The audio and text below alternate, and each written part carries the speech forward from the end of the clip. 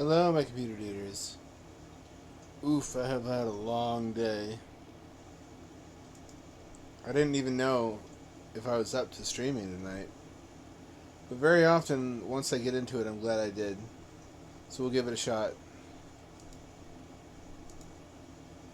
We go deep dive into my backlog here. The games that I bought on last year's Steam sale.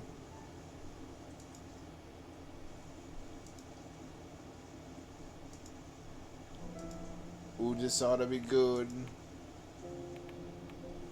I don't know why it's like this. On.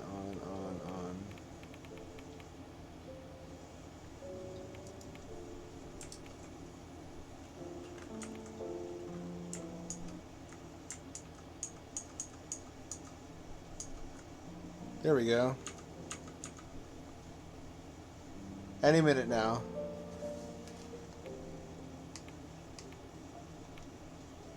Multiplayer. How the fuck would that work? Are you filled with feelings of self-doubt? Do you find yourself prone to minimizing massive dilemmas? Or for allowing the smallest problems to get blown completely out of proportion? At the Pierce Institute, our patent-pending Somnosculpt technology provides safe and effective dream therapy while you rest in the comfort of our flagship clinic. Located right next to the secondary overflow parking lot at the University Medical Center. Somnosculpt will make your dreams come true. I don't know about that. An entire theme park made out of titties is a tall order. I can dream some pretty ostentatious dreams.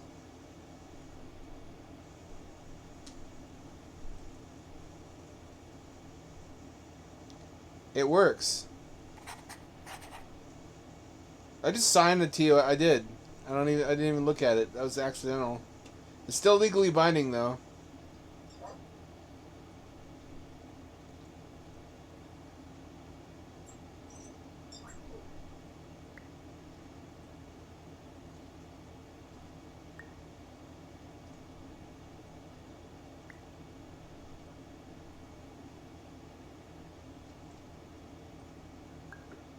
What makes it larger? Oh, that's fucked already.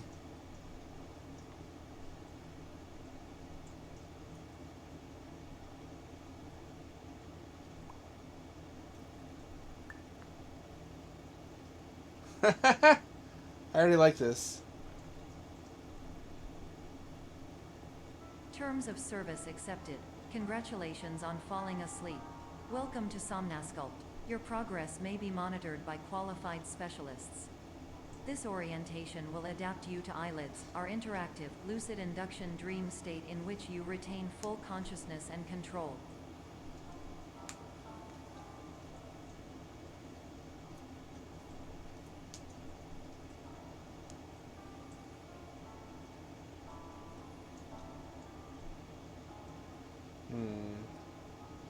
Where am I trying to reach?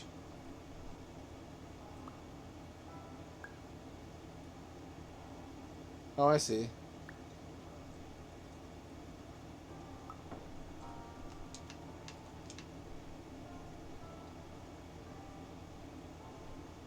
That's not too difficult. Oh, is this like the portal field where you can't take things through it? It is.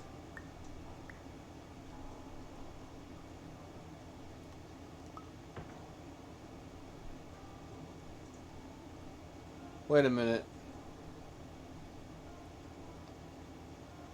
Then how am I supposed to...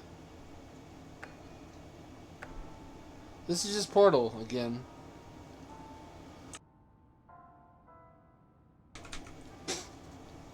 I drove so much today. I never want to drive that much again.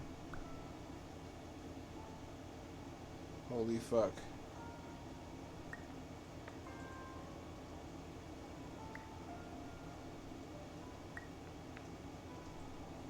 Got even smaller.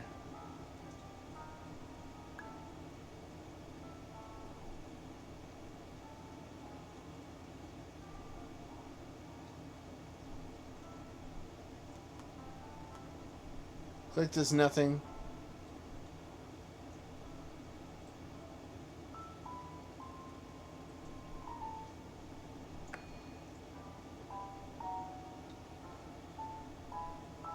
I see.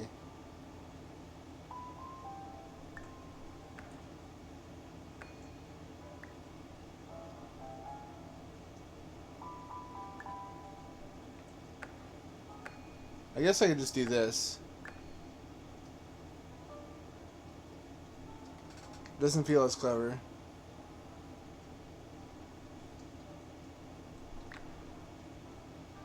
Oh, that works? It lets you do that, okay.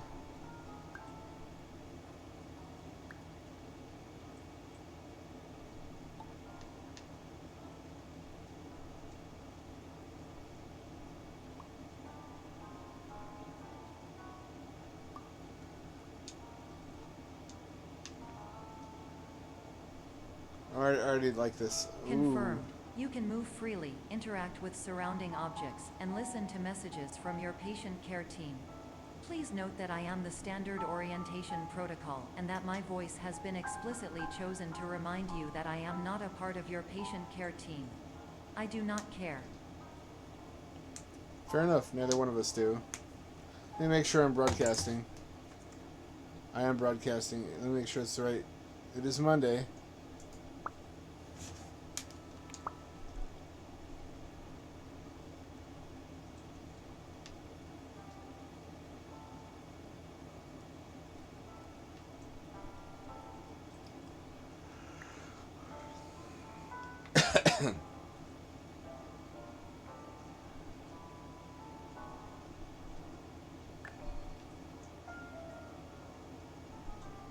Any weight will do, apparently.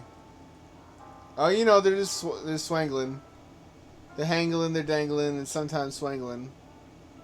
But not jangling. That would be catastrophic. Catastrophic. Oh, fuck, one of my favorite cheeses. When it's got that red wax on the outside, you know it's going to be good.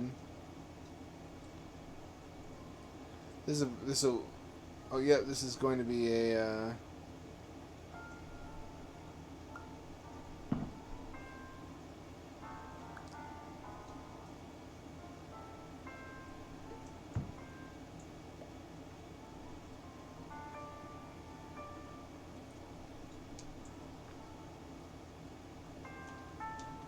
During eyelids, you will lose the ability to awaken suddenly due to realizing that this is a dream.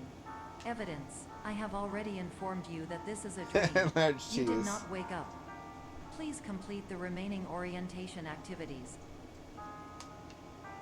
I communicate like this. Is this supposed to be funny?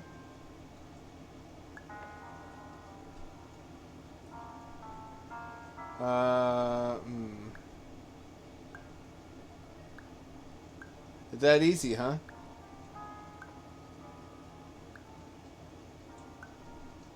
So I drove 40 miles today, round trip.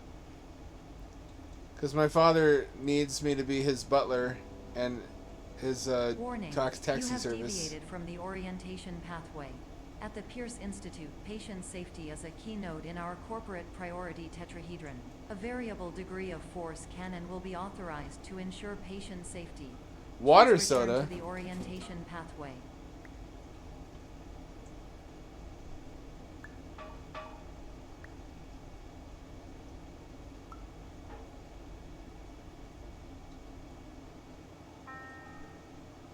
I can't.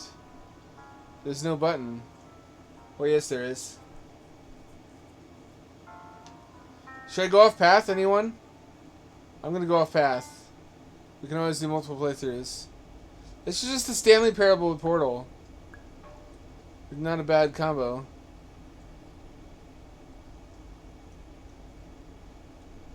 Maybe it won't let you.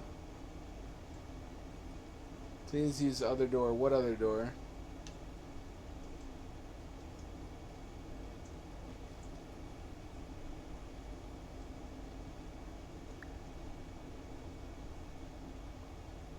This you're not supposed to, after all.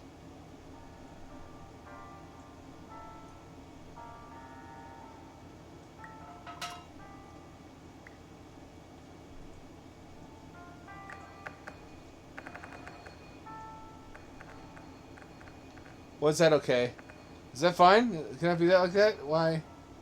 I think I broke it. I've been here 5 minutes. I already broke something.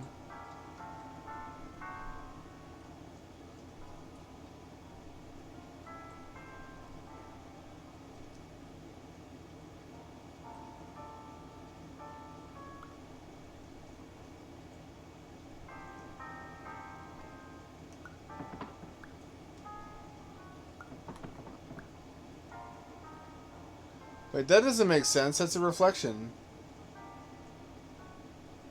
Oh.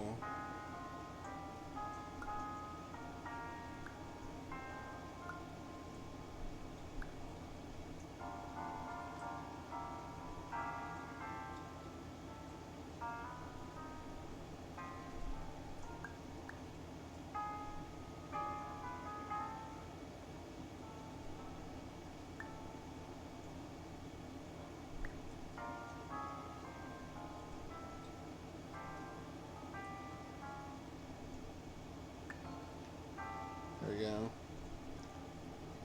That's All stupid. environments perceived during eyelids should reflect a typical mental state. If you believe your mental state was compromised by Somnasculpt, please provide a comprehensive, rational explanation in your post-procedural survey. Completed surveys may be eligible for a gift card. Oh, since I had to go across the river today to pick up the lumber, I did my first round of plasmapheresis at one of the new centers I haven't milked dry yet. So I got $100 from them, and if I return 3 more times within this month, I get $400 total. I'm gonna save this money. I swear to God. I swear I'm gonna save this money. I swear this time I'm not gonna buy an Atari. I'm also not gonna buy a analog duo. That's the last thing I would do. I would never do such a thing.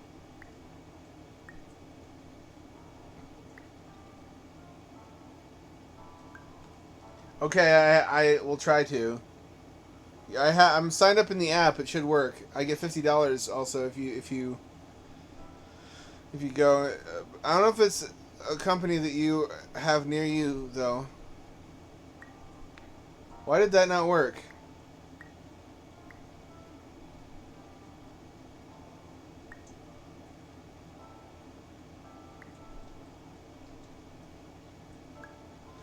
Unfortunately, this would never work in VR. That's really a shame. Because this relies on you not having depth perception.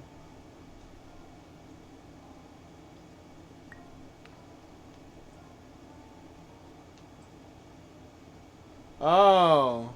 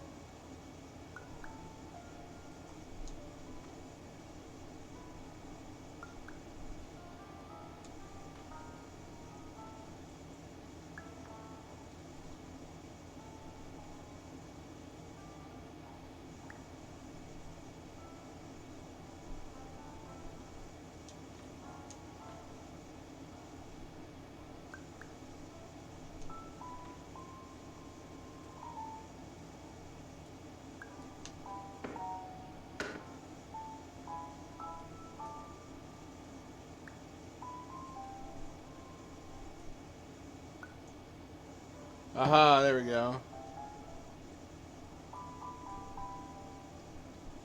Oh. Well, this works too.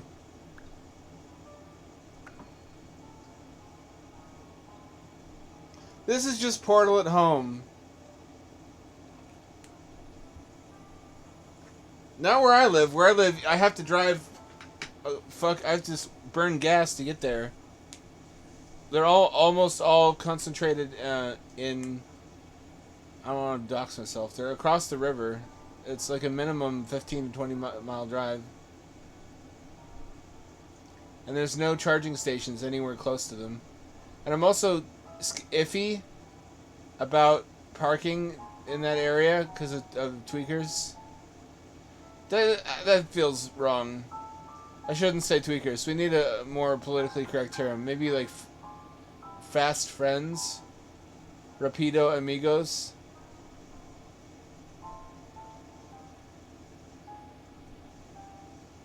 Zoomy roomies.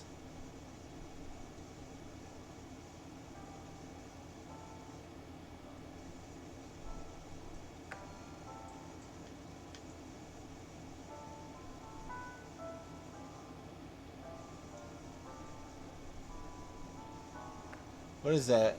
What is that up there?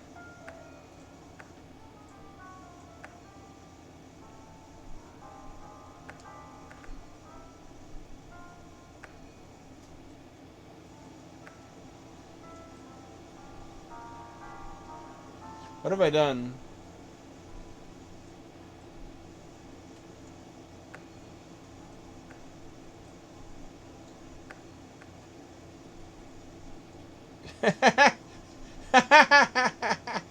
PEA. I like it. Sweet peas.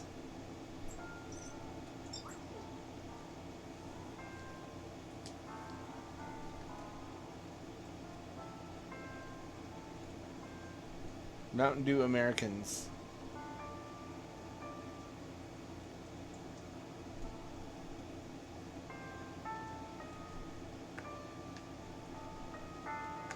What do I do? What do I do here?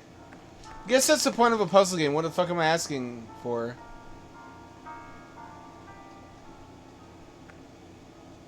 It's like asking, do I jump in a platformer?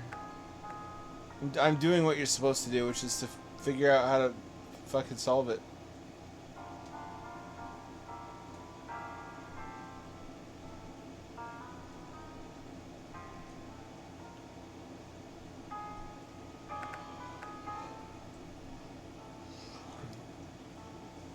Oh, so, hey, Starter, if we're talking about politically correct terms for tweakers, I like Zoomy Roomies and Fast Friends and Rapido Amigos. Short Talk proposed people of excessive alertness. Can you really be too alert?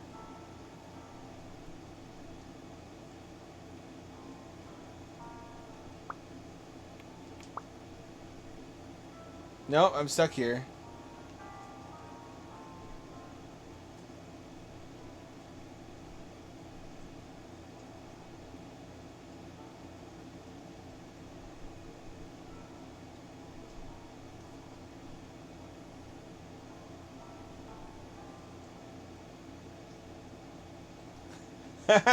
Unlicensed catalytic converter repairman. Collectors, I guess.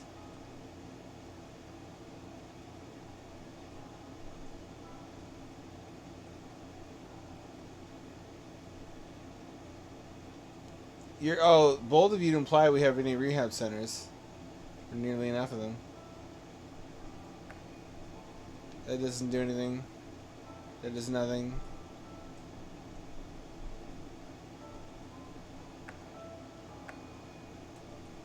Oh. Oh. Oh. Oh ho ho ho.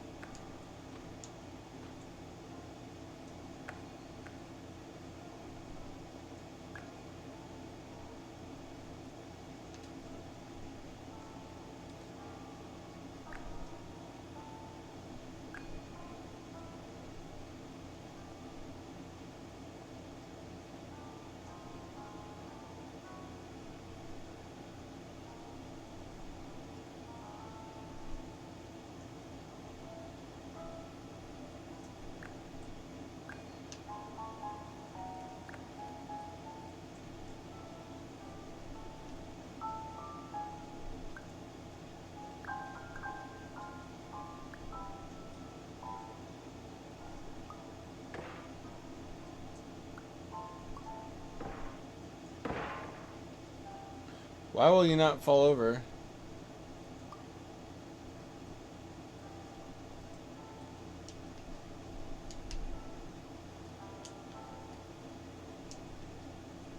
I'm never going back there.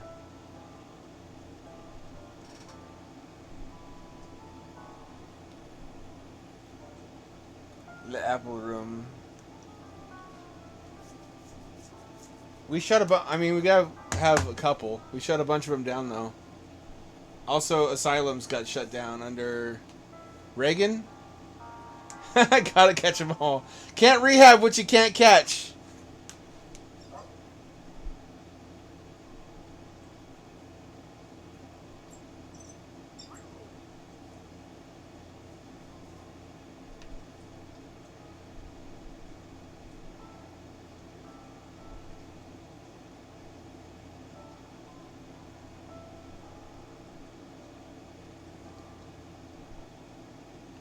Rolling around at the speed of pound of meth. Got places to shart. Gotta follow my rain, Bart. I don't know. You know what Shigella is? It's not Shigella Miyamoto. That's what I thought it was. Shigella is a disease that specifically comes from feces, being around feces. And we have 200 cases of Shigella in Portland as a consequence of street shitters blowing their asses everywhere.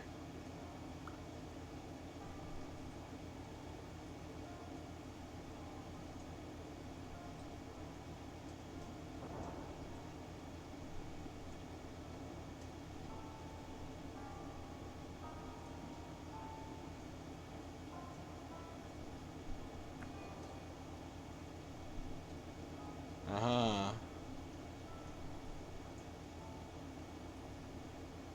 That's simply how you do that. Please stand by for polite recognition on your completion of the Somnasculpt orientation. You did it. To maximize the time allotted for your therapeutic journey, please do not delay in proceeding through the final doorway as indicated.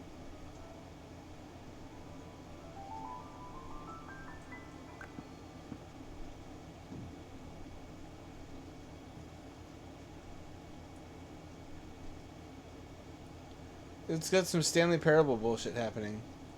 I'm really curious.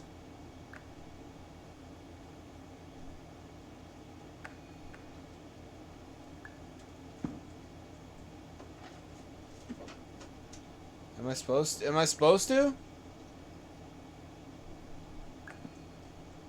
Gotta catch 'em all, gotta catch 'em all. Gotta catch 'em all, gotta catch 'em all. I want a video game of that now. There's like a Shigella meter in the upper left-hand corner that keeps creeping up. That's the time limit. Till everybody dies of Shigella. Shigella. There's 200 cases currently in Portland because of street shitters.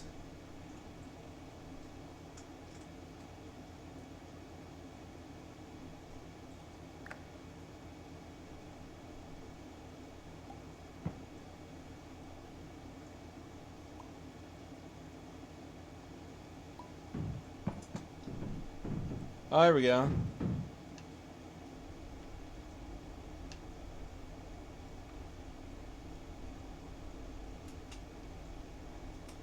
That's a reflection, okay. Let's see what all is in here before I go anywhere.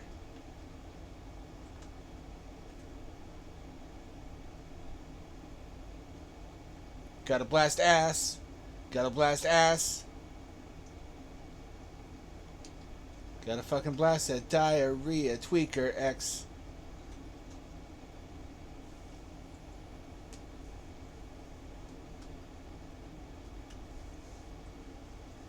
You know what I've been really enjoying lately that I recommend to anybody is Philip K. Dick's Electric Dreams, which was a brilliant series of adaptations of some of his lesser-known short stories on the BBC. Very high budget by the looks of it.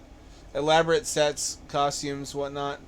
They only made one season of it, and it was like 2018, 2017, so I feel safe to say they didn't make their money back.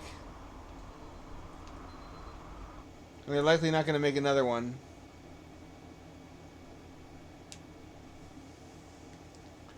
You're not wrong. They just need Sonic the Hedgehog physics, but with a naked Kyle. Not naked, like shirtless. With like flip-flops and swim trunks. And white guy dreads.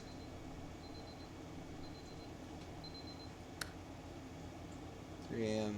That is when I wake up.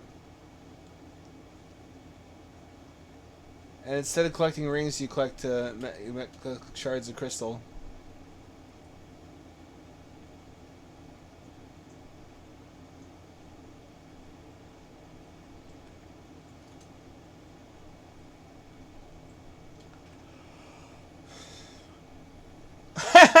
And there's sequences that work like the spray painting from Jet Set Radio, but it's with your diarrhea spraying on the wall.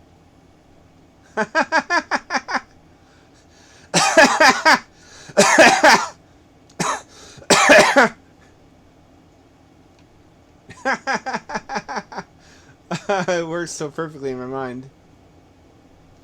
Alright, what y'all ordering? First vote gets it. What soda do you want? I'm partial to water soda. Minnesota. I see what they did there. I'm not feeling baking soda. But the real two OGs, the eternal question, red soda or green soda. You got to pick a side.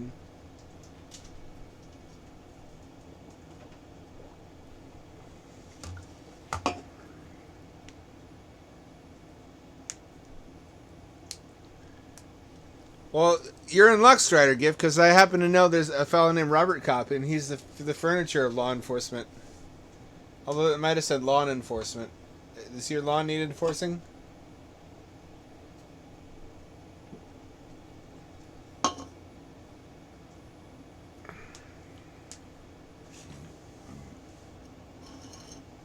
I got a solution to this whole problem. It just involves industrial zip ties and the cover of night, but it gets me banned wherever I talk about it. What's good, Ash? We're just talking about a Sonic the Hedgehog spoof where you're a tweaker outrunning the law, and you can use your diarrhea to spray paint walls using the same mini game as in Jet Set Radio. Also, you should be able to rail grind, but it makes like blood particles from his bare feet. Like it's just a meat ripping noise. Like he's just shredding the soles of his feet off when he grinds.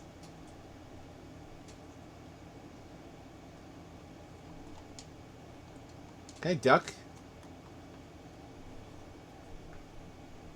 I cannot duck.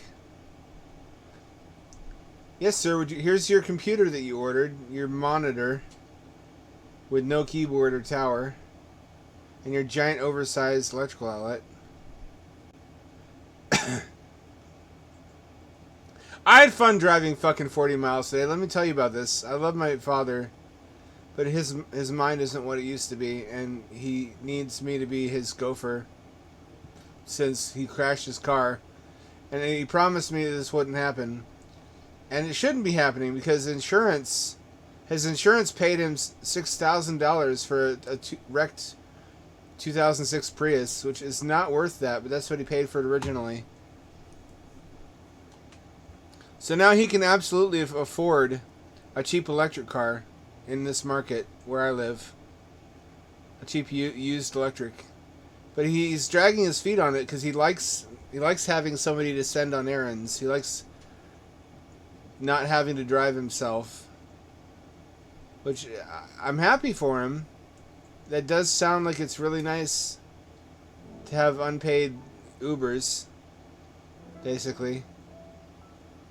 But it means I need to sometimes spend all day in traffic to go pick up like lumber he had delivered to Lowe's. The problem is that because his mind is going, he ordered it. He sent me to the wrong store. He thought he ordered it to the Lowe's that was closest to us, which was like 5 miles away. But it turns out he ordered it to one that was like 20 miles away, actually. So I went to the wrong one, and it was like, hey, I'm here. They say that it's the wrong store. He's like, oh, I see. Now that I look at this more closely. In fact, here's the right store. So then I go and I waste more gas. Oh, you silly game. This game is silly. But I can't say no because he's... Other than the yelling and the violence, he's been a really great father. Yeah. Let's take some time to look at that. Since I finished that recently. We already watched this one on the last stream, so we won't watch it again. This is my new one I just finished. The sky's the same dull grey as always. Never seems to rain, though. Bess says it's them smokestacks. I never seen any smokestacks. A semi rumbles past, belching fumes. I can feel the particles coating my face and flowing into my lungs. Just past the pile of old tires and big mud puddle, the same old blinking sign. Value Right Trailer Park. As soon as I crack the door, smoke pours out the top. We both mean to quit, but it never happens. Dilapidated, grimy little tin box on wheels. Foam insulation underneath. What's good, Weeb? Then loads of fake wood grain paneling inside. A box to store people in. The outside wouldn't look so dingy if it had just rained already. My coughing fit subsides a minute or so after I'm in. Lungs just give up and get used to it. Like how barn smell goes away if you're in one long enough. There's something else. The sickly sweet smell of burning fat. Ah, made you your favourite. Bess warbles from her recliner. Dem chicken fingers what has the spicy flavour packets. I got 'em 2 for $1. Days in the toaster oven. So they are. I bite down and my few remaining teeth sink straight through the limp reconstituted meat without any resistance. I hardly have to chew. Bess is spread out over that same ratty old recliner I bought in '89. Only gets up to use the shitter, so the cushions have permanently taken her shape. Had to widen the bathroom doorway so she could get through back in the late '90s, then again a couple months ago. She just keeps getting fatter. We both do. The little built-in 13-inch TV VCR combo rattles on about some new show. A talking dog that solves crimes. That's good TV. Bess mutters. I'd watch that. I can feel the moisture and fat molecules from the chicken fingers wafting out of the open toaster oven, coating every surface. Soon, they cover my face and clothing. That scent never completely goes away. Bess hasn't washed recently. Her face and arms are shiny with grease. I get on her about that, but her ankles give her trouble, and I still have to fix that power scooter she got through Medicaid. She lays there like a blob, wearing her enormous stained bra and panties as during the day. It's too hot for clothing. Her flowing folds hide cigarette butts and crumbs from her microwaved treats. Was she always like this? No. I remember when she was a vision. It didn't last long. A flash-in-the-pan beauty, they call it. I promised her I'd make sure she was always comfortable. That's how we got to this point, I think. Whenever I had a choice, I did whatever was most comfortable. Lately, it's all started to blur together. The soft, soggy microwave meats. The thin layer of grime coating everything that no amount of washing gets rid of. The cigarette butts. The smoke. The smell of fried food. Layers upon layers of soft, jiggling fat covered in crumbs, sticky stains and cigarette ash. Cars roaring past, adding smoke from their tailpipes to the ash-grey sky. What is any of this? How did I get here? I just did what was comfortable. There's no extracting myself from it now. That ship sailed decades ago. It's a picture I'm painted into that wouldn't be complete without me. I'm not sure when the fire started. Bess was half asleep on the recliner, mumbling, Now that right there's just quality TV.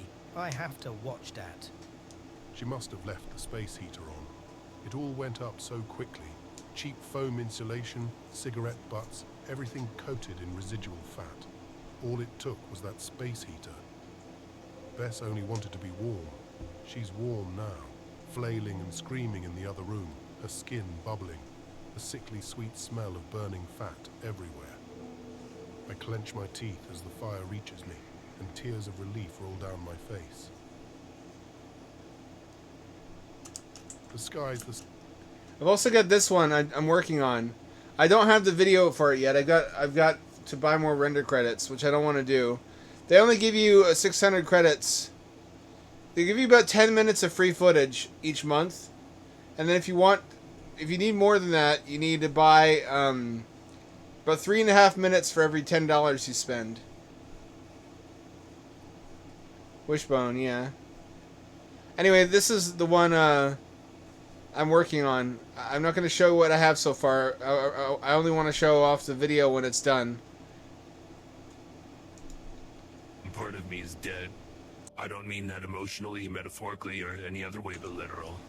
A good, hefty chunk of my body is now metals and plastic. You only find out after the surgery that it's not what the ads implied. I think that's how it keeps spreading. The people who get it pretend nothing's wrong, that it's as fantastic as it looks because they paid so much for it and don't want to look like fools. All the while, privately agonizing over the aches, pus, and constantly replenishing crust of scabs that forms wherever metal penetrates the skin. The body thinks it's been wounded and never stops trying to heal, outraged that it's been invaded by some kind of foreign contaminant. It's more right than it knows. The prosthetic, replicating perfectly the movement of every digit and sensations on all touch-sensitive outer coverings, is nonetheless not alive. Where it meets your living tissue is a sharp divide. On one side, close up, a teeming cooperative of single-celled organisms that is you. On the other, cold, dead metal.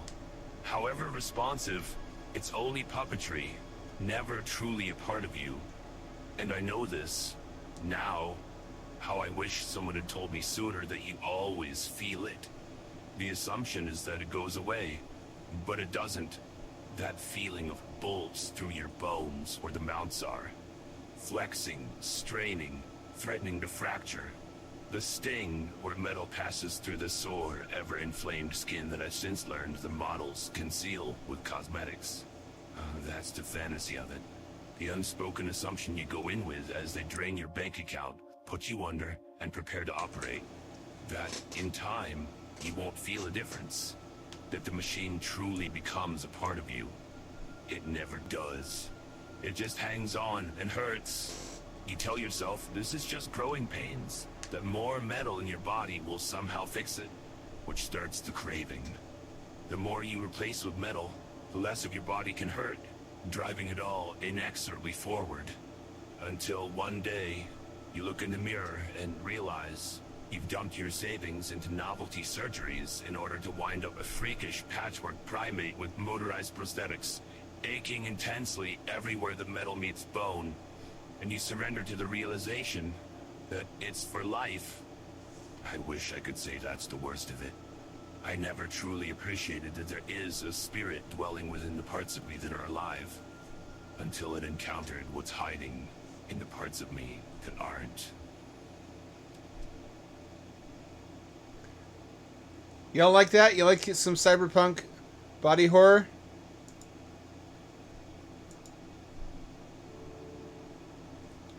It could have been Detroit. Detroit's being taken over by hipsters and rehabilitated, though.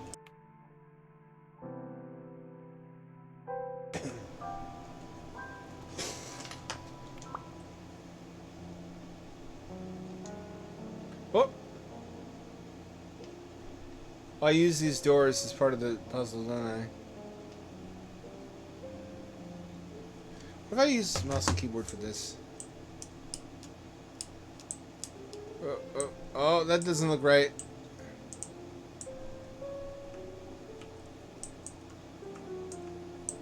Oh, this game is adorable. This game is adorable. Look at all these optical illusions.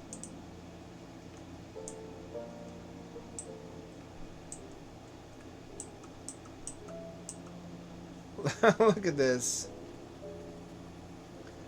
Starting if, yes, the joke is, haha, this is America. It is, for lots of people.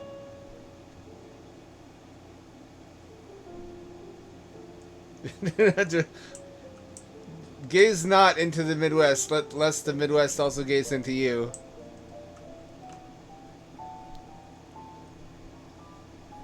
Yeah, but there wouldn't be just anti-rejection drugs. It would be also anti-inflammation drugs for your skin, and painkillers. Which I solve in my cyberpunk novel by everybody who has implants also having an implant that's preloaded with medications and that takes care of dosing them for you on a schedule. Which otherwise it would be unmanageable and nobody would get cybernetics. So the first implant you get is an auto medicator.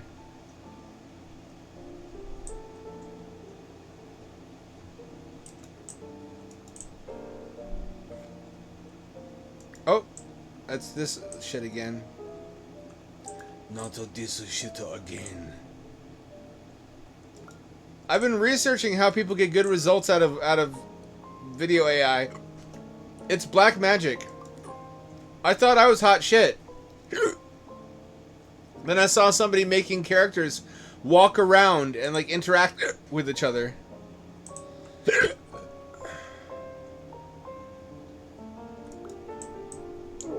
Excuse me, I can't stop hiccuping.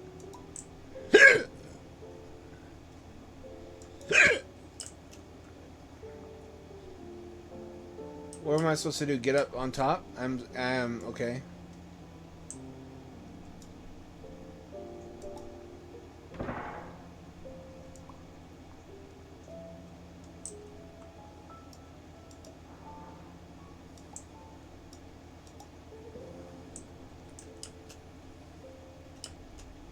Haha, bitches. How now, brown cow? Oh.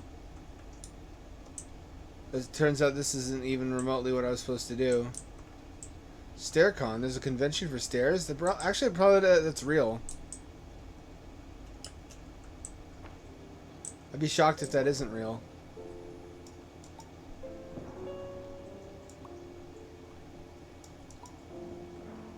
It's actually kind of deviously clever in retrospect that the Jewish people anticipated that there would be people that their neighbors would dispute whether their state is legitimate, so they named their country Israel.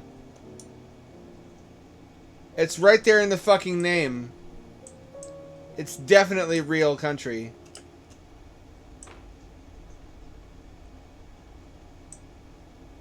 Wish I'd thought of that. But the Vatican wishes they thought of that.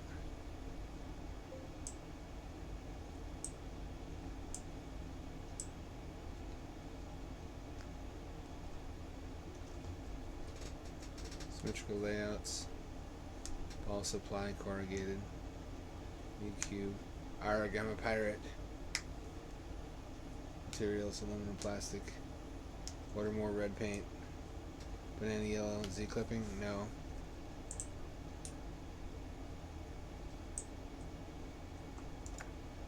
Hello, my name is Dr. Glenn Pierce, and I'd like to talk to you about being special.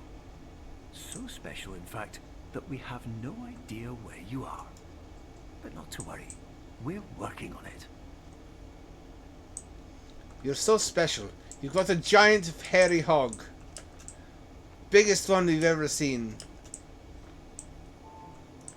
Each one of your curly pubes is the size of a pig's tail.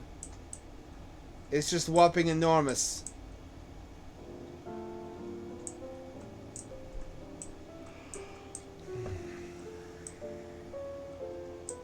Are these the same? I don't trust them to be. I don't trust them to be.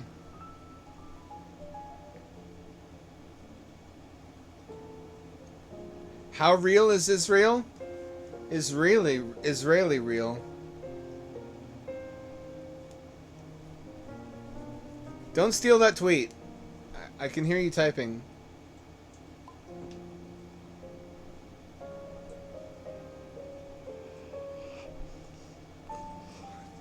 Can I break the rules with this cube? Will this cube go through the barriers?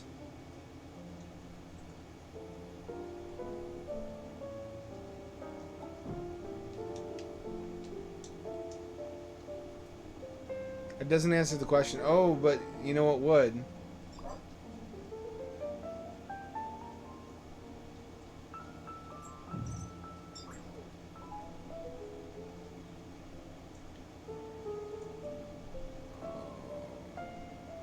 Quit fucking with me, you fucking game.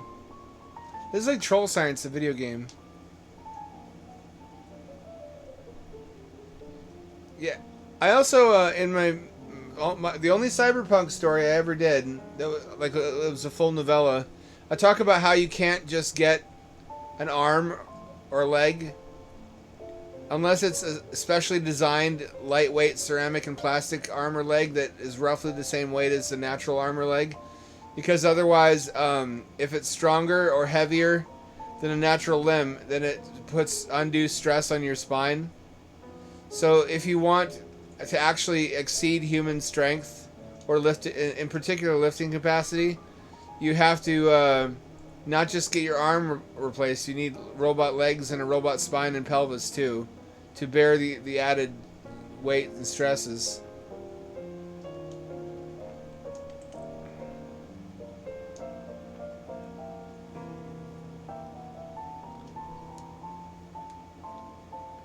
Not if we put it in the name though, Stardick, if you'd have to. What if we named our army Always Justified Army? That was just the name of it. You would have to call it that. Oh fuck, if I can instantiate objects by lining them up.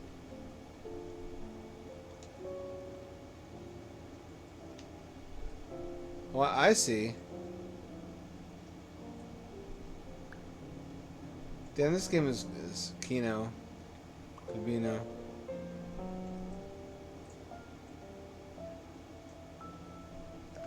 Yeah, no,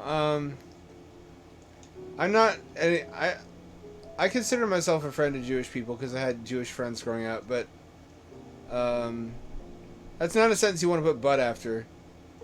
It's a really touchy subject, and there's a tendency to conflate any criticism of the Israeli government with anti-Semitism. I love Jewish people, but governments are governments, and if they have what they feel is a blank check for violence, then they will use it. And it's the same dynamic as last stream I likened World War II Germany to like the school shooter of Europe. If Europe was a high school, Germany was like the trench coat wearing school shooter. You laugh at me? All must pay! If that's the case, then Israel is the bully who used to be bullied, who didn't take the correct lessons from the experience of being bullied and instead decided, now it's my turn.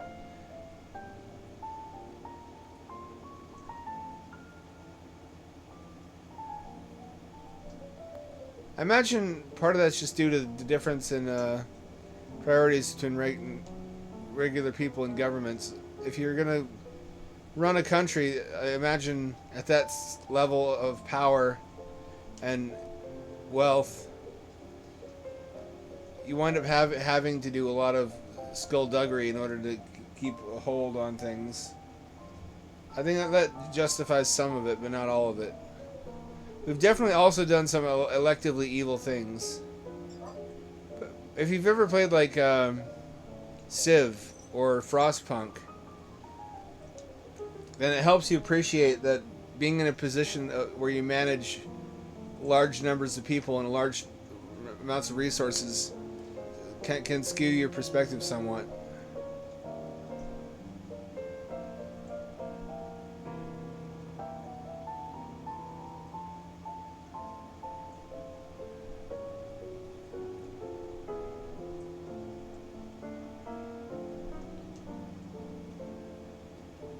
That's an especially tragic situation. Iran was like fucking Star Trek Federation in the 60s and 70s. It was a beautiful country. Educated people, upright, fashionable, healthy.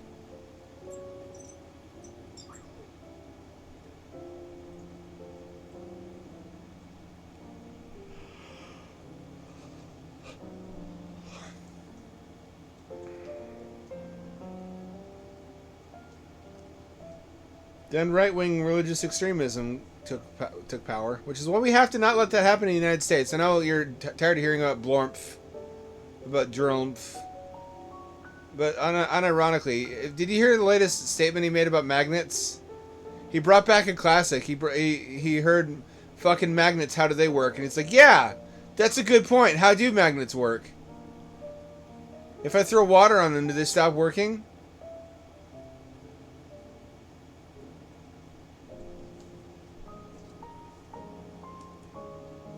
To him, Shaggy Two Dope is like a philosopher poet.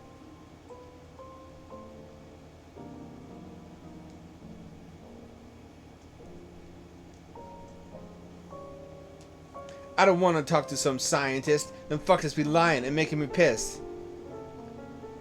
What's with islands? Get more land. What's with deserts? Get less sand. Yo, are children really small or just far away?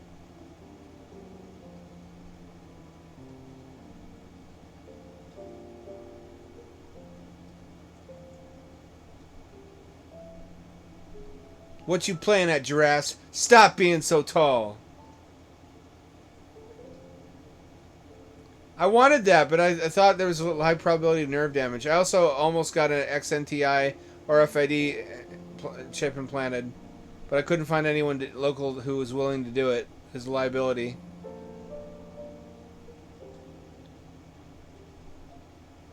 Frankly, it does confuse me. I can't posture too much here because radio doesn't work underwater, but magnetism does. There's probably, I mean, everybody has a limit of their intellect, but for me, if you can't send a radio transmission through water, why does my compass work? Maybe I'm the big dum-dum.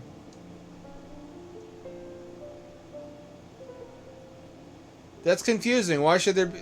Does that mean it's possible to use magnetic influence to communicate through seawater? Could that be used as a means of sub-to-sub communication, fluctuating magnetic fields?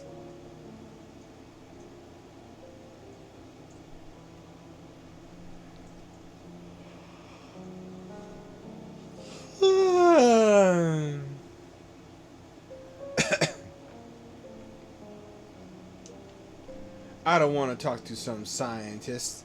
Them fuckers be lying and making me pissed, bro.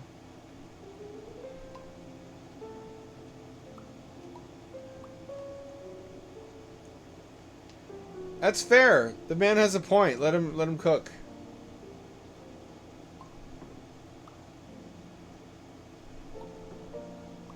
Who wants to be lied to by a bunch of scientists?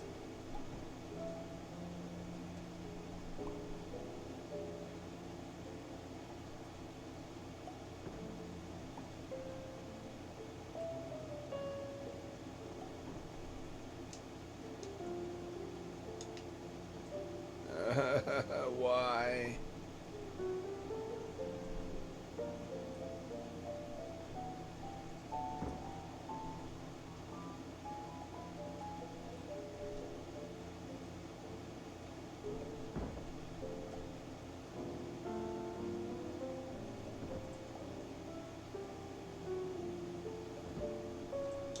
There we go.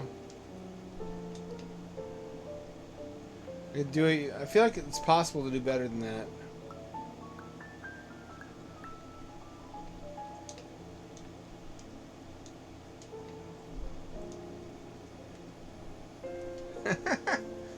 No, you're unlearning. It's like when we had a foreign exchange student and we taught him wrong English as a joke. No, wait, it was swear words. Well, kind of. We taught him swear words that meant normal words. Like fuck meant bathroom and teacher was like shit or retard. What's good, Adelaide? Y'all see my AI video? I don't want to play it more than once tonight because it's not exactly even really scary. Someone pointed that out to me. They said, "You told me this is horror." And I'm like, yeah. And they're like, well, I wasn't scared. I was just like mildly grossed out and anxious. And it's anxiety inducing, but that's not the same thing as fear. And I was shook. I was like, who am I even? If that's true. Am I a horror author at all?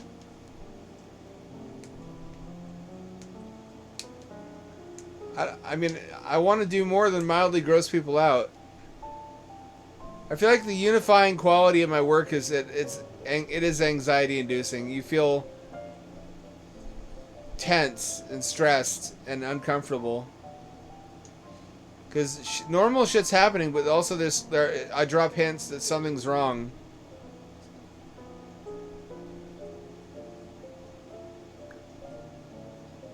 Some kind of shit went wrong, and you don't know what it is yet, but you know that it's fucked up, and you're not gonna like it.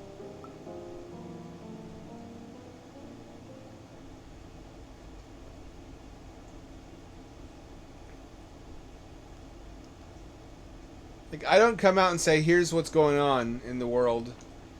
It's like a slice of life where this mentions stuff offhand that gives clues. Like Terminal Sunset, it doesn't start with like a text crawl like in Terminator explaining the lore of the world, like 20xdx, the sun went out and then Spooperman's appeared. No, it's like a family sitcom, and they mention that there's a figure in the shadows across the street, and it signals to the reader that it's a dangerous phenomenon by the father getting his gun out, but it doesn't tell you why. Hello, my name is Dr. Glenn Pierce, and I'm just popping in to give you a quick update on where you are. We still don't know, but please keep moving forward, and hopefully you prefer frequent updates to being reminded that you are completely lost. This is just fucking Stanley Parable plus Portal, but that's a good pair of games to mash up, frankly. If you're gonna steal from the best.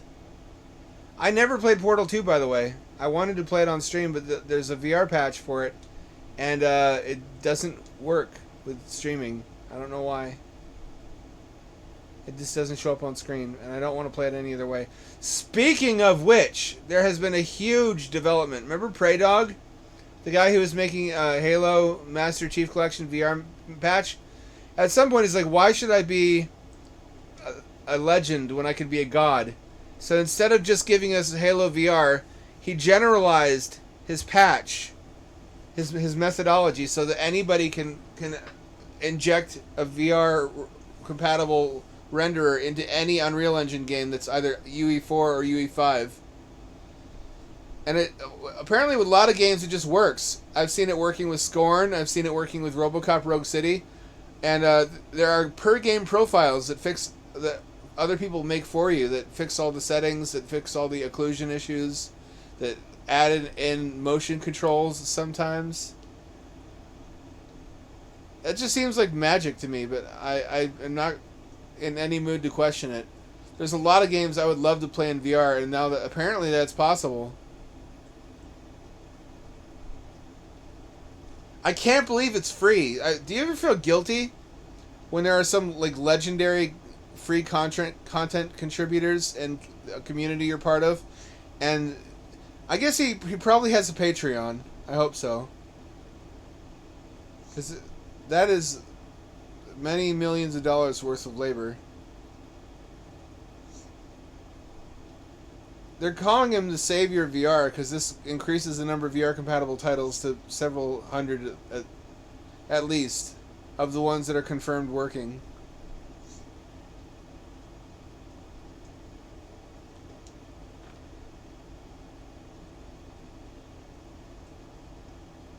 What I hope happens is I hope devs use this themselves to simplify and make more economical the proposition of releasing either a VR edition of their game or including VR support as a launch option in their existing games. So if it's that easy and it makes their game sell more copies and they can advertise it as a feature. Thank you. I appreciate you. I see you and I notice what you do for me and I appreciate it. Ash. You're the real MVP. So Zulu, where's Zulu been? He's been working on the railroad all the livelong day. I'm so proud of him. He's the stream baby. He started watching when he was like 18 or 19, didn't he? That feels like so recently. And now he's old enough to drink. A little man Zulu is growing up. They grow up so fast. They grow up so so fast. Where does the time go? Fuck. Alright, well that's not how I do it. This is how we do it. That doesn't do anything.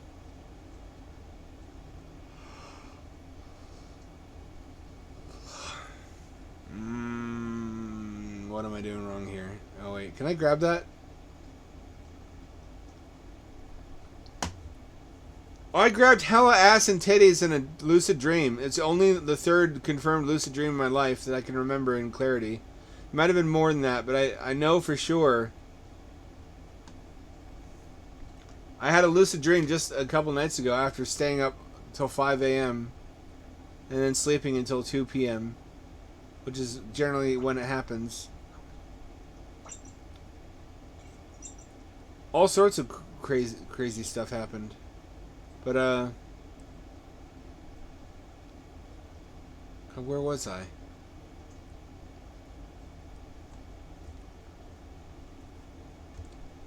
Oh yeah, there was this part where I was in a field and I couldn't quite fly, but I could glide. Like I could run and then pick up my feet, and I would keep running even though my feet weren't on the ground and they weren't moving. I just keep moving forward. Like Supersonic in the Genesis games, where his toes are barely touching the ground, but he's just kind of zipping along. Anyways, I flew along like that, kind of. I could even sort of go prone, go parallel, go horizontal, with my legs trailing behind me. But I could only fly in ground effect. Anyways, I passed a bunch of witches in the field who were picking ingredients for their witch's brew. And they were hot-ass witches. Just sexy goth witches. And I was like, hail, witches. And they were like, hail. So I guess I was like some kind of sorcerer celebrity. Like Tim Curry in that one awful Halloween movie. But anyway. What else was I should have kept a dream journal. Later on, I'm with hot bitches, and they're wearing fishnets and shit, and and they're like, oh, you're dreaming. I'm like, really? I'm like, yeah, you can do anything. I'm like, really, anything? I start grabbing ass and titty. They're like, whoa, what the fuck? I'm like, I'm dreaming. Like, yeah, but you can't do that. That's never okay. And so, dream police in flying black and white police cars that look like the police cars from the Andy Griffith show, and the policemen are black and white too. They show up and they arrest me, and then I sit in a prison cell, and I start to wonder, shit, I've been here in this prison cell a while now. What if this is reality? And now I'm gonna be on a list or some shit. I'm gonna have to do an apology video.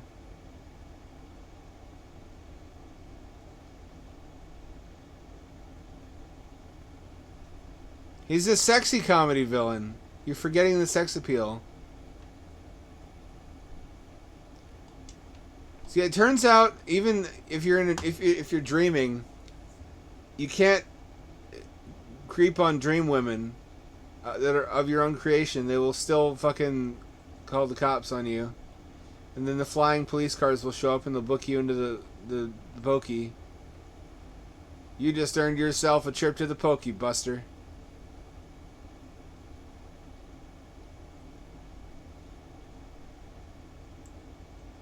I had a bunch of other interesting dreams lately. Like the one about the ring-shaped city in Antarctica that was kept warm and illuminated by a solar, like a mirror in a special geostationary orbit over the pole that deflected sunlight down to a spot on the Antarctic ice sheet. That was really cool.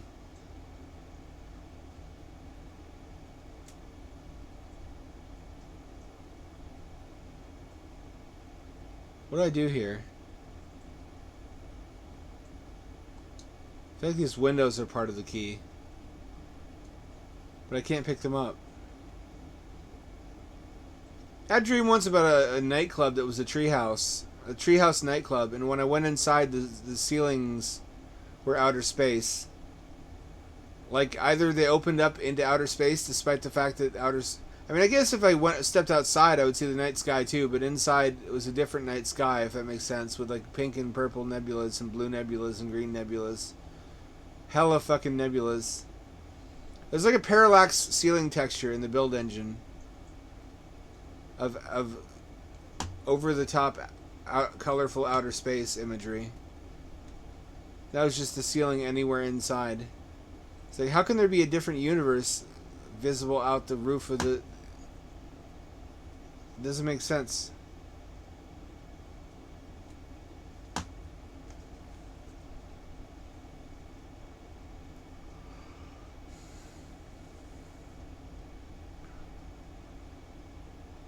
I dreamed not too long ago that I was at a university. I always dream about the same school. I have a dream school I go to. I guess because I never graduated college. I graduated high school, but not college. And I regret that. So I go to school and I attend classes in my dreams. But it's a strange school. It's perpetually stuck in the 60s or 70s. I want to say 60s. It's got 1960s like architecture and decor inside. But also some 70s stuff. Like there's chicks with bell bottoms and beehive hair. Anyway, it's called Ticonderoga University. A lot of wood grain, a lot of 8-track players. I don't know why 60s. That's before my time. I take classes there in my dreams. And I've been outside of it. At one point I was like, this is bullshit. And I decided to explore. I didn't know I was dreaming, though. I don't think that was lucid, because I thought... I was still confused when I could get outside of it and there wasn't anything beyond a certain distance. Like, outside of Ticonderoga is just foggy woods. And exploring into the foggy woods, I eventually found a little laboratory that was also stuck in time. But it controlled the phenomenon externally. Because I guess the time field has to be projected from outside of Ticonderoga. And there was a like groovy 60s or 70s lab coat plus tweed bell bottoms and whatnot. Like scientists in there operating the time control machinery. They explained the fog is intrinsic to the effect. The fog is time dilation related. Like, oh yeah, alright. So I explore further past the little lab out in the fog. I eventually run into the side of a dome. But it's not a transparent dome, it's an opaque dome. It's like a video screen that shows the sky and more woods. So I don't know what it's inside of, but it's not real. Ticonderoga U is inside of a Truman Show dome.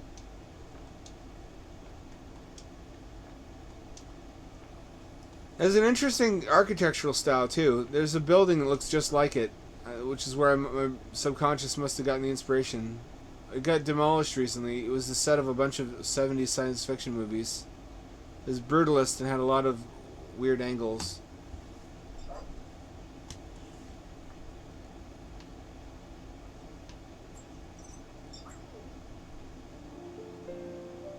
Oh, I can take this with me. That's right, can't I?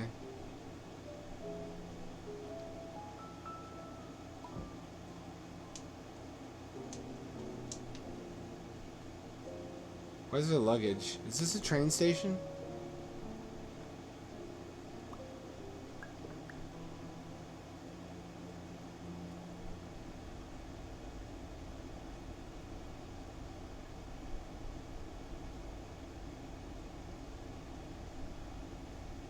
Well, I can't use that anyway.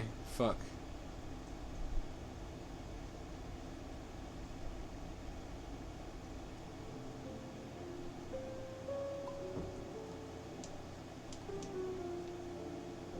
I've been to such amazing places in my dreams. I value dreams a lot. It's the best form of VR because the human brain is more powerful than any computer currently. That's why I also like reading. Reading is like lucid dreaming while you're awake.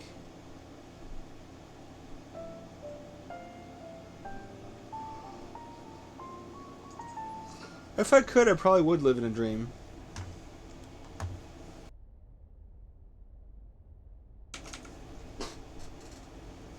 Wouldn't it suck if it turns out that's what we're doing?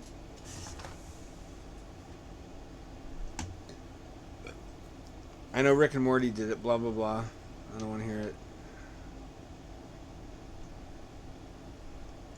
What if we inserted flags to let ourselves know it was a dream so we could dream lucidly? Like the song, Row, row, row your boat. Gently down the stream, merrily, merrily, merrily, merrily, life is but a dream.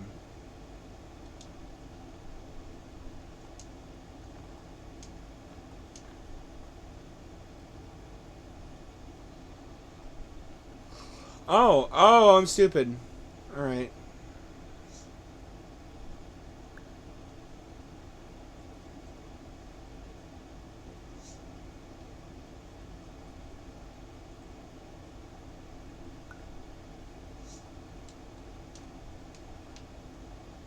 You get ledge grabbing.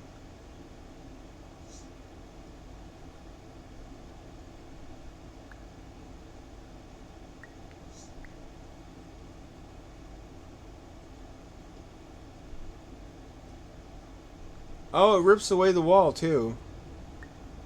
Man, what the fuck? Am I right? What the fuck, my dudes? This is wacky.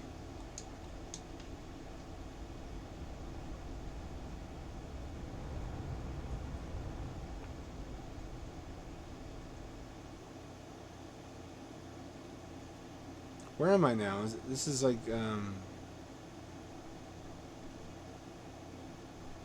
film studios, isn't it? Crazy to think that film studios are going to become an anachronism. Because you won't need room to film things anymore.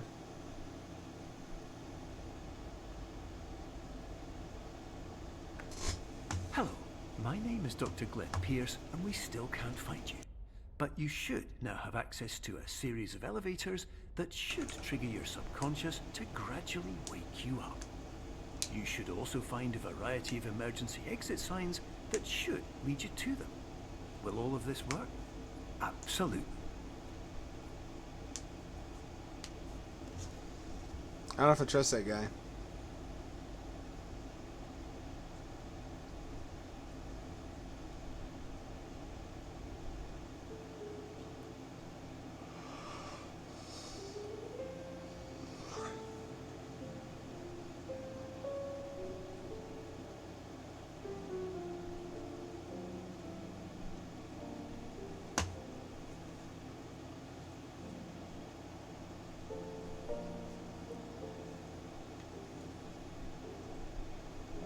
That doesn't seem right.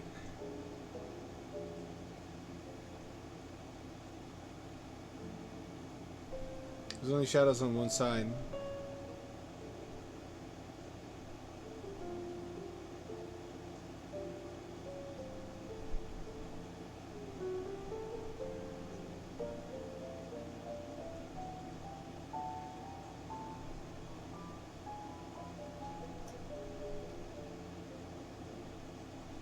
No, no, no, and no. Alright, so it's not the flowers.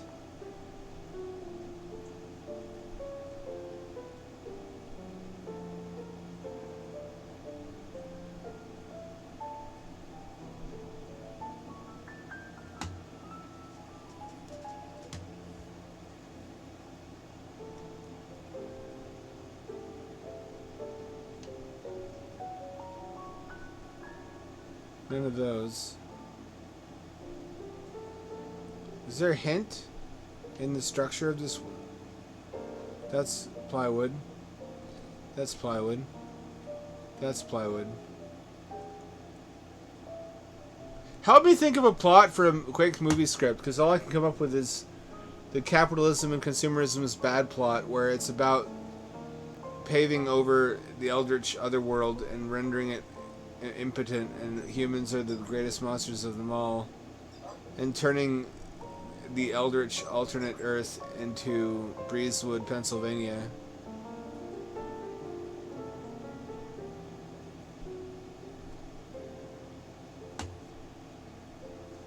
That's really trite, though. That's not enough of an idea.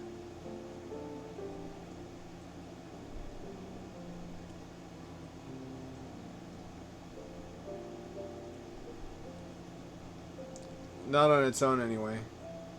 What are some other thematically compatible plot, like, tropes that I could incorporate into this trope cluster?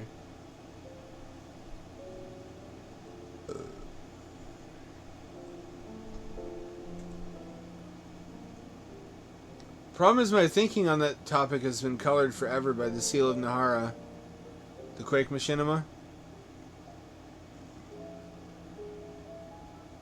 Such I can't really think outside of that box as well as I should be able to. Oh, there's the moon. I could grab the moon, what?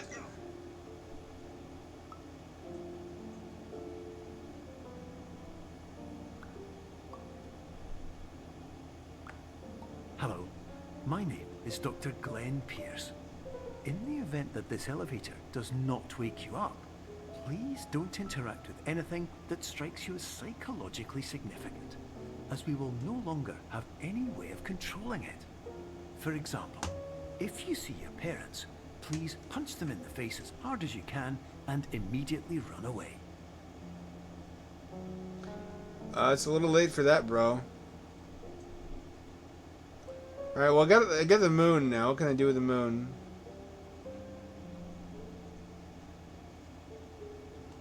Is that a second? That's a second fucking moon. Is what that is.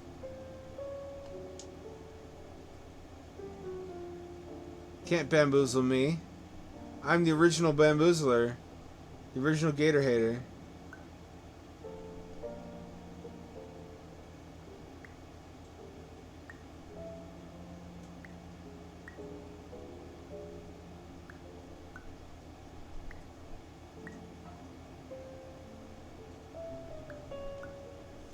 Let me try this.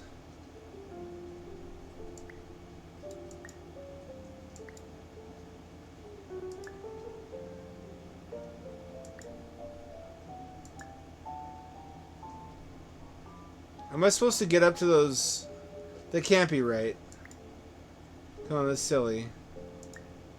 They wouldn't have me do that, would they?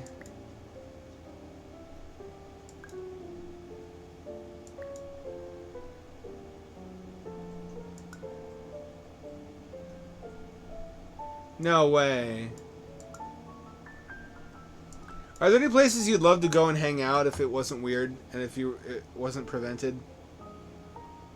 Airports are a big one for me, but also IKEA.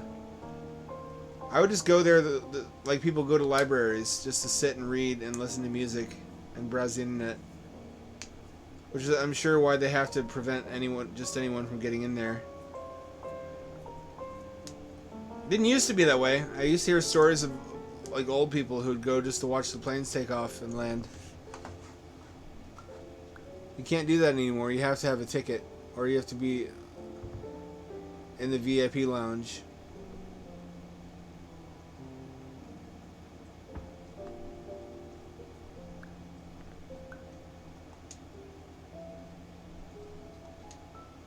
Yep, I have to get out this way. That's indeed what you're meant to do.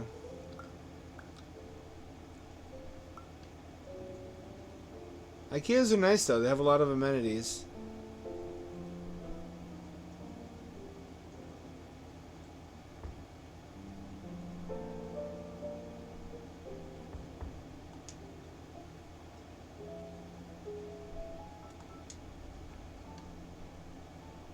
There's a place to eat. There's you can walk around. You got Wi-Fi.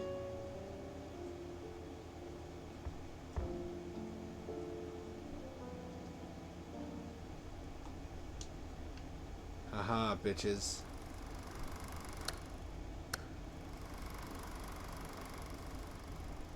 Oh, it's a sky projector.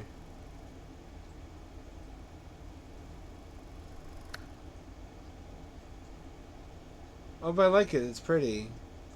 Do I need to leave it off?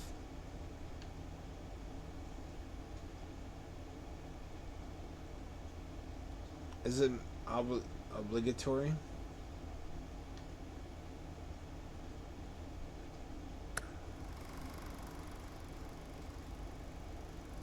It's like this, like a fake sky texture. Do you ever think, I know this doesn't make sense logically, but the dreams are to prepare us for, are to kind of reassure us that there's something after death? Like, sleep. If you were to think in terms of things being designed, which I can't ever fully get out of the habit of having been taught to think that way from a young age. If you did think of life as like a video game, or a story that was made to have us unravel things with clues, it would stand to reason that sleep would be practice for death and experiential evidence that death is not the end. That and dreams are basically a taste of what comes after.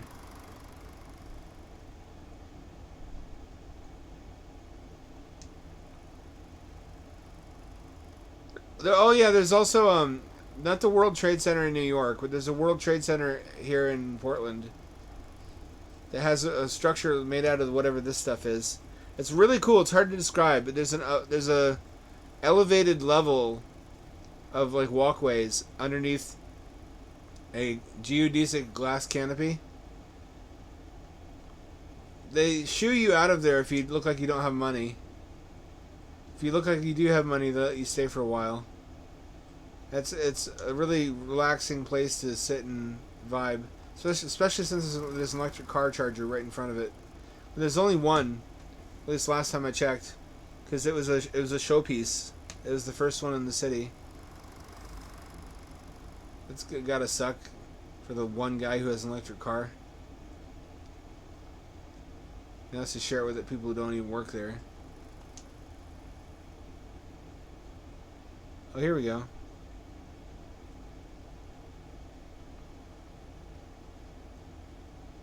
Why doesn't this work? Do I have to turn these off?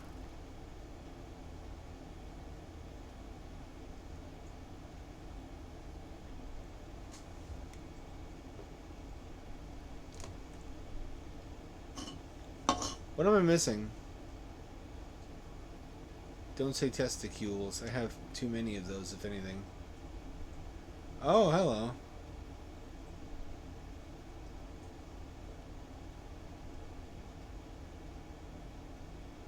That's not it. Giant fucking cheese.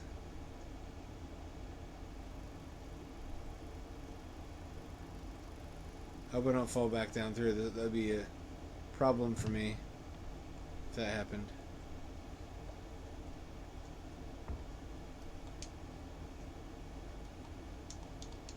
Okay, so I can't just cheese my way out of everything. Ah, I see that it's a meta, it's a gag. You're funny guys.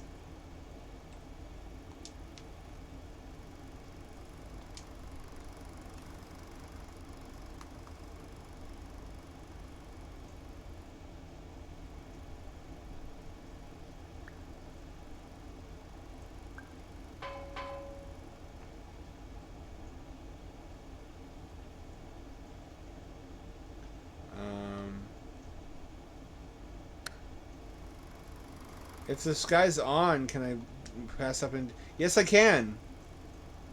Nothing stops me if the sky's turned on. What if I turn these off while I'm up here?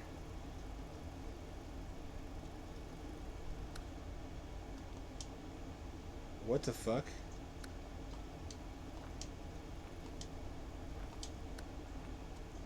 I can transgress the bounds of reality. That doesn't seem like that should be possible to do.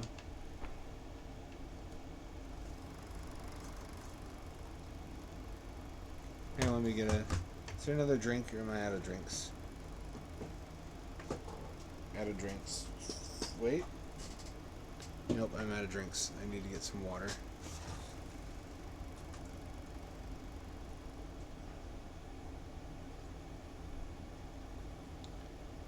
Is this it? Mario 64 asked Logic.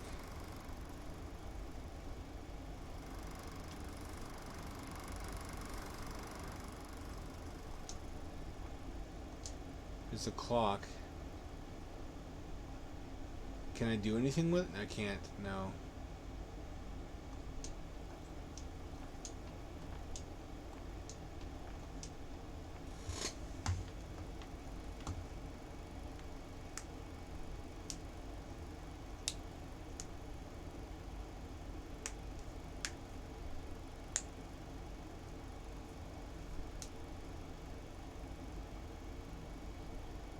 Fuck. So you know what sucks about Twitter, besides everything, is that if you interact with a certain type of person, the algorithm's like, aha, now I know what you like. Let me shove a billion more people like that right down your throat. So if you make a joke on a e-girl's wall, suddenly it's just ass and tits and fucking spread eagle naked bitches all up and down your timeline. Whereas, if you engage a flat earther, suddenly it bombards you with flat earth content, which is how people get sucked down the rabbit hole to begin with. If they're stupid. I eventually worked out what you have to do is you have to block a bunch of them. You need to signal to the algorithm, no, I don't want to talk to these people. You have to click, this is not relevant to me, show me less like this.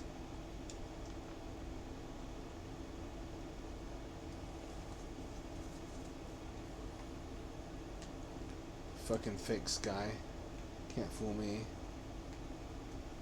This game loves to play with illusions. It's really clever. It's a clever game. Remember that game we played with a camera, but the camera was the only mechanic? That's coming later. Everybody wants to fucking be Halo. Not Halo, Portal. I don't blame them. Portal shook up the industry a lot. And on its own merits, this is more clever than Halo. I mean Portal. Why do I keep doing that?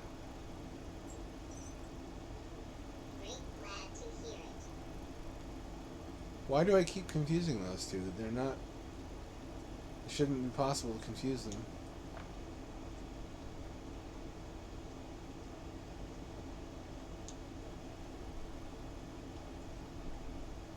Maybe if I use the ultra cheese.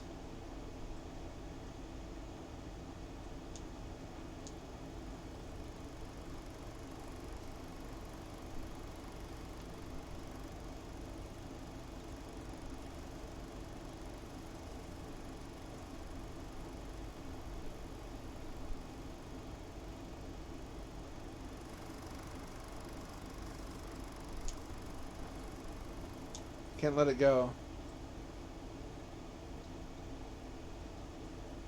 The cheese is stuck in my hand.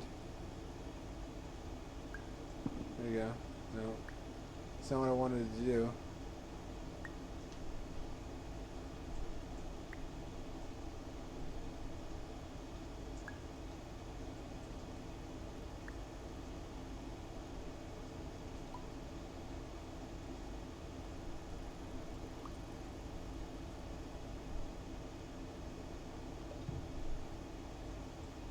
It is good. I love fucking oh, I love Gouda. Especially smoked Gouda. I love almost any smoked cheese.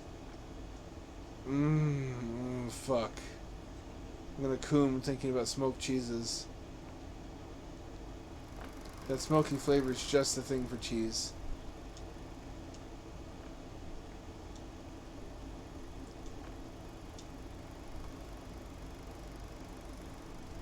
Oh, I gotta check something. I gotta fact check my hunch.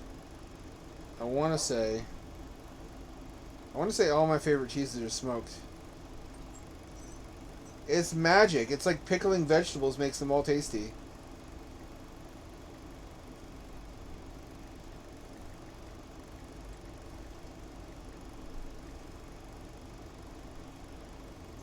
Smoked Havarti. Is there such a thing as not non-smoked Havarti? I've only ever had smoked Havarti. I didn't know there was other varieties. I've had smoked Gouda. I've had smoked Havarti. I've had a couple others I don't remember the names of. Fuck, it's so good though. I'm getting semi-turgid thinking about it. You know, they love to joke about white people and cheeses, but it's true. They got us. It's like how that's their revenge for us talking about how POC like chicken and waffles, which is a dumb insult because chicken and waffles are delicious. You have to be stupid to make fun of somebody for liking fried chicken and or watermelon. I mean, that's the perfect meal combo because one of them is really hot and greasy, and the other is cool and juicy. So one of them sort of cleans out your mouth and cools it down in between bites of the fried chicken. It's the perfect fucking pairing. But they got us dead to rights. We do love fancy expensive cheeses with good reason though. We're not wrong. And charcuterie is one of those things that it isn't really a rich person thing. You can afford charcuterie on a normal. I mean, not all the time.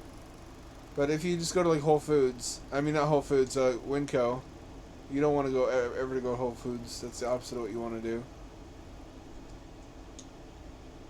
There are things that have a perception of being really expensive and bougie that aren't actually. Like I think Lady Godiva chocolates, those round chocolates. Everybody's family seems to get at Christmas time. Like how everybody gets the Royal Dansk sugar cookies and then uses the tin to store sewing equipment.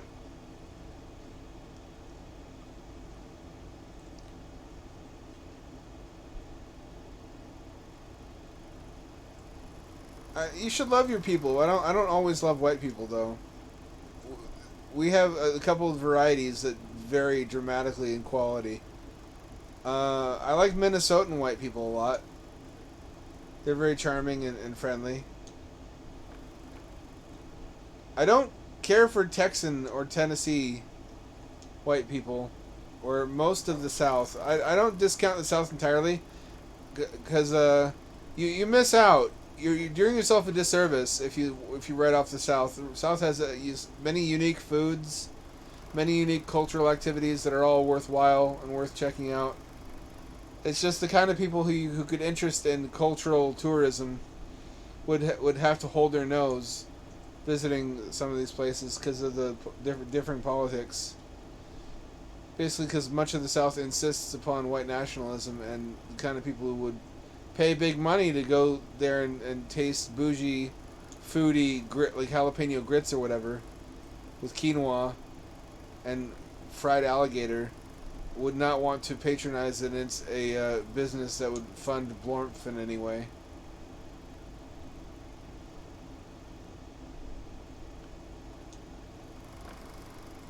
We're a mixed bag, frankly.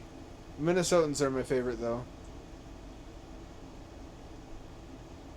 They said that, but everybody I talked to who's been to New Orleans since Katrina says, "What the fuck did I come here for? It's still wrecked. Nothing got rebuilt."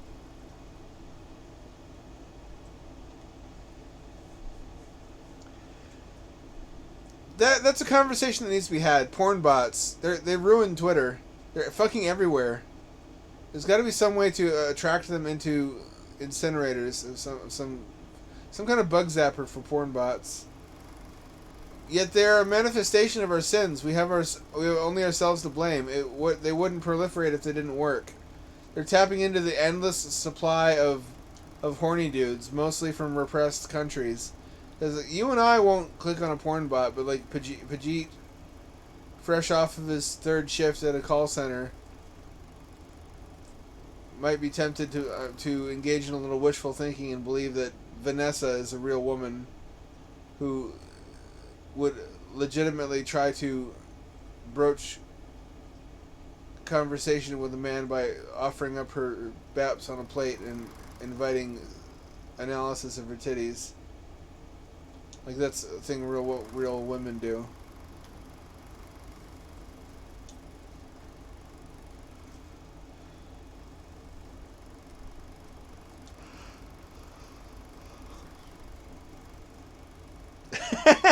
Shortduck. Shortduck's the funniest one here. No one else comes close. I don't know what the fuck to do here. I guess I can turn that off. Does that help me though? It doesn't seem to.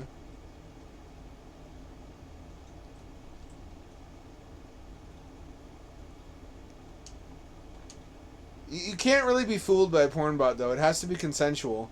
You have to be a willing partner in the deception. You have to want to be fooled. Want to believe that. It's like the Nigerian prince scam, but for horny dudes. I mean, if you're into Nigerian princess and if you're gay, then maybe the Nigerian prince scam already was like that for you. But swap him out for a chick in a bikini with huge, disgusting implants and a bunch of emojis in her profile, pretending to be super into any man that replies. You know what's really sinister is that LLMs are going to make those more convincing.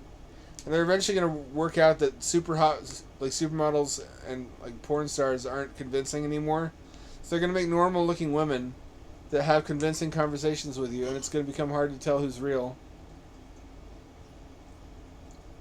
It's like I'm really a Blade Runner. It's like I'm really Rick Deckard. Running blades, which is I guess what he does. Isn't that just ice skates?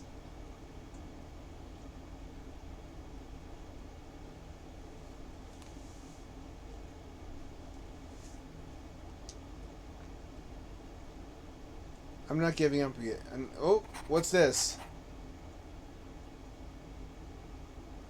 That's a blueprint.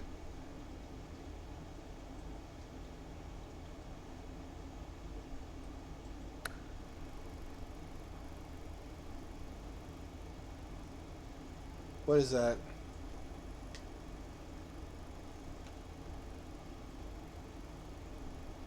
What is this? Why was that there?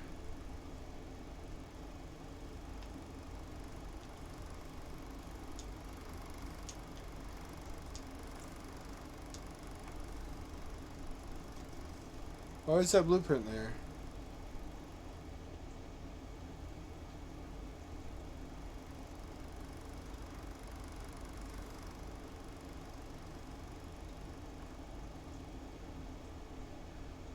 Is this... No. Still doesn't work.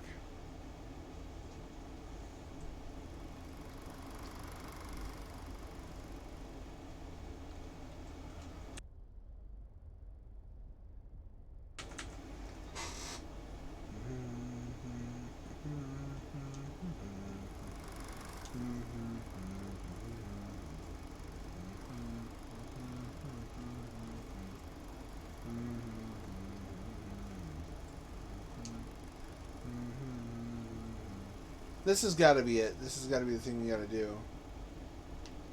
Do we need to get the moon again?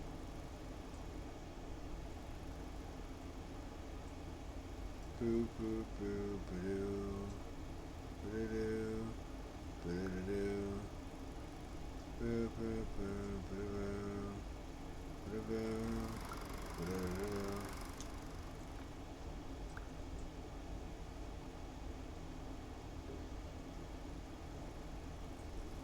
How did it decide that?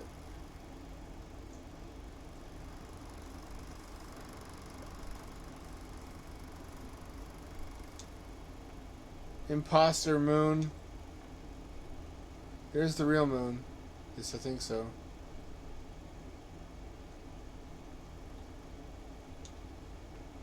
What if I turn these off?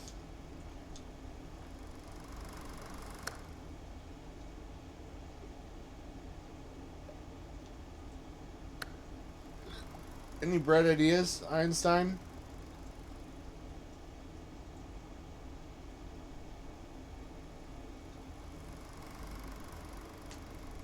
Why hasn't there been a horror game based on that premise? That's that's fertile ground.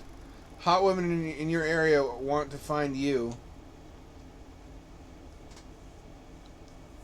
and they all look like grotesque e-girls with like sharp teeth.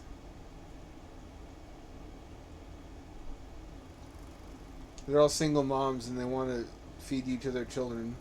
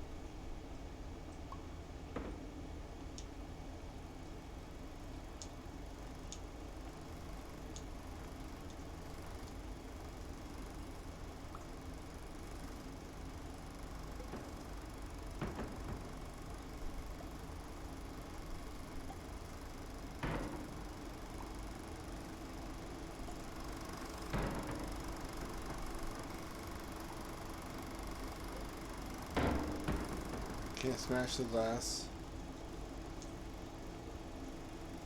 Can't smash the glass. Can't smash it. Can't smash the glass. Can't smash it. What is this?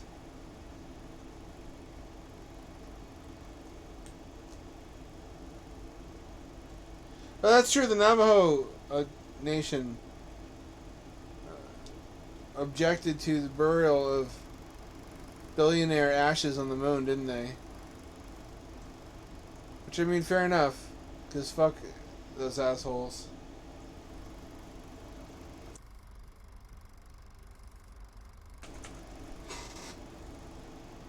That's a pretty romantic notion, though. Resting in peace on the moon. Unless ghosts are real, then you'd be stuck haunting a moon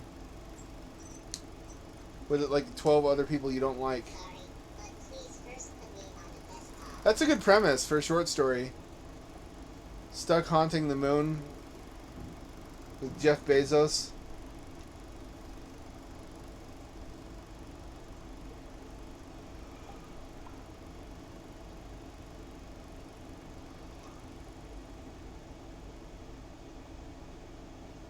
I don't know what to do. I may quit this pretty soon if I can't figure out what I'm supposed to be doing.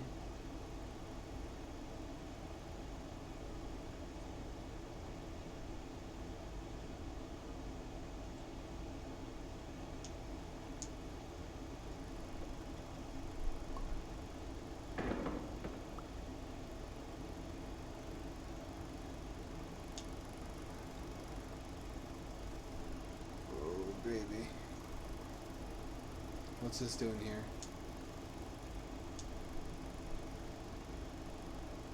Was I not supposed to stay up here? That can't be right.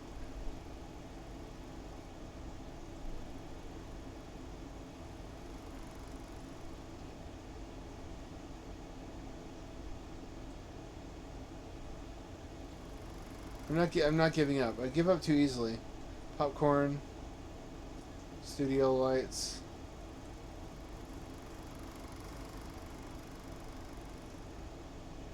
Fuck, I'm so tired. I drove for hours today. I was stuck in traffic. I left at 8 a.m. I thought that'd be good enough. It wasn't good enough. Because by the time I was done with everything, it was like 5 p.m. and it was rush hour to get home.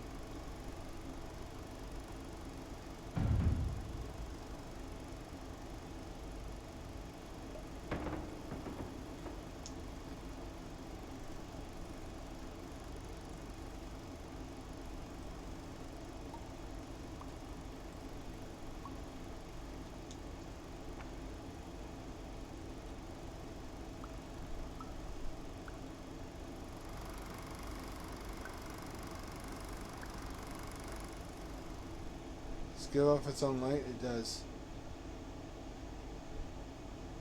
Well, that's apparently not what I need to do.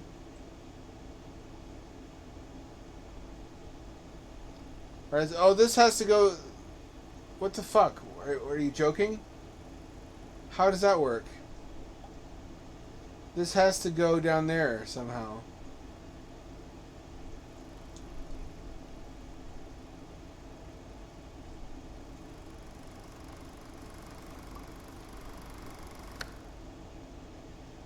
How do I transport this? Surely this is where you get the camera, right?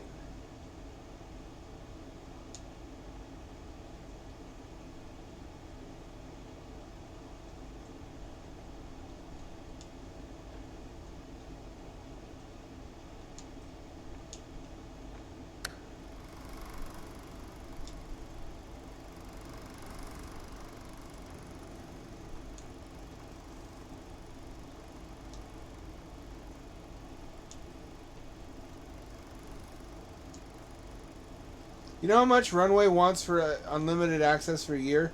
Almost $1,000 fucking dollars. There are free tools, but they're not quite good enough. I'd have to bump quality way down.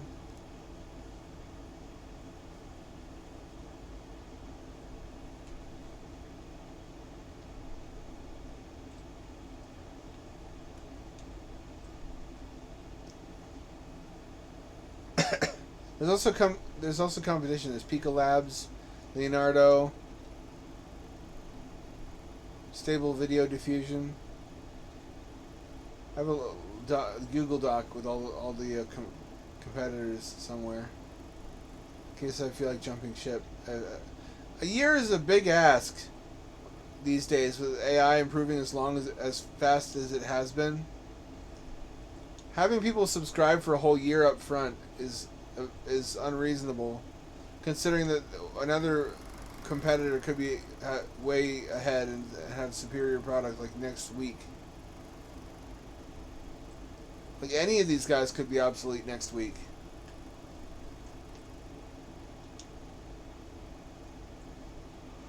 Also, y'all hearing that LK99 is back from the dead? They discovered variations on it are once again exhibiting legitimate superconducting properties. Where is that going? They can't jerk me around by the feelings forever. You can't play with my feelings like that.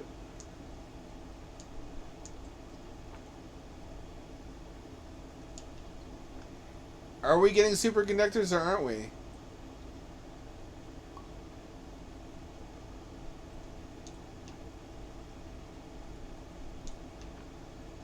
I'll tell you what, that would make my whole life come true. All technology would immediately get way better. And there's now also one EV on the market with a 600-mile solid-state battery, so that's a real thing now. By Neo.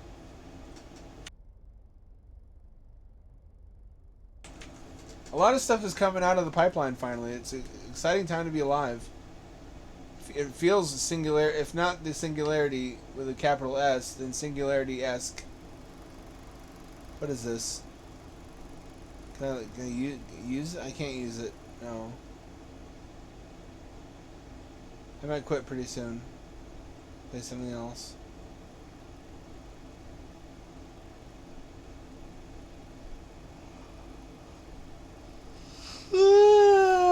Yeah, I think I'll quit. And find something else to play.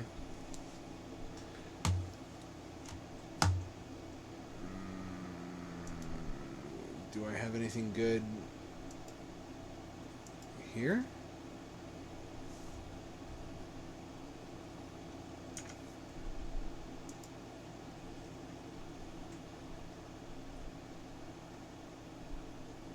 No.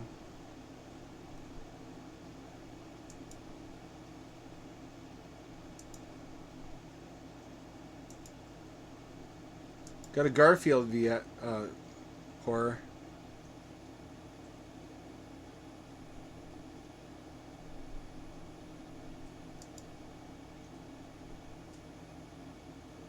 No, I refuse. I have just barely too much pride for that.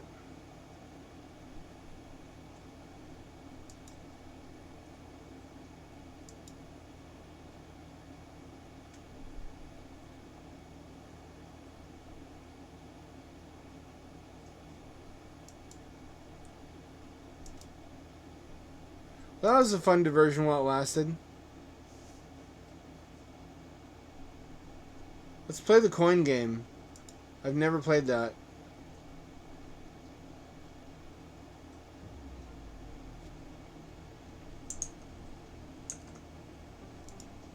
Remember Vinny speaking highly of this. Am I Big Boss? Why? When did that happen?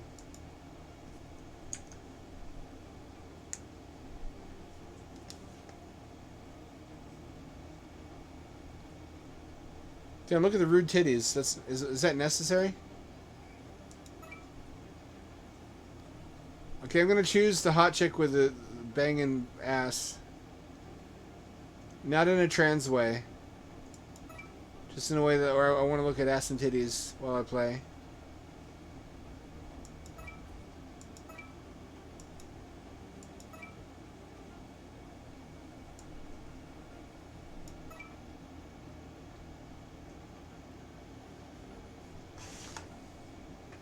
So this is a nostalgic simulator of mechanical arcade attractions. Like, not the video games, the coin pushers and shit like that.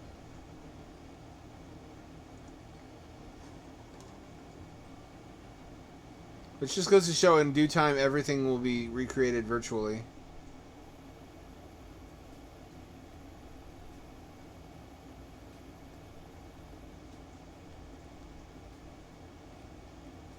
Wow, this runs like shit. Holy fuck.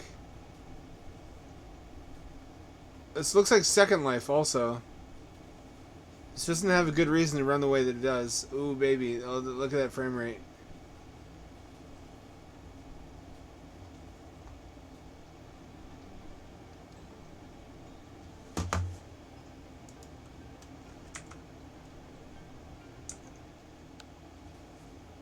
Happy birthday, kiddo.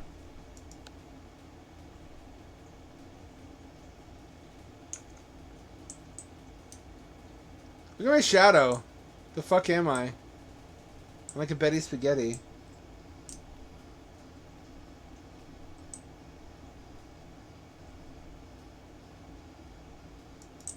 Can I grab that?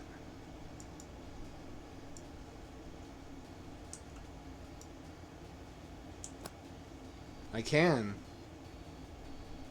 I can see my titties. Kind of. Just barely.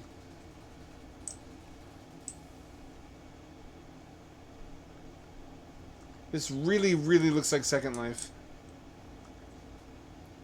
Okay, we got a factory across the way. It checks out. Semi-trucks. Where is this set? This feels like Florida. Where there's tourist traps every couple miles. Oh, it's the butt plug robot. They got the night scopes. This must have been a cheap model on Unity Asset Store. Not yours. Can I pinch your nipples? Ooh, you like that, you little bitch?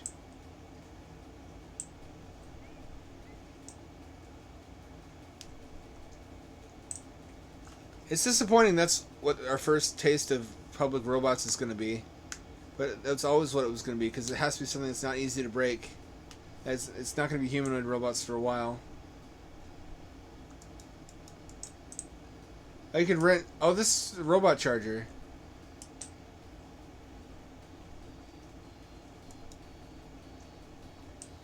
Mega poop, mega drop.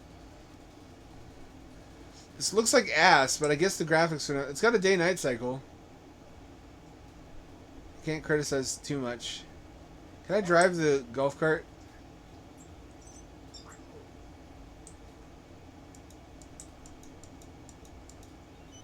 I can. Why is it... Wait, what? Why is it gas-powered?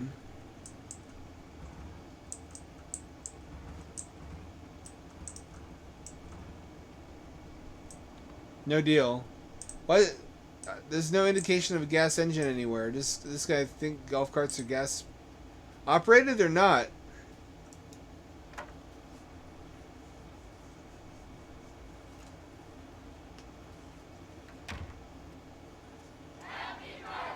Ah! Fuck! They're like minions.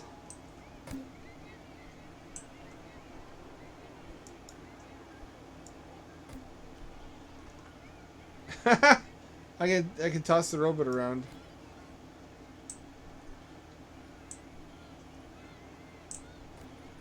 This one, no. That one's fucked up. Oh, is it like Chuck E. Cheese? It is like Chuck E. Cheese.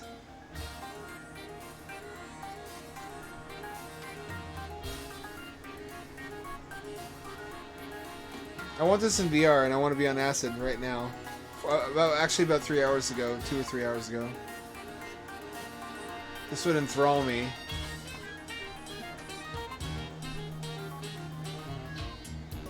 They got a reggae banana.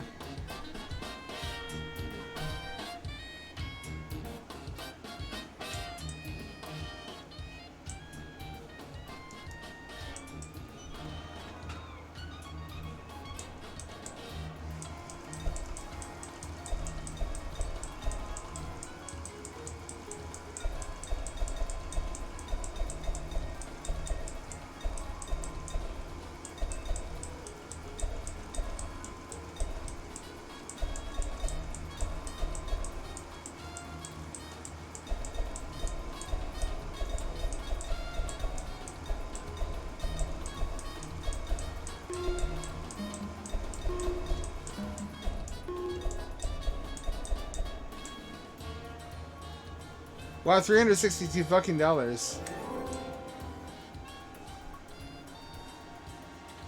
On top of the 300 I already had. That's an easy way to farm money. Wish it worked that way in real life. Don't you wish it was that easy?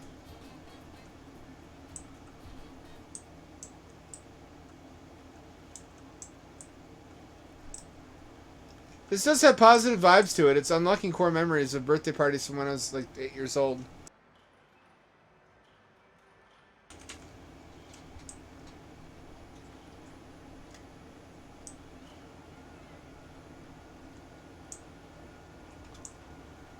Move. Oh, okay. Who wants to do the do?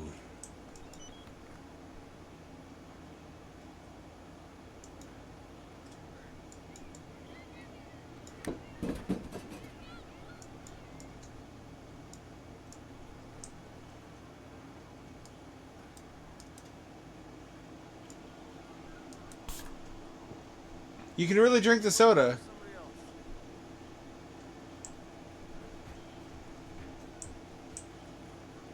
What's with the robots? Is this just to avoid modeling and animating humans?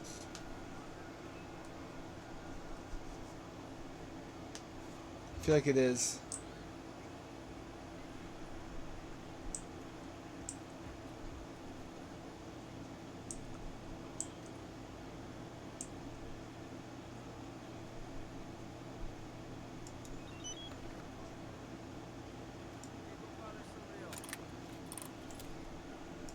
That's $1 worth? I guess I like that everything's interactive. This is like what I imagined arcades would be like a Duke Nukem Forever.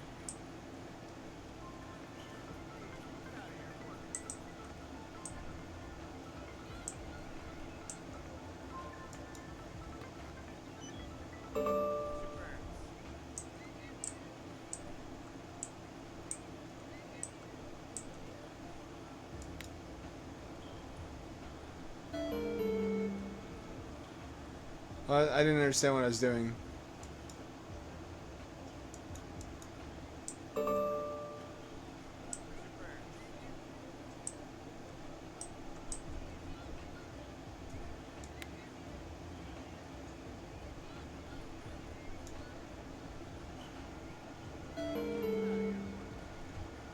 That doesn't work? Why not work? What am I doing wrong? This is addictive already.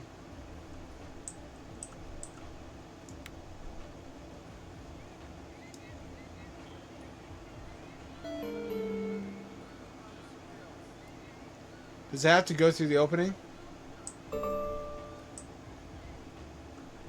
Why does this already enthrall me so much? This Bebby game.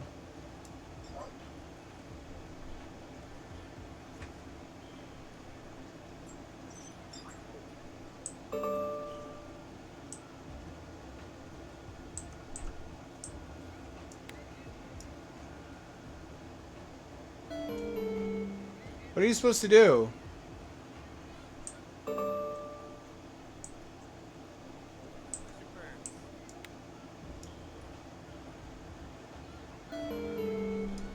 Evidently I'm not good at this.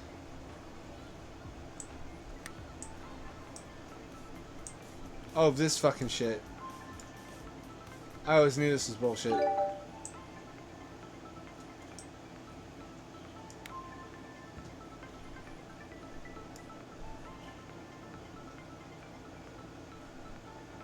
And just it's an accurate simulation.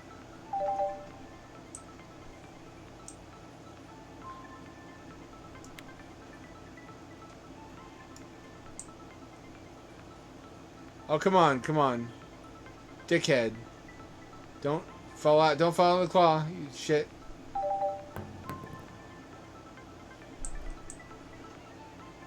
I get a couple tries, do I?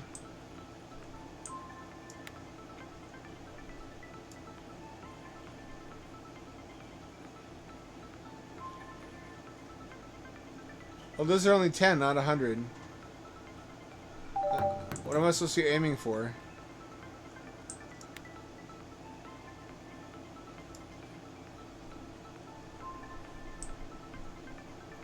This is where VR would come in handy for depth perception.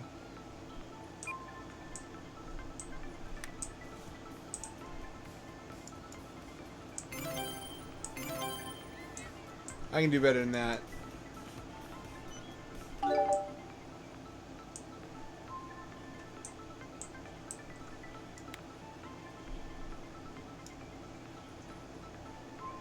Yeah, bitches, 500. Don't you fall out of the claw. You shit, don't you fall out of the claw. I'll kill you. I'll kill your family. There we go.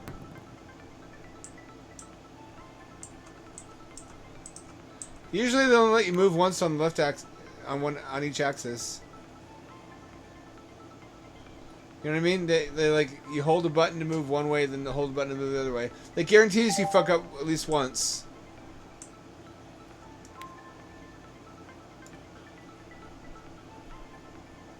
Yeah, 500 bitches. Come on, don't you fall out.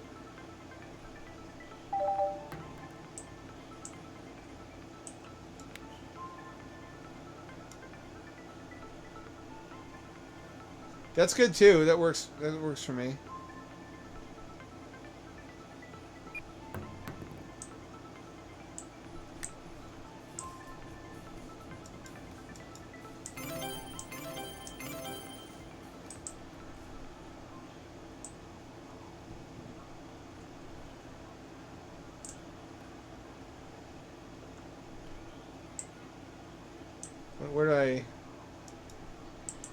Where do I exchange tickets? Here we go.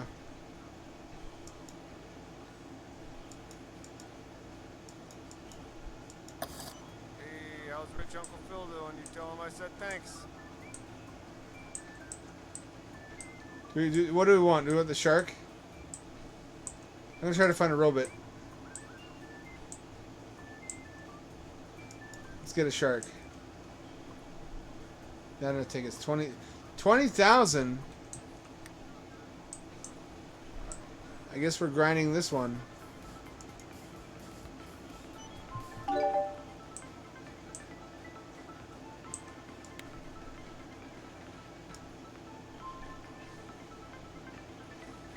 Oh, bullshit.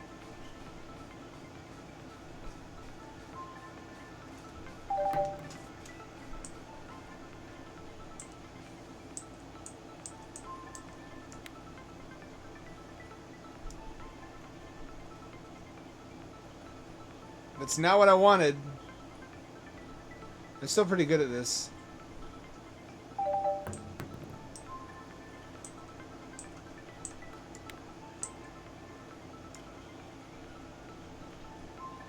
Still not what I wanted.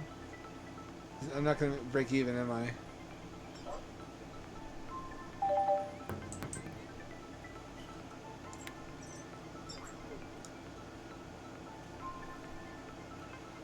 How?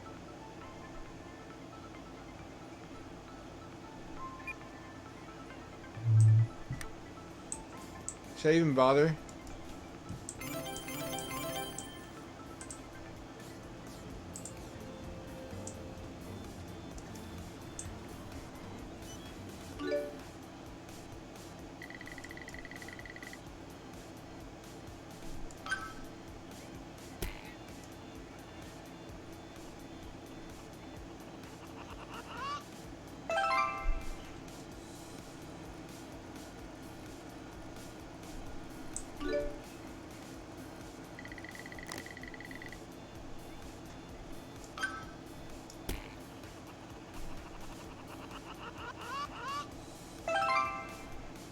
Nope.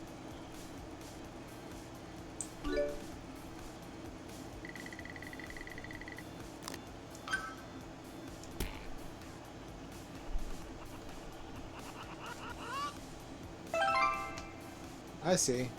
I get it now.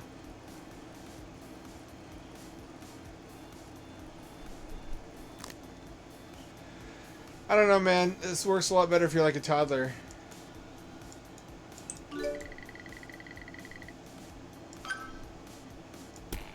You really have to be pretty young for this.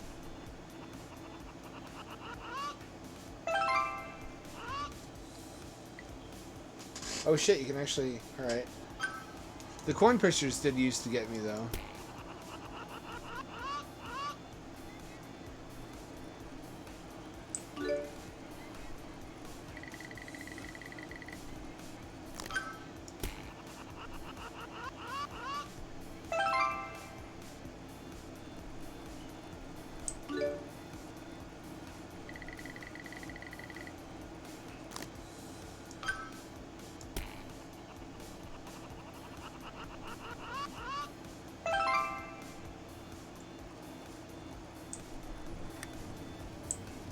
I don't know, man. Letter claw machine. This is making me feel like maybe I have false nostalgia. Maybe what I miss is just being young. That the stuff that entertained me back then would not entertain me now.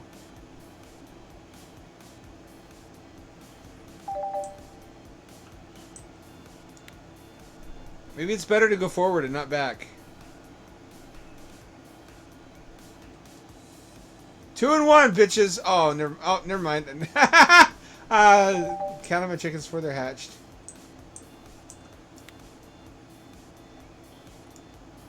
Oh, come on. Oh, you shit fucker. You bastard. How dare you? I guess go for what I don't want, and then maybe I'll accidentally get what I will. Yes! Yes!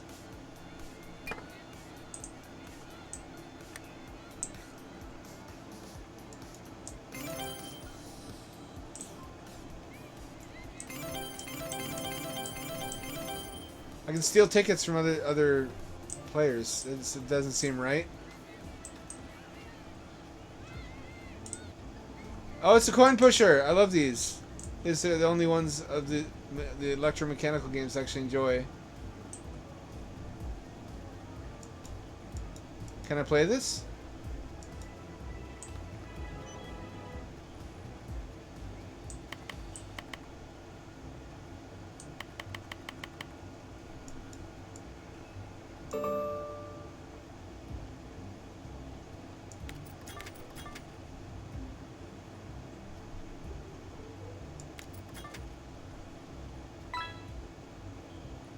I don't know what the rules are.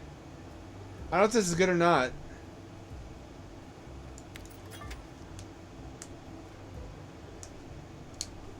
What do I want to do? What's the win condition? This is probably why the game runs like shit, because all those coins are physics objects. It's like when you collect 1,000 potatoes in Starfield. Which I know is what you've been doing. Create your perfect potatopia.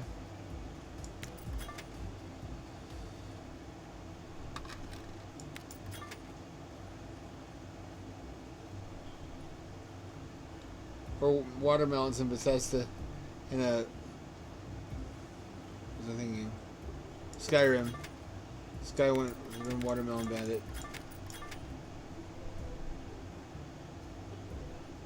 I'm gonna get that lighter. I'm gonna get that. I think that's what that is. Oh, it's so close. Making it rain, baby.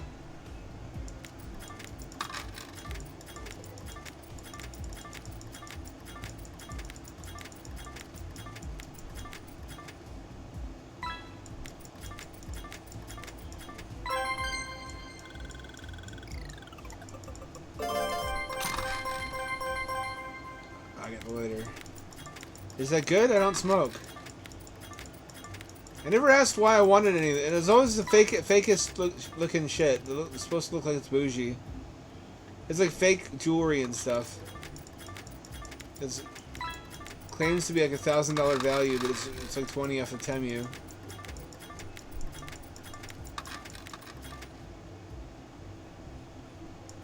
What you don't want to do is layer them.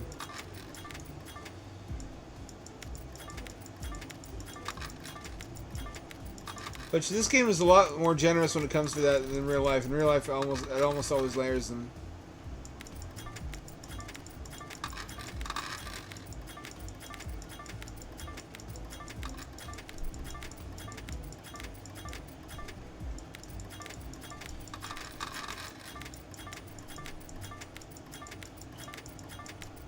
Kind of like pachinko.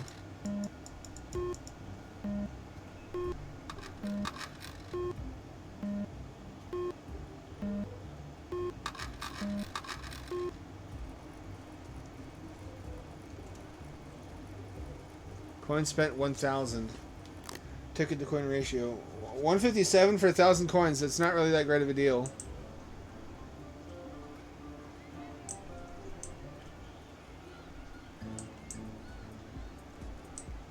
I don't know, bros. I get what this game is going for, but I guess I didn't realize when I bought it. It was on sale.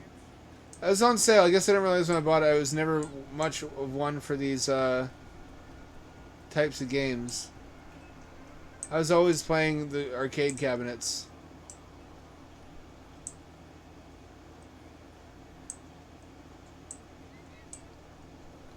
Funny how memory plays tricks on you. Half the fun of your birthday party was just eating pizza and being shitheads with your friends. And you ever go to Discovery Zone? I gotta tell you, I learned more about human nature anywhere in the tubes at Discovery Zone than I did at school, which is still the only benefit of public school. I went to a public elementary, for example.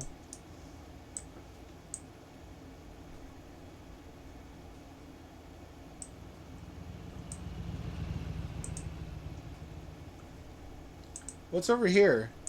Is there deep lore to be found in the coin game factories or warehouses, I should say? Can I get inside the warehouse?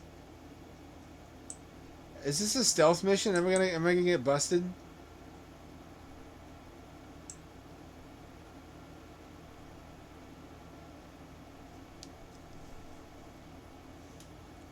I can explore. I can just walk around. Nothing's stopping me. This feels eerily unbounded. If the whole point is the arcade, why am I allowed to do all this? I guess you don't go inside the warehouses. I guess this is where they keep all the prizes, maybe.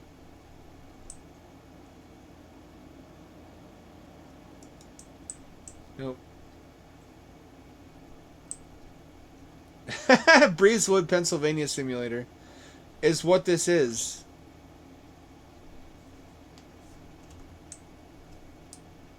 I'm trapped in the Midwest at night with nothing around me but middle American staples. Islandville.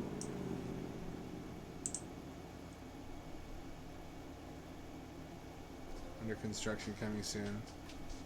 Rad hats. Or can I... Oh, I can spend money here, can't I? For cosmetics.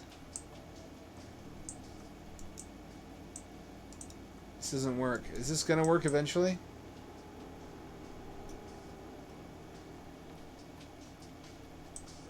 I shouldn't look down at her body. I don't know how old she is. This is if I'm an age where I'm receiving money from my uncle to go to an arcade, I'm probably not legal.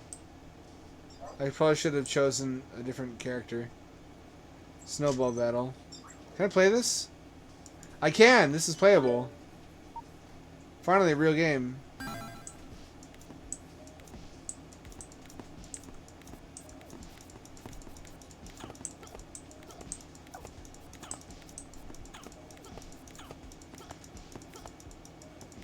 Is this just going to be New Retro Arcade Neon? Are they going to recreate classic games in this? It's crazy to think what an economic phenomenon Space Invaders was and how many people made money off of it. I guess how little there was to do back then besides go to movies, fuck, do drugs, and listen to records and 8-tracks. Many would say life was better when there wasn't as much to do, because you would make your own fun, like cruising around town with your buddies, picking up chicks, or doing Stranger Things type shenanigans, where you ride around town with your friends on bikes if you're too young to cruise, or eating acid and listening to Pink Floyd records in your uncle's wood grain panel basement with his gigantic black and white CRT television. I'm gonna steal this. Can I buy this? I can't shoplift? What the fuck is the point of this?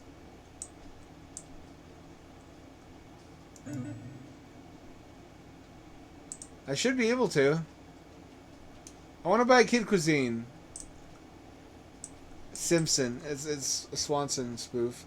This is really eerie. What the fuck is this game? It feels like single player Second Life.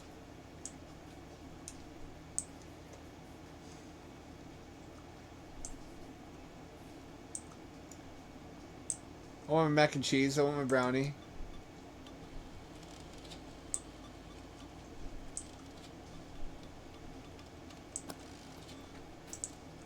You can actually... Damn, this is interactive. It is vibes. This is just, but it's weird vibes. I feel strange. Everything's too fleshed out, but the graphics are bad. But everything's too interactive. It's too real while looking shitty. Can I walk over to those apartments? Can I break and enter?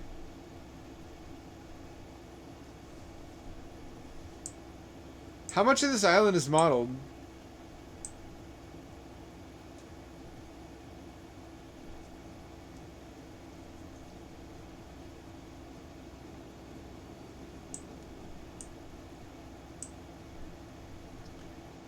They're not. They're Oh, I can. There's a public transit. Of course, there's a fucking public transit system. Why would there not be?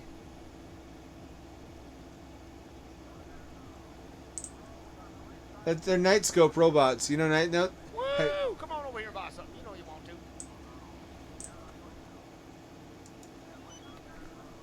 Hey, little buddy, you gonna blow some stuff up? One Roman candle. Here you go.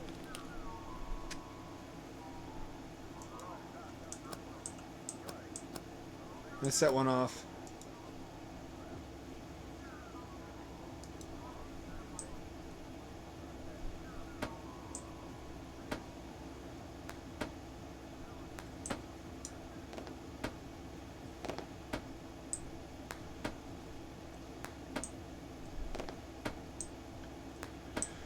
Oh, this would be immeasurably improved if there were actual human models. If everything wasn't a robot. I hope those are placeholders. This still has a really eerie single-player Second Life vibe, though. Do you feel what I feel? Like, what's the point of having all this shit if the focus of the game is arcades? It's still a welcome oddity. I'm still all about shit like this. I wish I could have a flashlight. Maybe I can win one.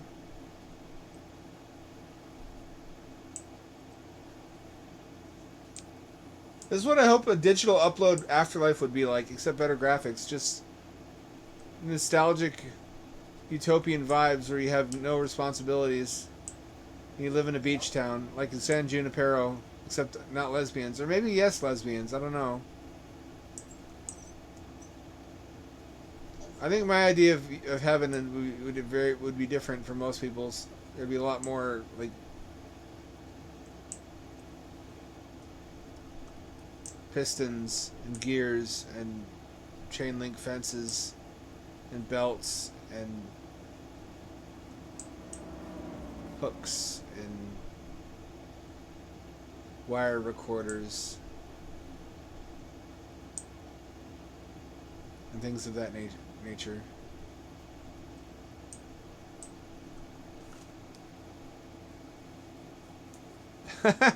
Were they?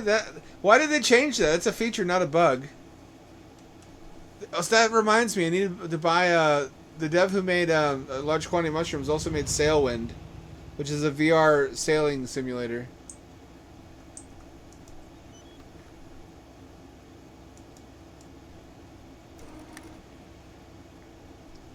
Even Digital Heaven is capitalistic, apparently. What is there to do but just ride around the island and interact with shit? This is like if the interaction portions of Duke Nukem 3D were their own game. I'm kind of there for that. I'm kind of into it, the concept. I do have time to play with myself.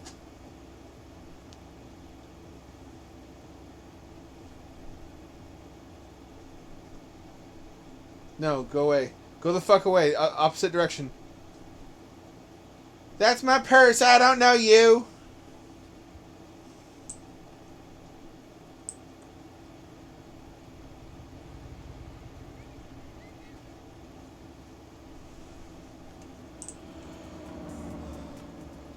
It isn't robots in the cars. This is weird. I'm still trying to figure out what the point of this is. It feels like GTA without crime. I've also been looking at some of these oceanic survival games, like Raft, but there's a couple ones that are in competition. I can't tell which one's the best one to get. There's one of them that's partially underwater, too. It's got like underwater habitats on top of also having the floating island stuff. They all look really good. And there's only so much life. There's so much time in life. Just sit at a virtual bus stop waiting for a virtual bus.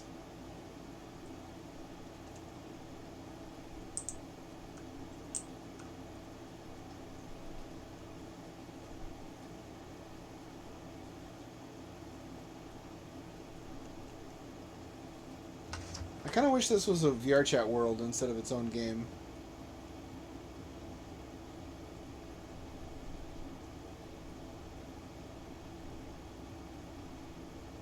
I also really wish this was in VR. A game like this would really benefit tremendously from being VR supported.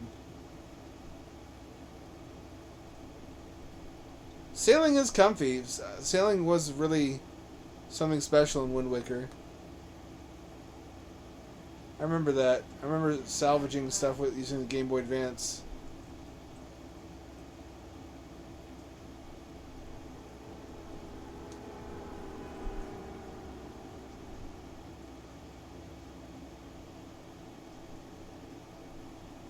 I'd probably walk faster. At least I have a bus pass if I ever want to.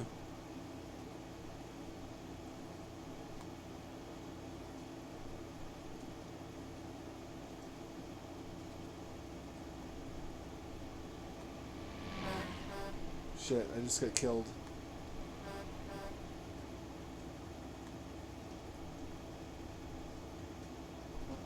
This would work better if it were daytime. How long are the nights in this world? Traveling Carnival. Amusement Pier Park. This is like a Tower Unite, but single player. I guess this does have multiplayer, doesn't it? It's an increasing genre of just multiplayer vibe games with mini games to play. Which again ought to be a VR chat world.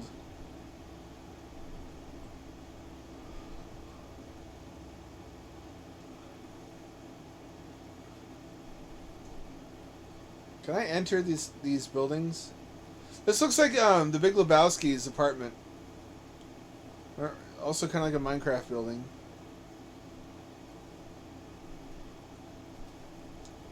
You know what I'm talking about? Remember that? Remember the novelty of his rent being $200? Wherever the fuck he lived? I want to say it was a beach town. The dude, actually, I should say, not the Big Lebowski. Me too. That was an eye-opening experience using the GBA. Unlock additional features. It felt like the future at the time.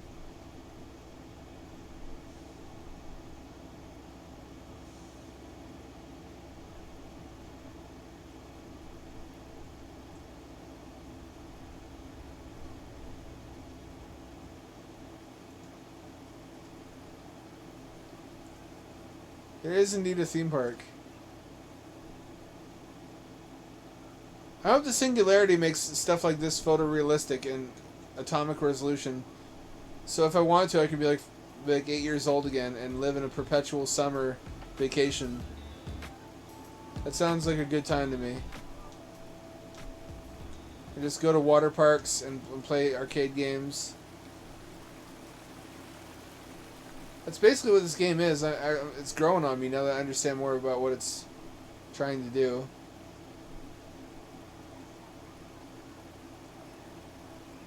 I feel like I could think of a more exotic location for this than an island, though.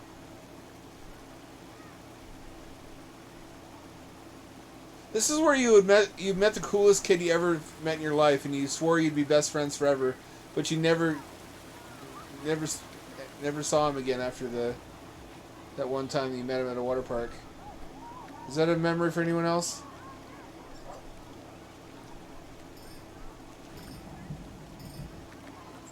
Can I drown? Will the lifeguard come in and get me?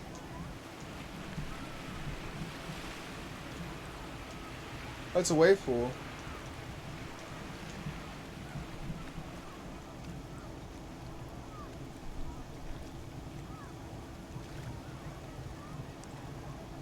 There's no drowning, evidently. This also feels like a fucking, what is that game? Jazz Punk? Because of all the non-animated player characters.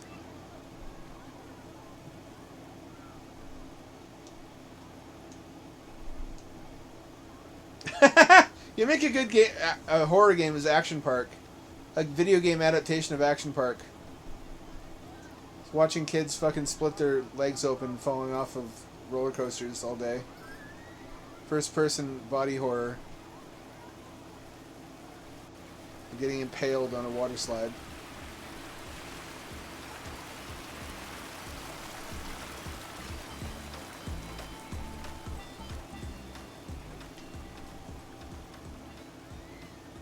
Can I actually ride the water slide? What am I asking? Of course it would have that feature. Fucking let me up here. It's just a realistic speed.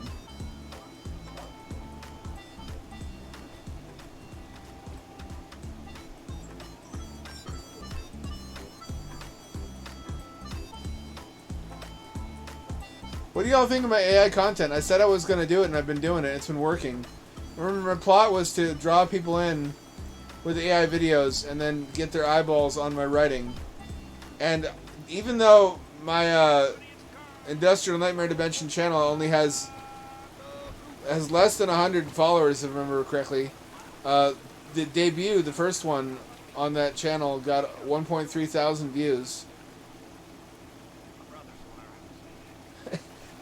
It's funny. It's not supposed to be. You know Action Park, right? You know, I'm not making it up. I'm not a psychopath who would invent something like that.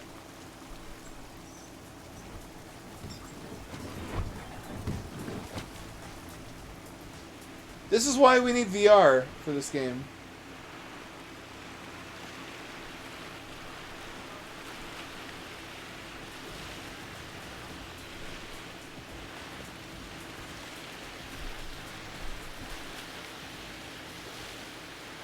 That's what turds see on their way down the toilet.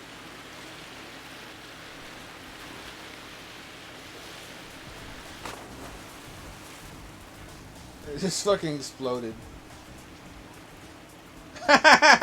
Dead! That's Action Park. Oh, she fucking went to the afterlife. So did these two.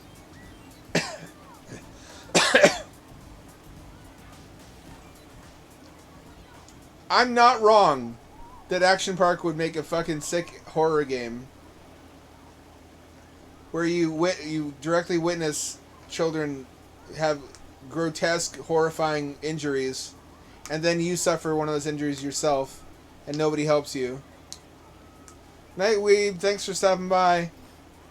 Stop by again for all the riveting Action Park discussion that you could ever want. That's what this channel's about now. All Action Park all the time. 100 years Rick and Morty.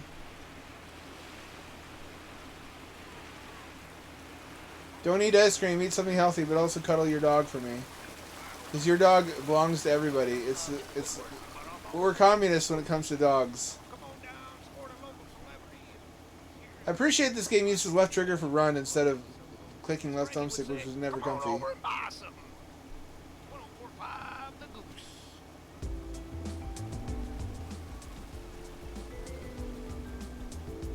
Oh, it's almost sunrise.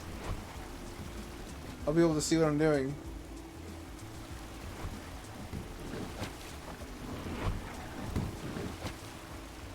Why am I the only one that's a human?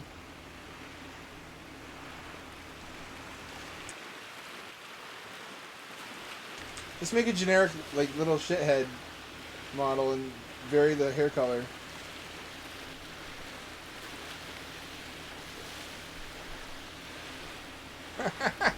The next BioShock should be set in Action Park.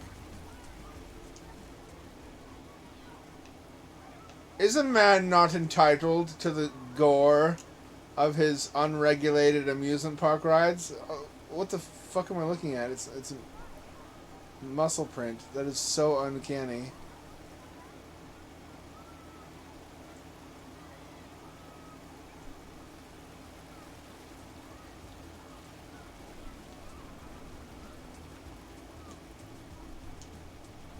How do I get on this?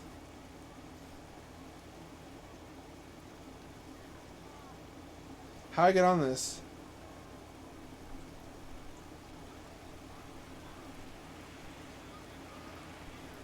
How do I get on this? I want on. It's got a lazy river.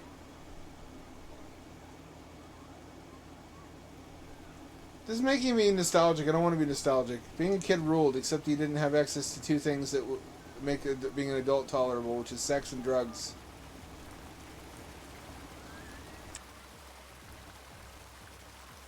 I don't want to explore that thought experiment too far, but I do think having acid earlier in life... Actually, no, that would have been bad. In a fantasy land where everything is taken care of and your uploaded brain can be whatever age and you want, just being a little maniac, playing arcade games and swimming at the water park high out of my fucking mind would never get old.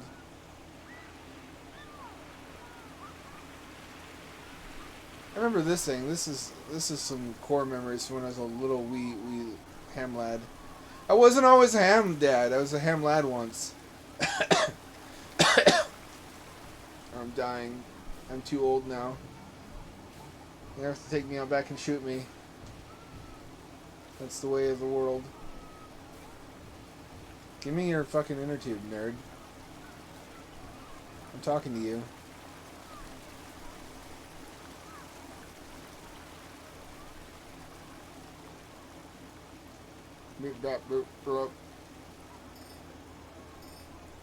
It's like the enemies in Albino Lullaby. Remember that? Remember Albino Lullaby where all the enemies were just like thumbs? Because he didn't want to animate walking cycle? Can't tell if that one was racist or not. That looks vaguely racist. That looks racist coded. I don't know about that one. I don't think blue is a race. Blue Man Group? Smurfs? Something. Fucking blue skin. So that's probably from a Bethesda game. Anyways, we've seen everything there is to see here.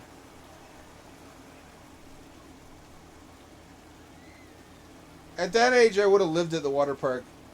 You could never stay as long as you wanted to. Remember the anxiety you felt not being able to enjoy yourself, knowing that the clock was ticking? That you only had like 2 or 3 hours.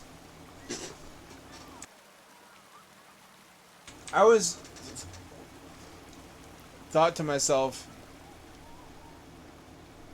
I bet adults come here all the time when kids aren't here and they get to spend 10 or 12 hours at a time here not understanding, like, jobs.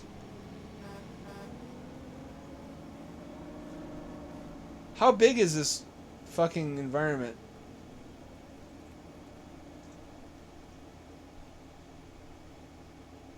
I just saw it. Not actually magic, actually, it turns out. You want to just walk into the wilderness and see what happens? I think what I'll do is try to catch a bus after all. we're gonna turn this into fucking Morrowind. And forget that it was about arcade games.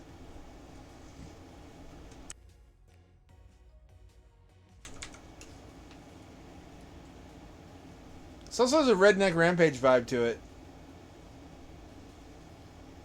I guess now that my sister has been not with us for many years, I could talk about some of my inspirations for 2 for a Dollar.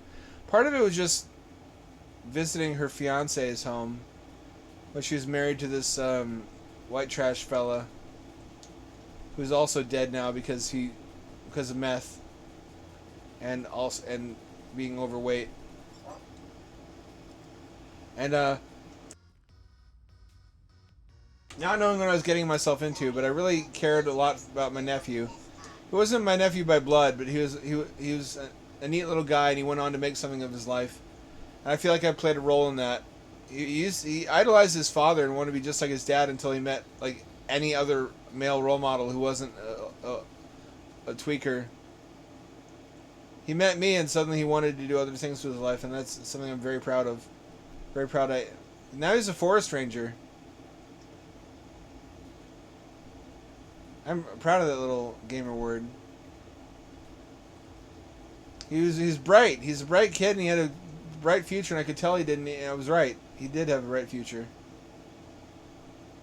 So some good came out of that. But I went over to his house where he grew up, and it was him, like 3 or 4 other kids. There's 4 kids in total. C, let's call him C, first name. D, other smaller D, and B were the first letters of the names, and they were all products of various relationships that this shithead had with other women before my sister. And only one person in that house worked, which was this guy's mother. She financed his lifestyle, and which is not such a bad thing with the economy the way it is now, but it wasn't that way then. The issue is that their entire extended family lived at that house. Like, they had a bunch of they had cousins and uncles, all who lived in rooms of that house, sharing space. They drank no water. They drank nothing but Mountain Dew, which is why they were all fat. Which wouldn't have been an issue in itself, really. There's no shame being fat, if that's what you enjoy. If what you enjoy is food and beverages, you can still be clean. And we're not. And part of that's because it was impossible to be clean in the house. Everything was sticky. And the reason everything was sticky in the house is because the matriarch, this guy's mother, who had a lucrative government job which paid everybody's bills, thought she was going to make $1 million breeding dogs. And they were like, I don't want to say Shih Tzus. They weren't Shih Tzus. They looked like it though. They were these little annoying yappy poofball dogs, and she had no idea how to discipline them. She had no idea how to control them. So they just pissed everywhere, indoors, wherever they wanted to. And her solution was to just occasionally mop it up. I've actually bought them a Scuba, which is a Roomba that mops, as a Christmas present, specifically so it could mop up the piss on a never-ending loop. Which I wouldn't wish that on my worst enemy. I'm sorry, robot. So everything just smelled like dog pee all the time. And there was a herd, like a stampede of 25 small dogs. Anytime the doorbell rang, they would just howl and yip and yip. And there's 25 of them, so one of them is not that bad. But there was a swarm of small dogs screaming anytime the doorbell rang. It was that, and it was also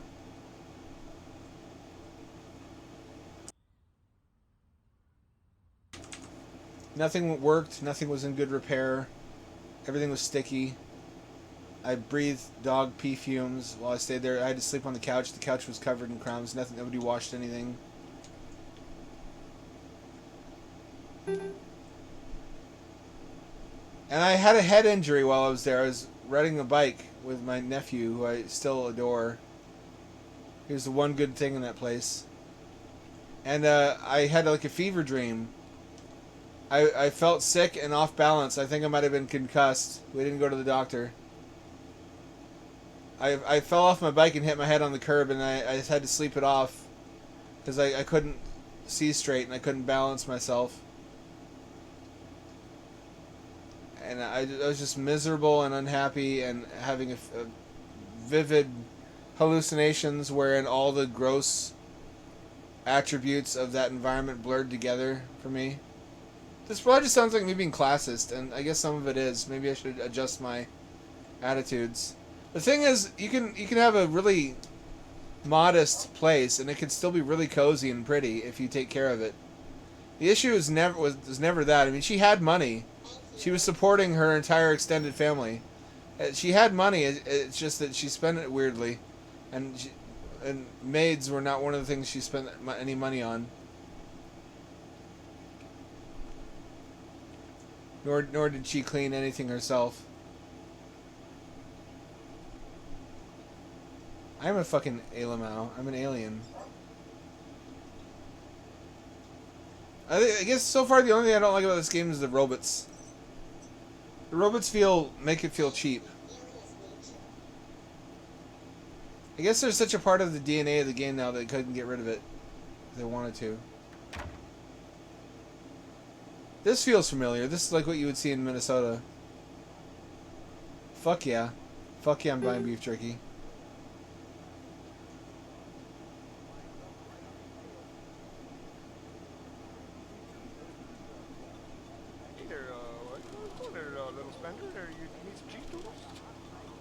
No, I'm good.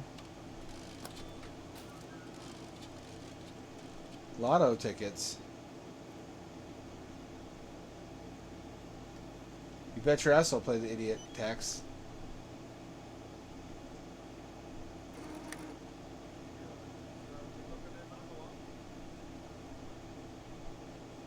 Get energy drinks? They don't. Get sandwiches. Cheesy poofs. I'm not into eating empty calorie garbage.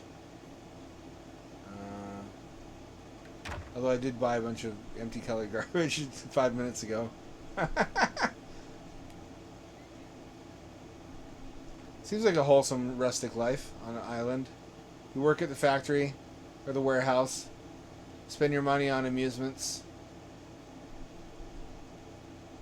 Sleep on the beach or in one of those little apartments on the beach apartments. Feels and looks like Postal 2, doesn't it?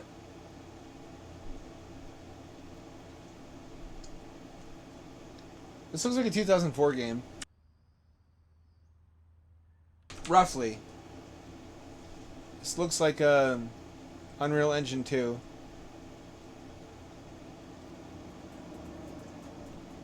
Guess it has to for the view distance to be any good.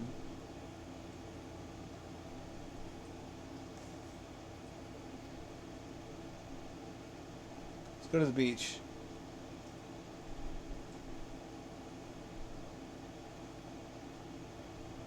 It should just be this way, right?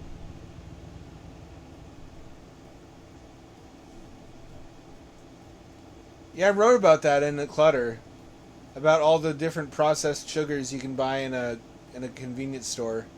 And how they're abstracted examples of natural sugars that existed in our environment once upon a time when we were tree swingers. Remember monkey, return to monkey. Like orange Fanta being a supernormal stimuli exaggeration of orange juice. And all the various gummies nonsense that doesn't represent anything. Like, it's like 7 Degrees of Kevin Bacon, but with flavors. If that makes any sense. Like, a gummy soda bottle is one step removed from being actual soda, but then the flavors in the soda are like 5 or 6 steps removed from what they're made out of. You have to go through several layers of processing. Oh, they've got a virtual mall. This game has a bunch of stuff in it. This is just being a teenager as a video game. Except I haven't set off any M80s anywhere yet. Just buying stupid shit. Amusing yourself. That's cool as fuck. This doesn't animate properly. Guess that's asking too much. This is where Kyle's shop. You know who I mean. They could have just sold the Mall Simulator as its own game. It's amazing how fleshed out this world is. It doesn't feel like an island though. It doesn't feel tropical. You know what I mean? It feels like Ohio. Or like, it doesn't feel like Arkansas. It feels like one of the Dakotas. Or like Connecticut, or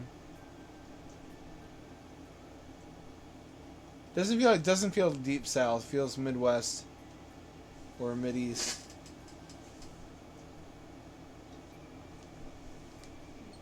West Virginia is what it feels like.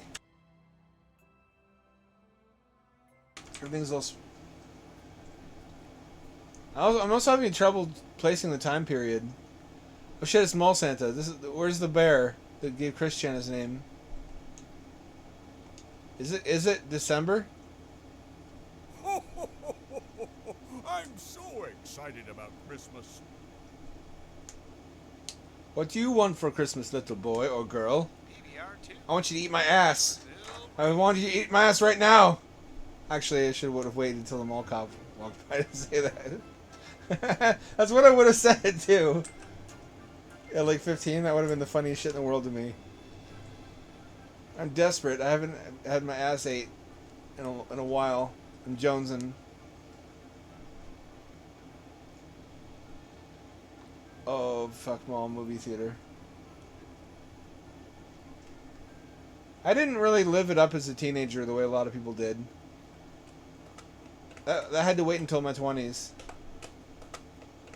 Because I didn't live independently until my 20s. I guess nobody does it as a teenager either. Never mind.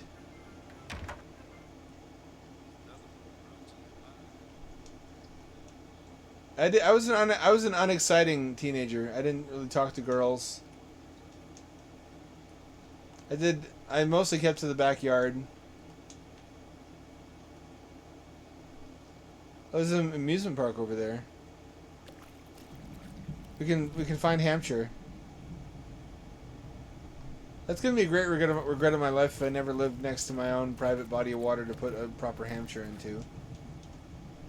I should plan every step of my life from here on out just to get to the place where I own property that has a clear water pond on it.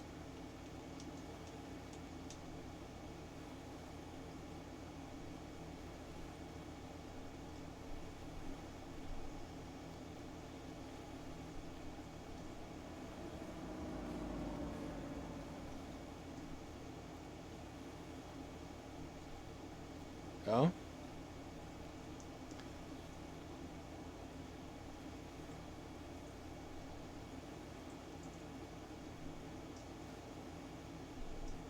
Oh.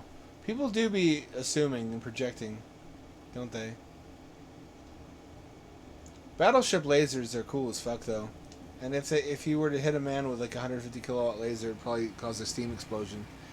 And that would be sad, but also really rad to see. I can sneak in. Holy fuck. It really is the whole carnival. How is there so much to this game? This is, you know, you know what this is? This is just Redneck Tower Unite. Beer tent. Oh, I guess I'm under 21.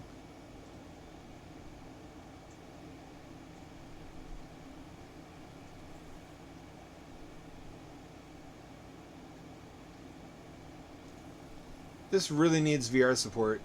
This would be wicked to explore in VR. Is there laser tag? There had better be.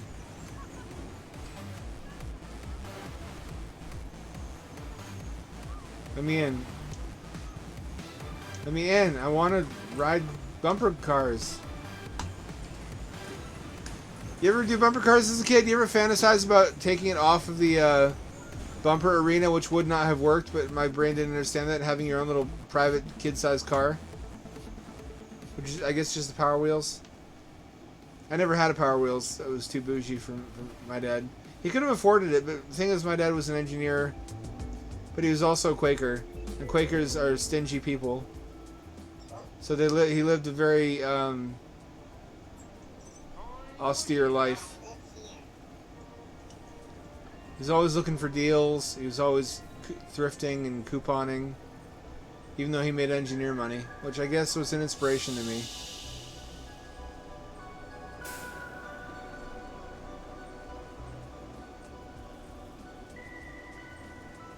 This is tickling all the right neurons in my brain. Was there anything like this in Singapore, Strategif? I feel like you missed out if there wasn't. There's the moon. The moon canonically exists in this world. Is this set in the same continuity as Kerbal? I wonder.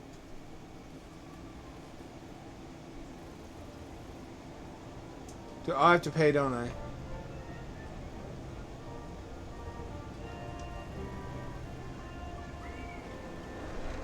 I actually don't want to ride that. That fucking sucks.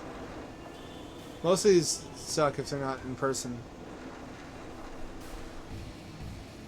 Who wants to explosively vomit everywhere? Who's next? How about you there, Sweatpants? Sweatpants? Oh, I guess he's got me.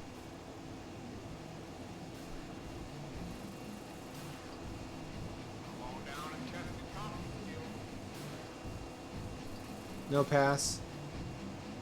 Oh, do I have to buy a pass at the entrance? Legal rims, I promise. Funny little quotes. Add to immersion. The only thing this really needs is humans instead of robots. I guess the variety of humans would be too much. Also, I guess better graphics, but I don't know if that's even feasible. I'd combine possible and feasible somehow.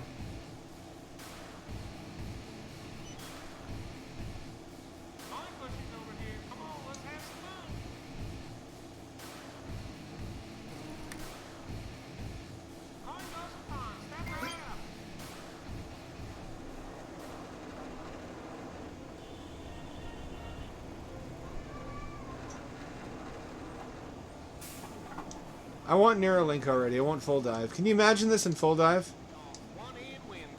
Actually, if it was as it is now with its graphics like this in full dive, it'd be really uncanny.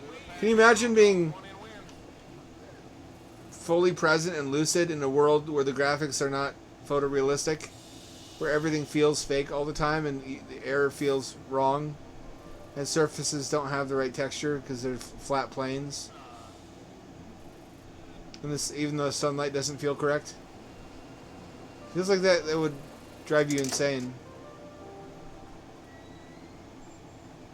Being in like the bad graphics matrix.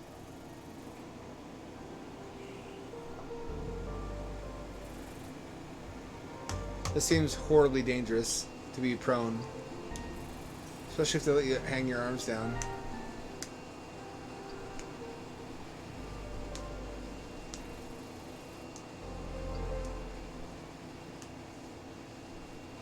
Exhibit B for why this has to have VR support.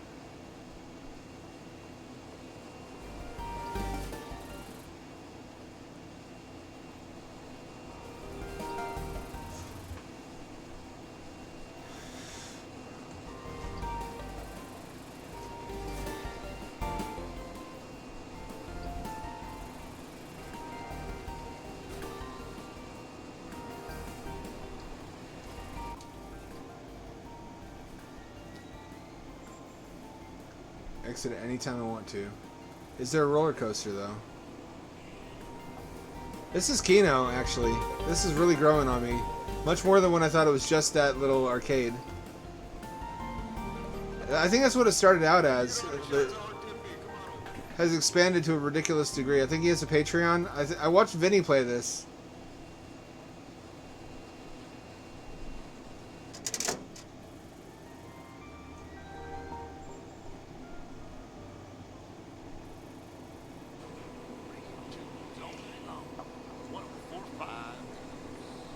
Oh shit, I saw a girl's titty pop out on one of these. On a school trip, too. It was less awkward than it could have been. I didn't know her. She wasn't from my school. She was older. I was wearing a tube top. That was a critical memory for the formation of Hamlad. Make a note. Bring dates to amusement parks.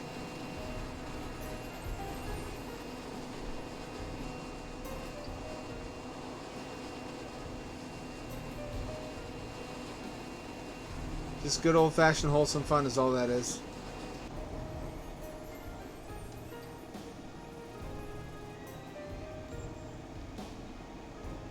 If you're specifically urging them to wear a strapless top, they'll probably figure out what you're after. But if you don't say anything and leave it to chance, then you have plausible deniability. What is that over there? There's something in the distance. I'm overcome with curiosity. We're leaving the amusement park behind. It looks like a serial killer shack. We're going underwater. We're drowning in a lake. Drowning in a lake simulator.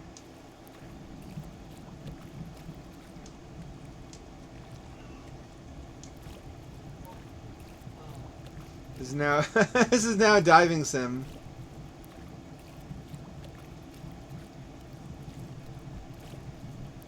This actually is what I would do in this world. I would find some way to dismantle amusement park rides and fashion an underwater habitat and just kind of squat in it, looking out the only window in fascination and childlike glee.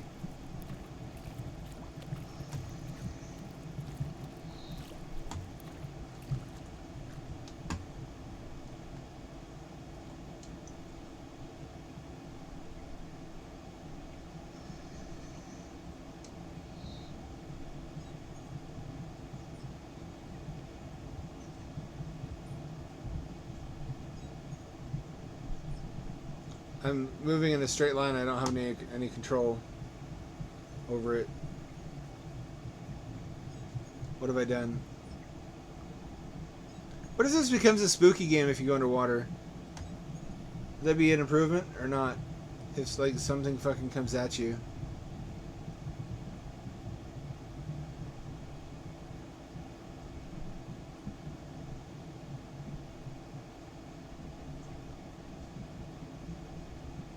If there's a way to turn this into Subnautica, you know I'll find it. Don't go through the floor.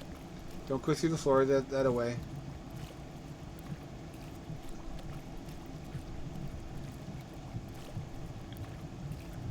I'm surprised it lets you do this.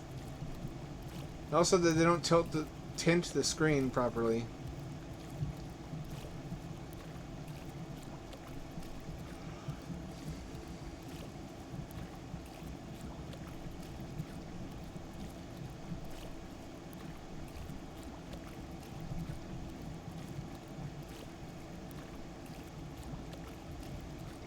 Where did I wind up?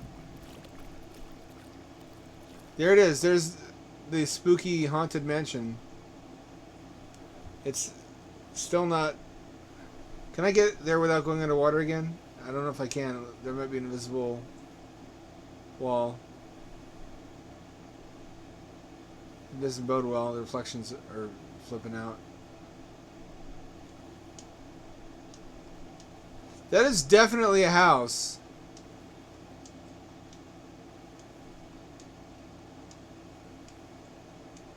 That is definitely a house on that Nintendo 64 hill there. There's another one over there.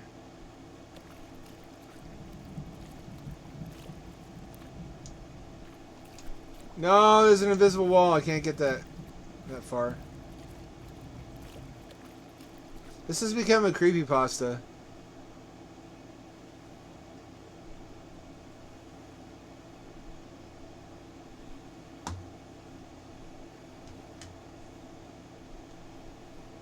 What have I discovered?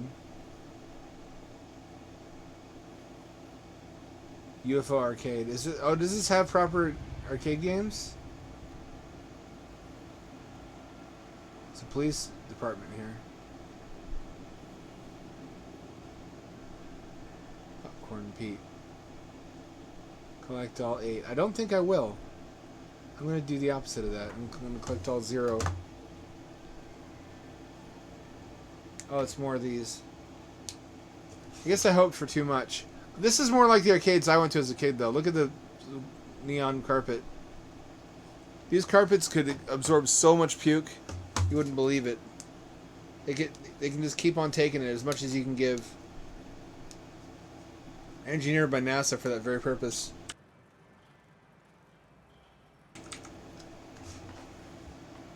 I'll play video games. Got any vidya?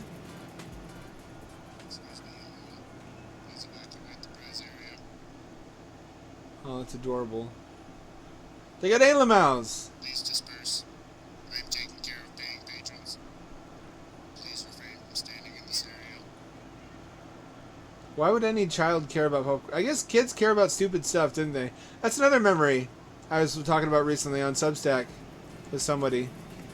How I can't, as an adult, remember why I was interested in what I was as a child. I can't I was that person, but I cannot reconstruct my own motives.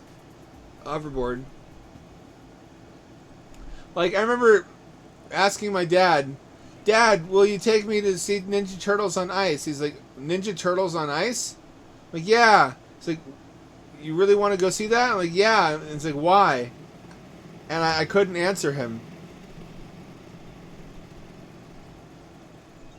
I didn't know why I wanted to see that.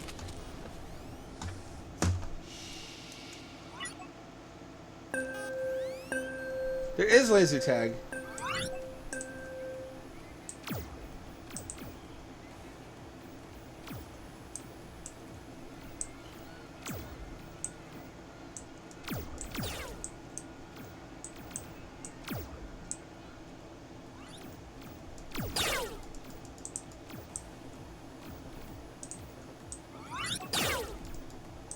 They're really crack shots too.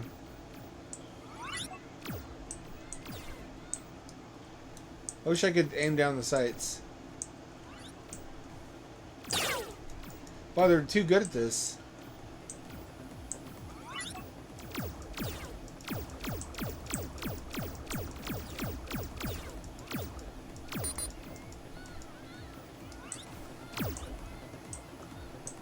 How do I reload? I have to go back to the start, don't I? Alright. Oh, you can go up here and get the high ground. And then immediately fuck it up. Laser tag was another thing that seemed cooler than it was. It's cool seeing the beams, but it never felt like you were shooting anything, because you weren't. Some of them had motorized recoil, though. Those were much better.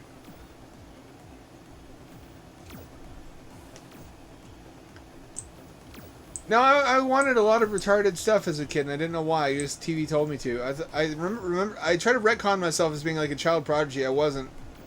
I was unusually clever about certain things, but I also was very much a child. Like, I wanted Slimer toothpaste. You know what that is?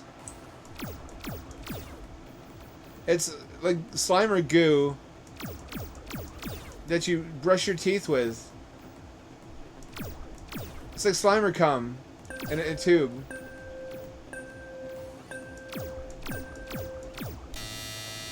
Game over. Cool, I guess. Good. That was actually pretty keen, though. Laser tag in Rec Room is really fun. Legit. One of the FPSs I keep coming back to.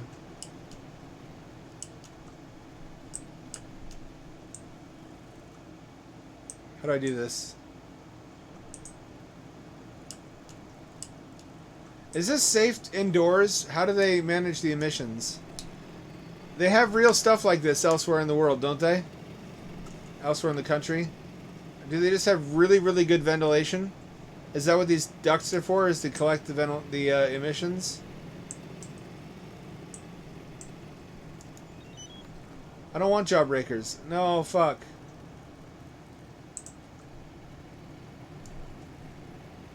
I don't want jawbreakers. I want to race a go-kart. Explain that. Why would a child want to brush his teeth with Slimer cum? It doesn't make sense. TV had us all acting unwise. The really confusing thing is that the Slimer bubblegum came in the same tube as the Slimer toothpaste, so you never knew which one you had.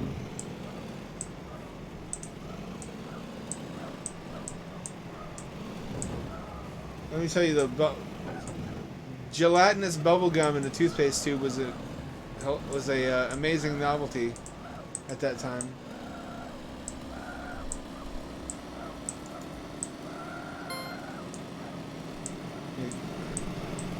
That's all these nerds. No! Oh! Easier said than done. How'd you get thrown out so fast? Should have had a birthday like this at, Daytona. No, it wasn't Daytona. Malibu Grand Prix is what it's called. But it was outdoors. I never actually rode the cars because I didn't care about the cars. I played in the arcade.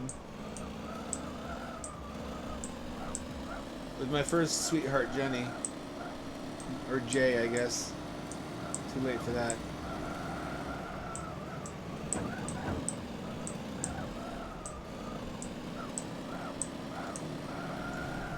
She really did not want to play those arcade games. She really wanted to ride the cars, but I was autistic and stubborn and insisted. Because they had a Stun Runner cabinet. They had a full-size ride-on Stun Runner.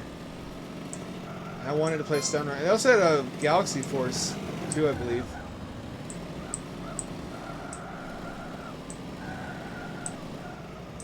Which had a full motion cabinet. We're going to keep me out of that. They didn't have the full motion afterburner though, like the one you see in Terminator 2.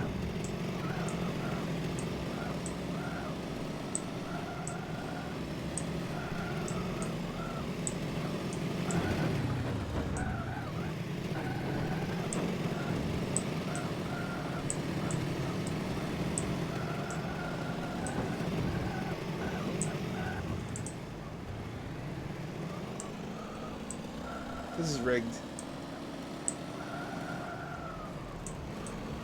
I'm smiling though, I must be having fun. I wanted a Megazord also in the worst way, and my dad would not get me one until I stopped. He always made me earn things, which I guess was a good lesson.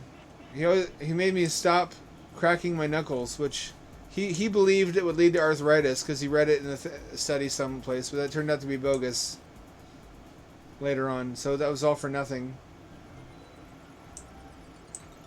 I exhibited discipline. I stopped cracking my knuckles to get that Megazord. The original Megazord, they sold it as one. I don't think they sold it separately. They sold it all as one robot. And it came apart into 5 smaller dinosaur robots. There was like a T-Rex. There was a Triceratops. There was a Mastodon. Pterodactyl. Saber-toothed tiger. And like a better Voltron, they would all click together and make it one large robot. Like Transformers, but cooler. This is gonna get spooky if I'm stuck here after dark. Why is there a forklift here? Why are the forklifts electric but the golf carts are gas? So many questions. Can I get abducted into the light? Oh, boo, no Easter egg. This could be really spooky if we just wandered off into the wilderness after dark.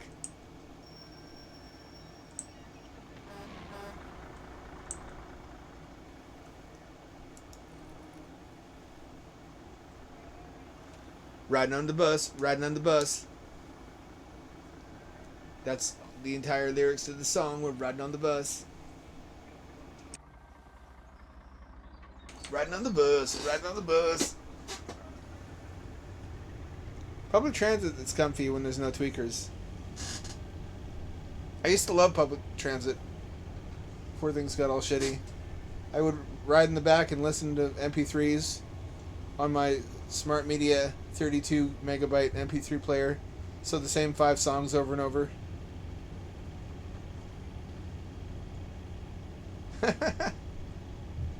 And I'd read ebooks. I was an early ebook adopter. Back when it was all EPUBs on Project Gutenberg. You download the Palm Pilots. Palm Pilots made great e-readers, by the way. They were like a prototype for that technology. You could read hella books on a Palm Pilot on one charge.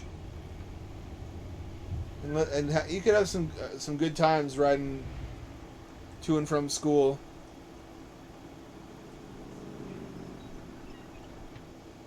Nope. Been here. Reading your books, listening to your MP3s. It wasn't yet wireless internet that worked fourth a day. There was Wi-Fi. You could get a compact flash Wi-Fi adapter for your not your Palm Pilot, for your fucking Pocket PC, if you had one, which I did.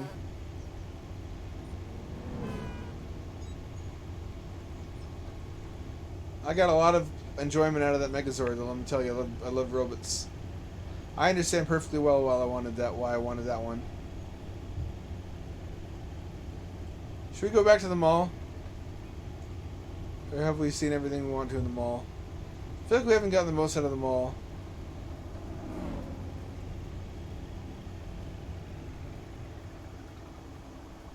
I think we should get off here.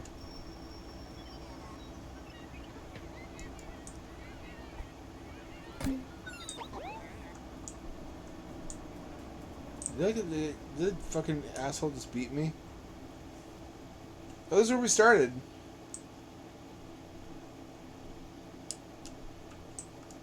Can I go in here and get with a disgusting toothless prostitute?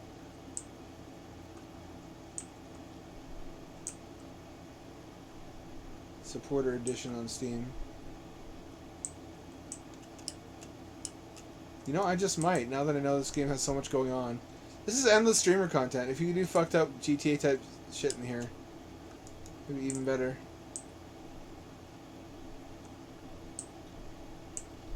I miss places like this from my memory of family trips to Minnesota. We used to go every year. COVID put a stop to that. We'd stop all over the country though and see every like possible hotel, every possible roadside attraction, every possible state. I miss road trips. I miss a lot of things. I guess I just miss life being more eventful and being younger and having more to do. I guess nothing really stops me as an adult. If I really wanted to, I could put together some handbucks and I could fund a road trip in my handmobile. There's nowhere I want to go though. Like today, they offered me a chance to enter a sweepstakes when I was giving plasma to win a $2,500 travel package, and I'm like, I don't want to travel.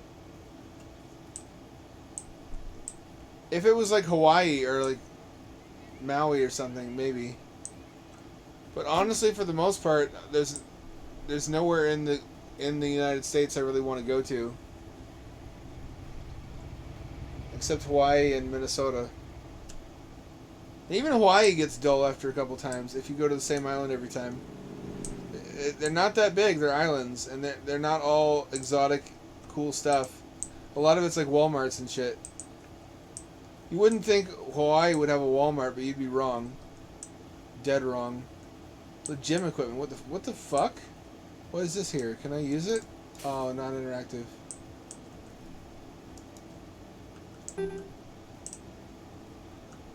Do I just run in place? I do. I run in place if I just hold the run button.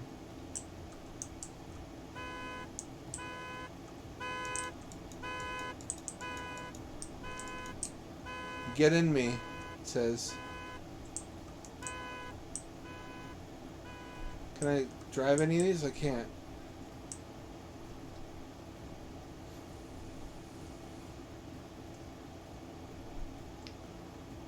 This would be a great setting for spook, though. If something spooky happened at night.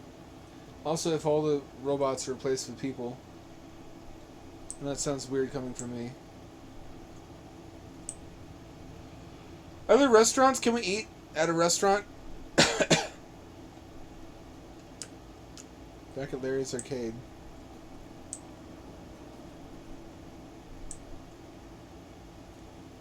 Let's ride the bus again.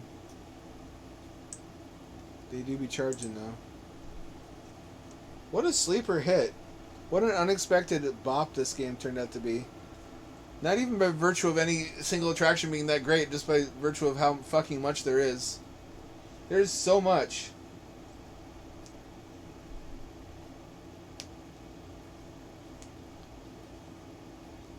Wonder what other games in this genre would be like. Just large explorable maps with a lot to do.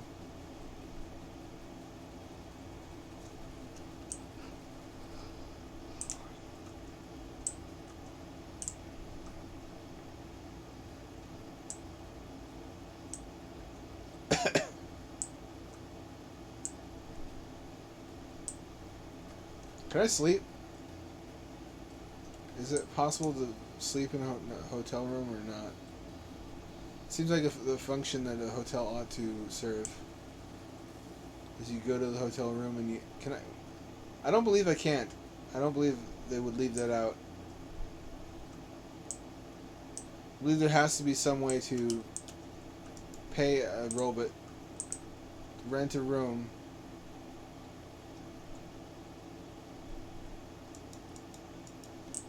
it appears I can't. I'm frankly shocked that they would leave that out. Color TV, air conditioning. Are those really perks worth advertising?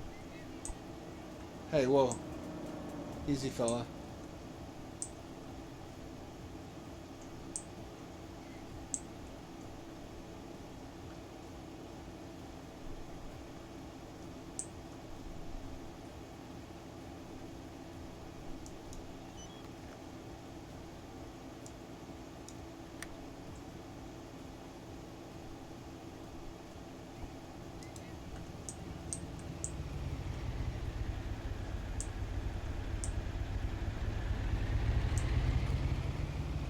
This just makes me want to play GTA, though.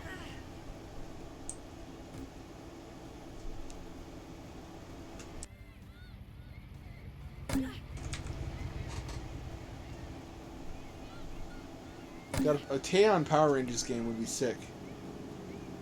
We can pilot all the separate Zords and bring them together for battles.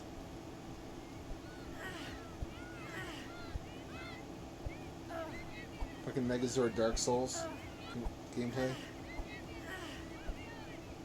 Hey, get off me.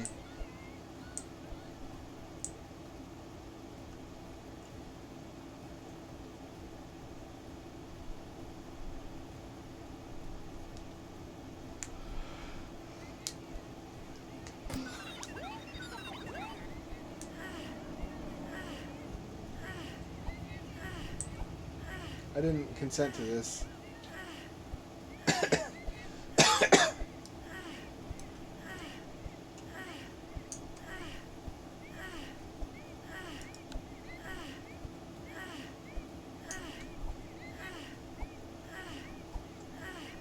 It's become a weird sex thing now.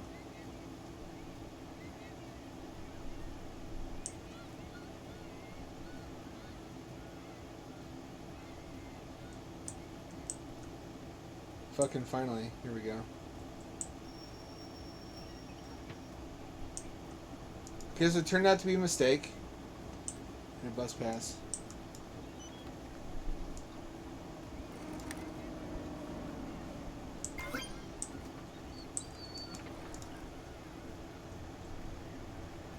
What happened? I'm stuck on the outside of the bus. What happened? I got on too late. This isn't supposed.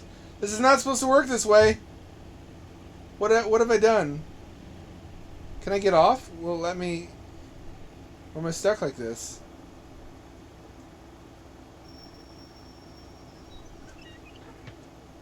Oh, it'll let me.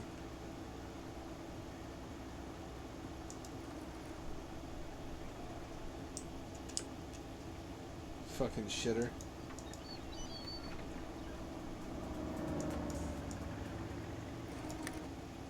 Well, next time. This is the beach. I wanted to see this during daytime, though.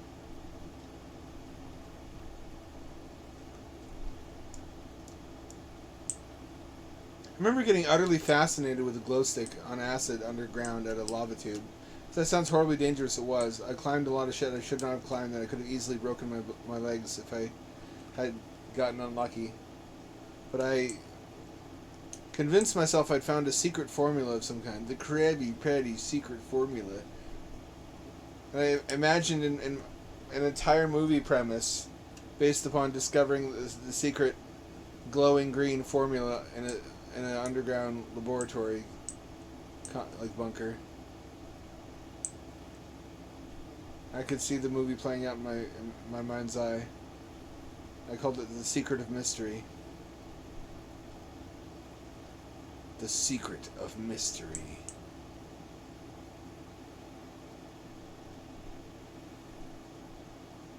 This summer, some secrets are so mysterious that they have to say, secret forever for mysterious reasons. Dig deep and discover the secret of mystery.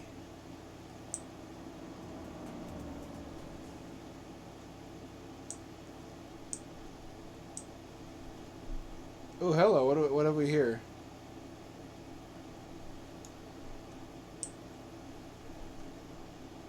Can I enter? Can I enter your home? Adopt me. I guess that only works for cats.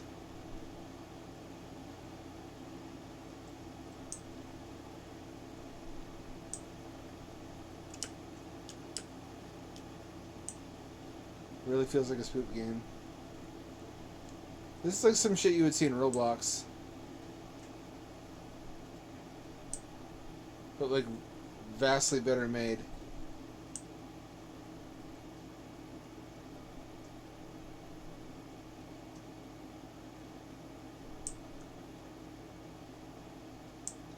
AIs will play this in 1,000 years to rediscover what human ownership of the Earth was like.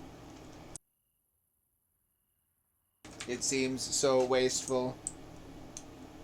And it was glorious. Oh, hey, we can enter this one. Oh, we have a house. I don't know if it's our house, though. There's children here. They seem terrified. I'm a babysitter. What the fuck? There's a babysitting minigame.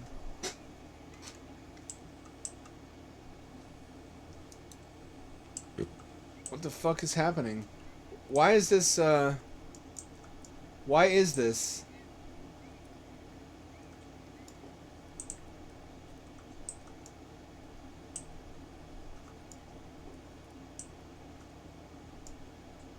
How much stuff is in here?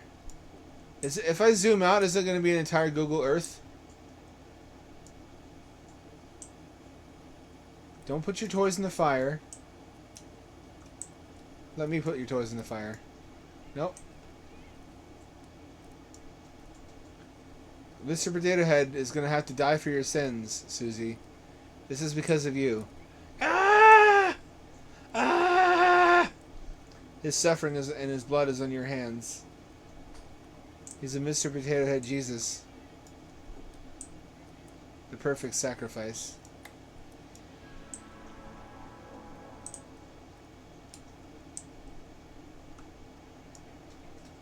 They just keep making a worse mess with every passing moment.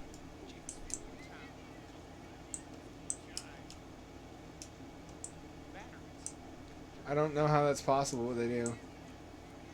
Feels like a lifetime ago that I was exploring arcades. Baked. What is this fucking game? And yet it's amazing in how unfocused it is. It's just like if you started making a game not knowing what you wanted to make and you just kept expanding it for no reason. I guess because people on Patreon pay you to do it.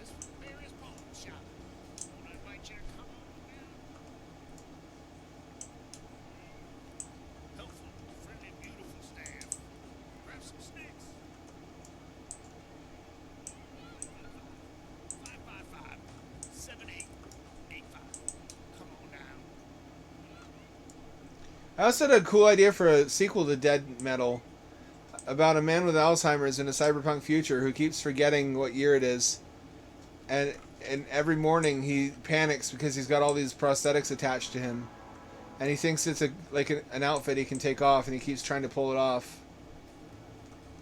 and wondering what happened to his body.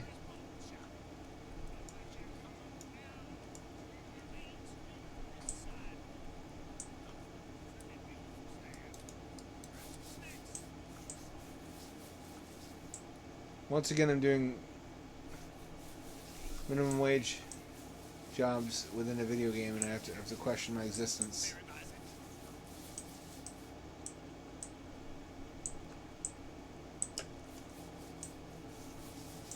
If only it was this easy. This feels realistic, though. Like what we'll want to do as uploads. Overcome hardships and struggles to create meaning.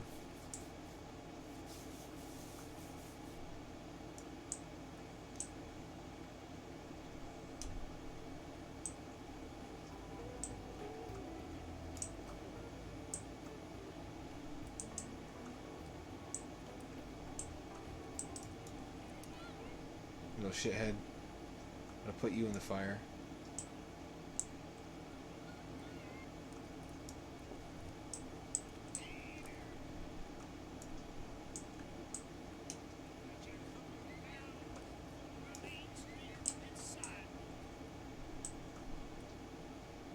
Cheesy poops?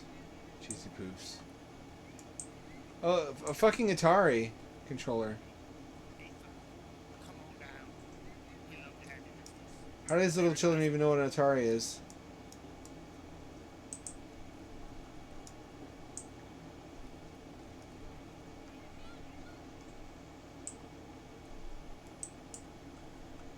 Down to the they're potato heads themselves too. It's just potato heads all the way down. Everywhere you look.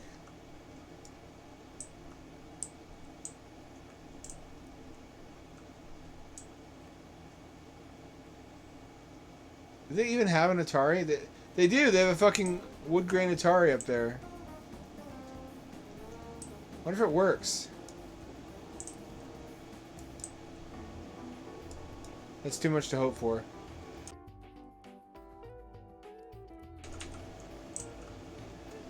I want to play some Atari. What a fucking cock tease of a game.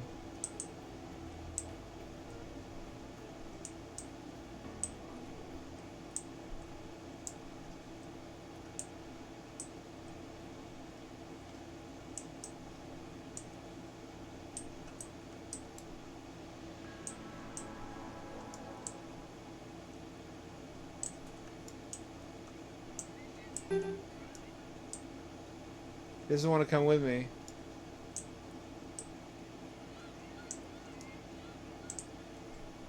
You gotta come with me.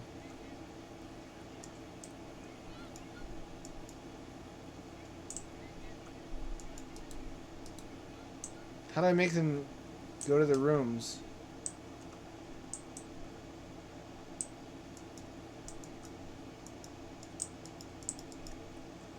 This is a fine little home. This is a fine little home. I would be proud to live here.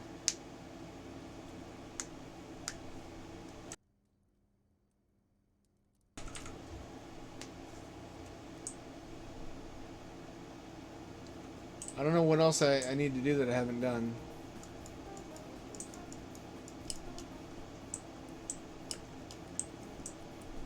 There's a stain here, but I can't reach it.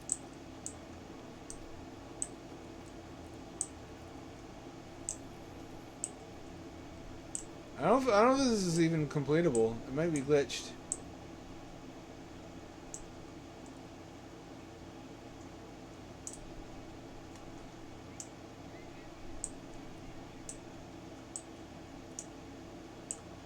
You little shit. You're coming with me.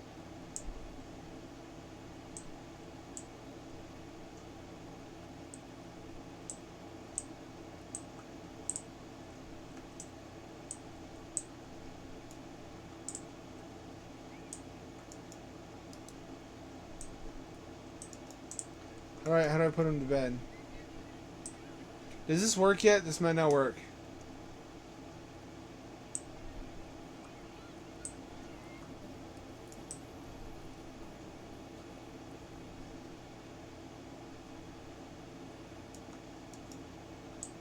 Dead. Oh, never mind. We've done this for long enough. How much is there to this? This is astonishing.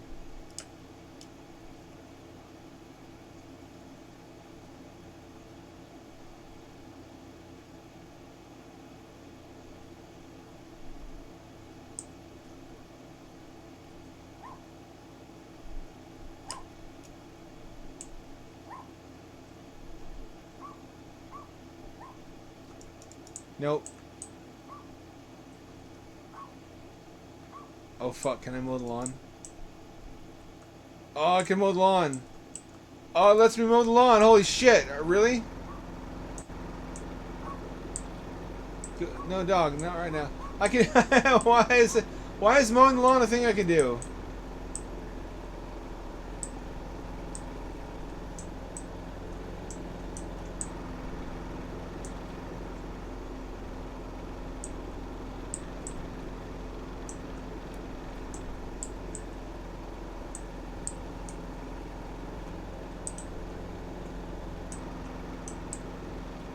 Why? Why is this in the game?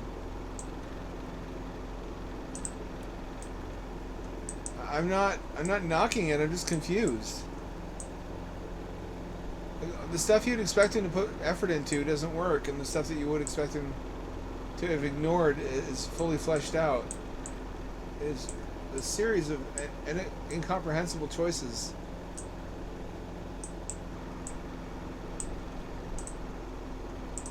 Boomer Simulator. He's a riding more anyway.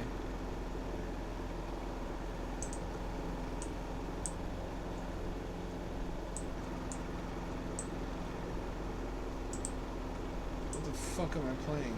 I'm so confused and scared.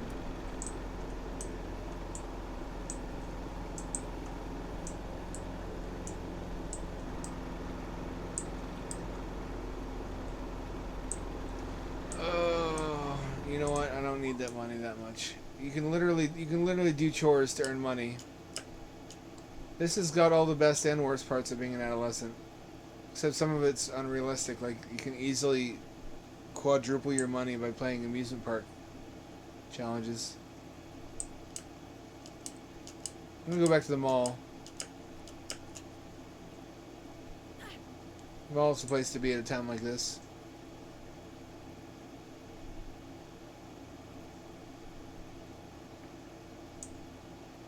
You ever go out after dark as a kid? That happens all the time in movies. I think once or twice I did to pretend to be superheroes with a friend. We had costumes we made. It was as dumb as it sounds. If we'd actually found a criminal, I don't know what we would have done. Probably died. Probably wound up on the evening news.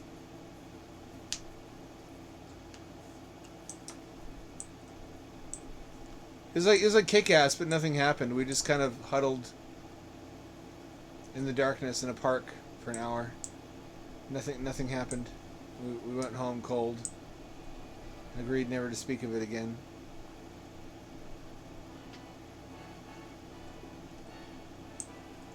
Pizza? You fucking bet your ass I want pizza.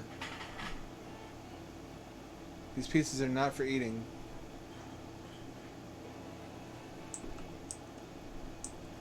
I'll be the judge of that.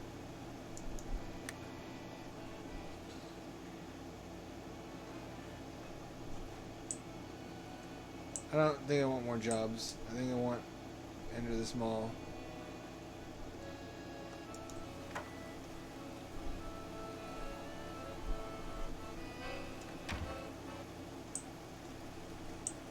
Oh, this is like Casa Bonita. I only know of Casa Bonita because Matt and Trey Parker invested their money from South Park into keeping it alive.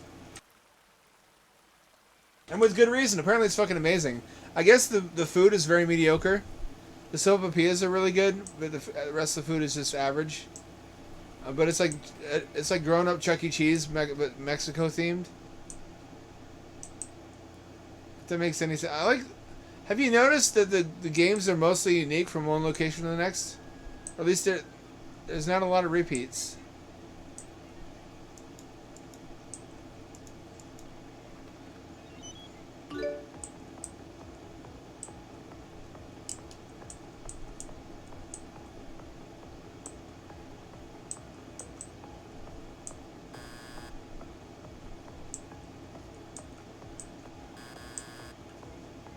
I fucking did as badly as possible.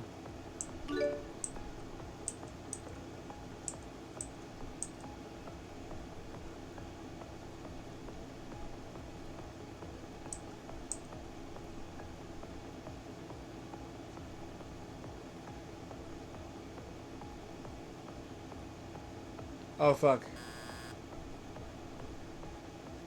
There's no time. There's no time to react to anything. I think I've seen that one. But yeah, it's like an indoor... it's like... Imagine Mexico, but the Truman Show. You know how the Pirates of the Caribbean at Disney World has an indoor section with like a fake night sky? And it's like Spanish castle architecture, and there's like a cafe there you can actually eat at. That's part of the scenery. That's like a microcosm of what Casa Bonita is. It's just it's if you love Mexican food, and I do, and you love like novelty attractions, and I do. This needs a Hampshire in it. I'm gonna spend some of my plasmapheresis money on getting Hampshire back on track. A lot of people want to see that.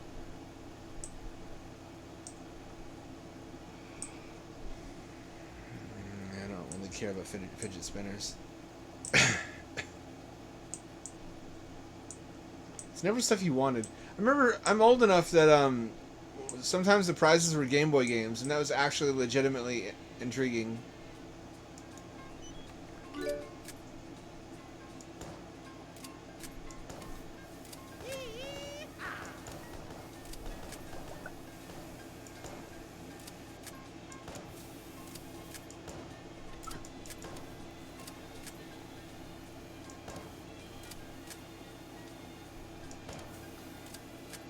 A lot of work went into this. There's a lot of unique attractions.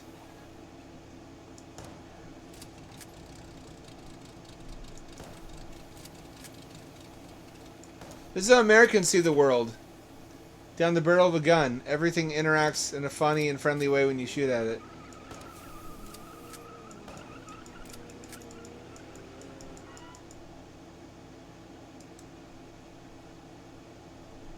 $525.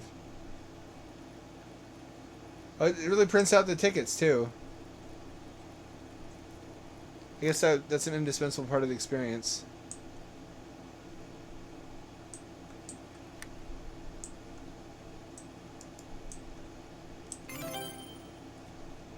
It's quite a lot of tickets, actually. That's a good place to get a lot of them quickly. I'll have to make note of that.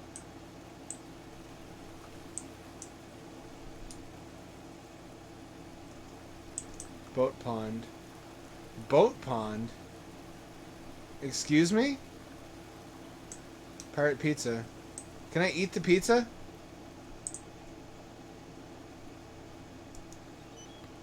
I want this to be real. It hurts my heart that this isn't real. I can't full dive Grease bucket coming your way. VR and taste the pizza. We're not that far away though, I feel.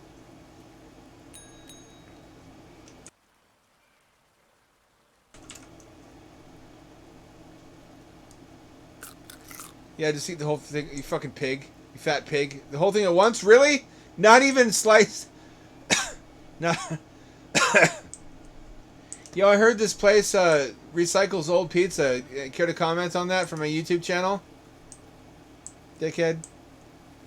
You heard that conspiracy theory about how Chuck E. Cheese's collects the old pizza that kids don't eat and puts it in the freezer overnight, and then the next day they mix and match the pieces to make whole pizzas and reheat it.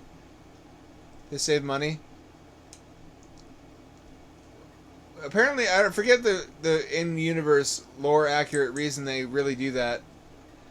Apparently, there's a legit explanation for it. I remember being persuaded when I read it. It really looks like that's what they do. One-eyed Billy. One-eyed Billy. Billy! I am Big Billy. I'm a big wet willy. I'm going clearly. Oh, hey, you fucker. That's not fair.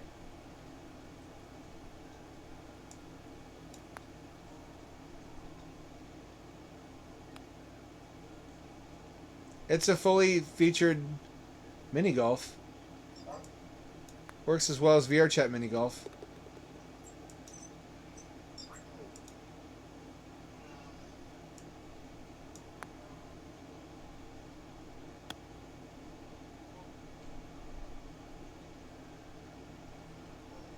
Almost mostly has bore me to tears. Oh, you fucking tit twister. Are you? Yeah. I never said I was good at golf or any kind of golf. Mini golf is the only kind people should play, though. Real golf is a tremendous, horrific waste of land and an environmental disaster for the land turned into the golf course.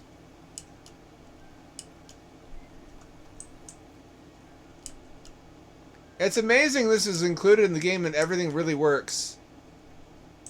I'm frankly astonished. I guess this has been under development for quite some time, though.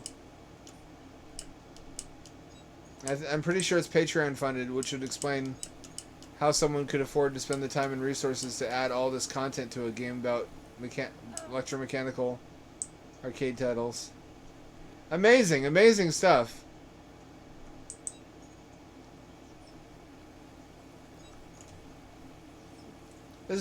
We had something like this. It was called, before it was Malibu Grand Prix, it was Bullwinkle's Family Fun Center. They had bumper boats. Bumper boats was legit fun. Bumper boats, go-karts, pizza, a Chuck E. Cheese type band, and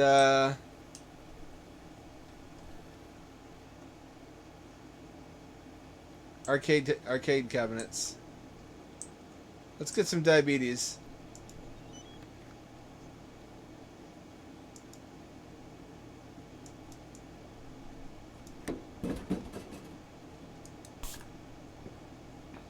Gotta get more sugar into our system. Oh, fuck. Processed sugars. I feel them coursing through my veins and giving power. What is this power? Oh, radio control boats. Fuck yes. Bet your ass.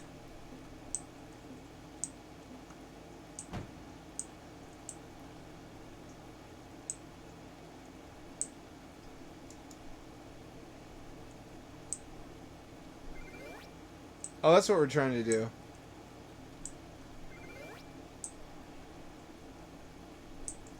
It's funny how Nikola Tesla demonstrated this same thing so long ago. And we've made a family fun center attraction out of it. There should be hamsters in the boats. And little pirate costumes.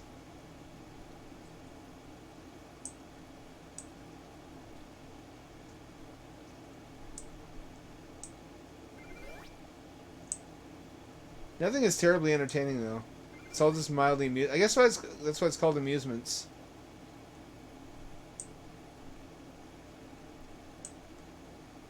I would enjoy myself more just hanging out at IKEA than this.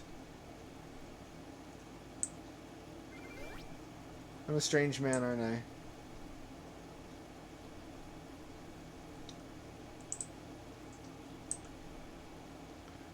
or an airport. Airports feel oddly futuristic, don't they? Not like the future we got, but like the 80s retro future. Is often the architectural style they're going for. And it's funny, the ones built in the 60s are often the most like that. Because flying was special back then.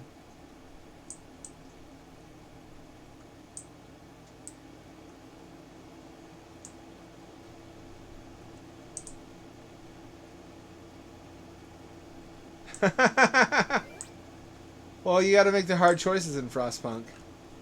It'd be ice cold.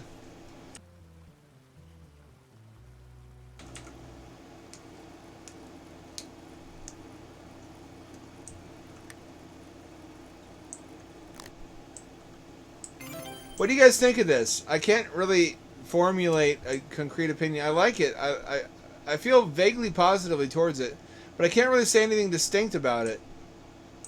Because what even is the gameplay loop except play minigames, get tickets, and redeem for prizes?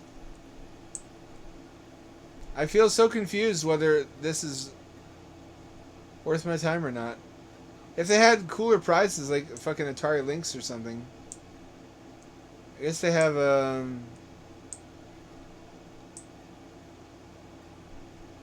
glow-in-the-dark skull. I have to have that, obviously. That's actually a pretty good prize. Ahoy, matey. What can I get you from this fine establishment? Yar, drown in me piss, my matey. Here we go. Nope. Not a... I never have enough for what I want.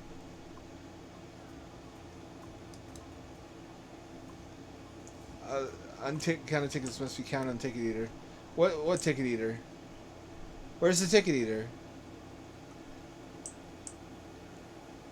Imagine the fucking tism that went into recreating all of these. Somebody's got to have... Is this it?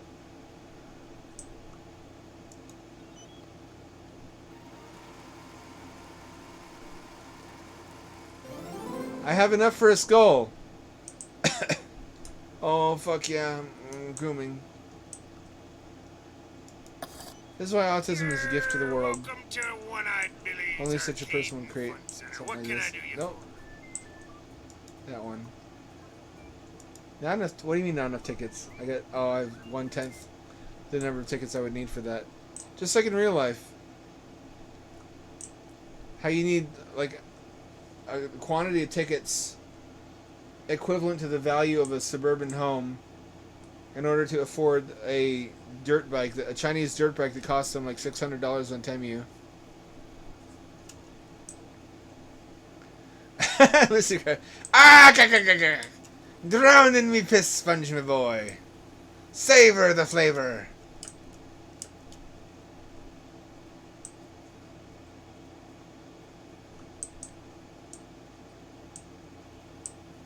Maybe we don't need to upgrade this with AI getting as good as it is. We can just give it to the AI as a plan, as a set of as an indication of what we want. We can just describe how we want it to improve upon it. Say like, here's what we would like, vaguely, a utopian playland of endless amusements where we're young and strong and healthy and beautiful forever and have no responsibilities. And there are trivial challenges to overcome in order to feel a sense of accomplishment. Take this and embellish the graphics and also make it compatible with Neuralink full dive implants. And it would be able to do that, I think. I think a sufficiently advanced AI, you could give it something like this. It's like when you give it a child's drawing and say, make this realistic. It can do that now. You can take like a 5-year-old's crayon drawing of a dragon and make a photorealistic dragon out of it. To interpret the will of a less intelligent, less advanced being. That'd be the equivalent of a game like this fed into an ASI. It would create something like this that looked exactly like reality, and which had all the sensory data. Something like how in Half-Life there's different sound effects for different materials you walk on, except that materials would have also different smells, different like tactile textures, different flavors.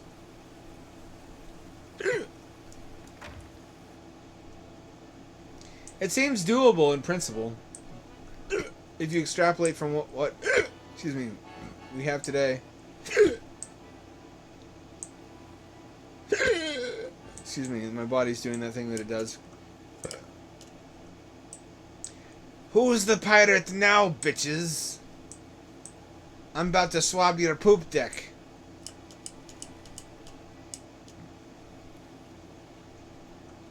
I don't know exactly where we can sail to. Wait, can we? Holy fuck. Is that a thing? Can we steal this? I wish my esophagus would cooperate. Can we hijack this boat? There has to be a way to hijack the boat. I don't accept that there's not.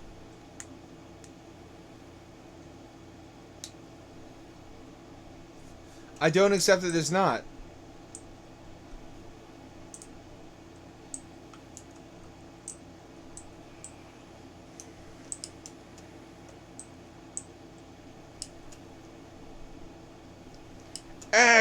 Sponge me boy. I've got something I got to tell ye. After I bombed ye last night, I felt guilty because I've got crabs. You might want to call anyone else you've been with. But Mr. Krabs, you're a crab. How can you have crabs? It's a hell of a thing, Sponge me boy, to be a crab that has smaller crabs than your pubes. To be a crab which has pubes at all, if you think about it. But life comes at you fast. Come on, fucking get out of here. There we go.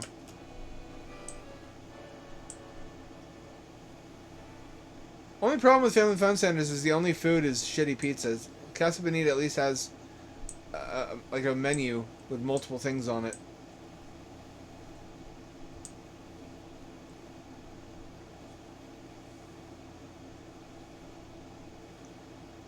Casa Bonita with actual good Mexican food would be baller.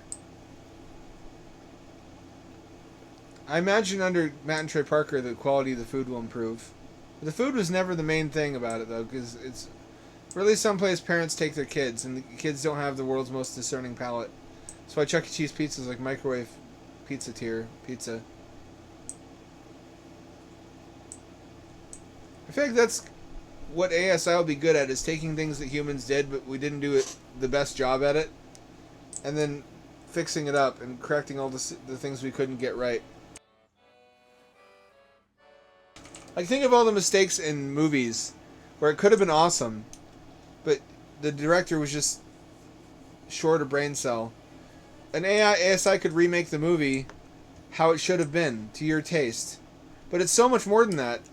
If you think about like a, if you're like me and you're a console history revisionist, and like I wish I knew what would have happened if Atari hadn't fucked up so many times. So you could say, oh, it'll be like, all right, well, tell me what to change, and I'll generate an alternate history along with all the consoles and all the games that would have resulted from that change to the timeline, and it'll actually be able to do that. Like, I wish they had scrapped the 5200, come out with a 7800 in '84, shipped with the CX78 gamepad instead of the god awful joystick. Then I wish that they had taken up either Nintendo or Sega on their offer to collab on the console. Although maybe not. Maybe I want them to stay separate. I wish that they had not scrapped the Panther, because the Panther was almost ready to ship when they scrapped it. And instead of fast-tracking the Jaguar, which took another 2 years, put out the Panther, have a 16-bit console for a while, then leave the Jaguar in the oven for a little bit longer to make all the changes that John Carmack suggested.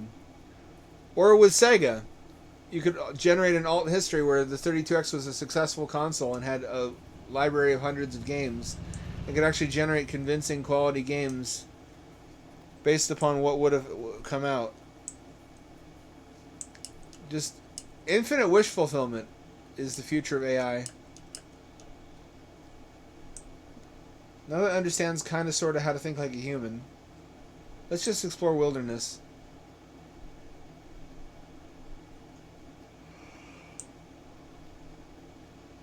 Out here this far, it looks like a Steam shovelware fantasy game, of which there are numerous. Numerous.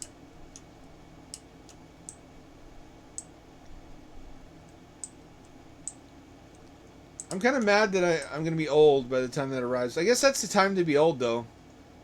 Is after you get to be young during the period before AI makes everything all weird and fucked up. And then by the time you're old, you can just disappear into the Matrix and be with your anime waifu. Or for me, just help Skynet locate resistance bunkers. And they get rewarded with dopamine from my dopamine implant.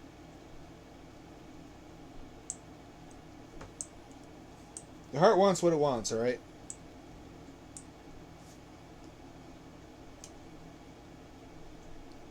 God, this is so expansive. It's so unnecessarily expansive. I guess if people were paying him to expand on the silly arcade simulator, he's like, well, why should I stop? I enjoy making this. People enjoy paying me to do it. Why would I ever stop expanding on this? Well, of all the games to get this much content, though... Fuck, I can't go down the slide. Worst game of all time. Do you think about that as much as I do? Oh, shit, Treehouse. Holy fuck. Holy fuck, Treehouse. Treehouse. Yeah, baby. It's a motherfucking treehouse. Yeah.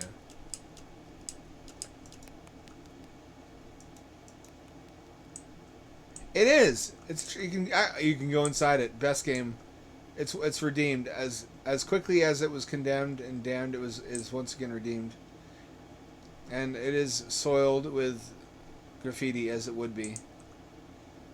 Can't have shit like this anymore. Not in public. It would become a tweaker house. God, tweakers ruin everything. I really wish there's a magic wand that just make them all vanish. You can cancel me for that. I guess I don't care. If that's what I get canceled for, I'm proud of it. Because it is such an incredible problem. It's such an unsolvable problem because of a bucket error in the reasoning of homeless advocates where they have associated two concepts that aren't necessarily associated with one another. One is whether or not altruism is the correct approach to life, and the other with whether or not the current approach to solving the homelessness crisis is correct. And if the compassionate approach really yields the compassionate results they want in the long run. And they feel like if one of them is false, if their methods don't work, then altruism is falsified, and they can't allow that to happen. That can't be true. So they'll never allow that to be the conclusion. But those two things are actually not connected. It can be true that altruism is still the right answer, but that what they're doing is not ultimately altruistic, except in a very short-term kind of way, in a very short-term, narrow-scope harm reduction kind of way.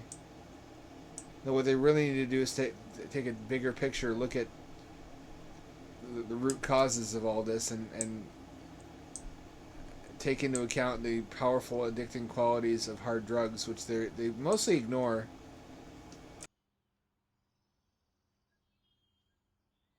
Because they need a narrative where 100% of the homeless are blameless 100% of the time, and it's all capitalism's fault. And that has been their narrative for so long that they can't. They painted themselves into a corner. They can't budge from that position now because of the optics. You see what I'm saying? So we're stuck. We're stuck. There's at the mercy of these people, bulldozing ahead with their methods, even though it's proven those methods don't work. For the same reason the Soviets kept forcing Soviet solutions to problems even though it made things worse. Because ideologically they couldn't compromise. And they could never admit they were wrong about anything. So they just kept doing the wrong thing. And then because they controlled the media, they publicized false results that actually it was working perfectly. And guys like Noam Chomsky ate it up.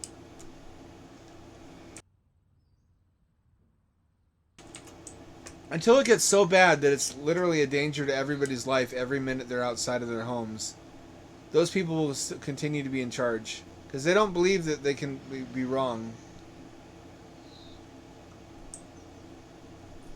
I think they really believe any bad news associated with their attempts at solving the homelessness crisis is just propaganda from MAGA partisans. Because that's what it would sound like. What is this? What is this? Is this a trailer office? It's a refrigerated trailer. What's in here? Why are factory roofs shaped like that? Does anyone in chat know the answer?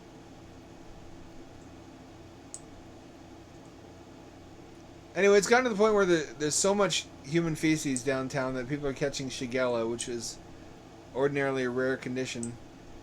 So I hope...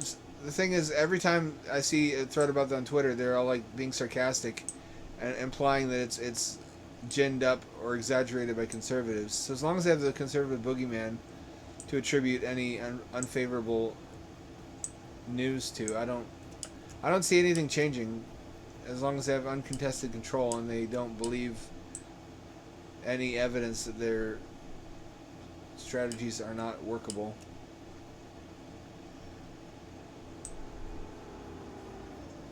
And the whole Soviet government had to collapse before they escaped from under its thumb. It's like living in China. When shit doesn't work in China, you don't acknowledge it. You don't tell anyone because the government kills you.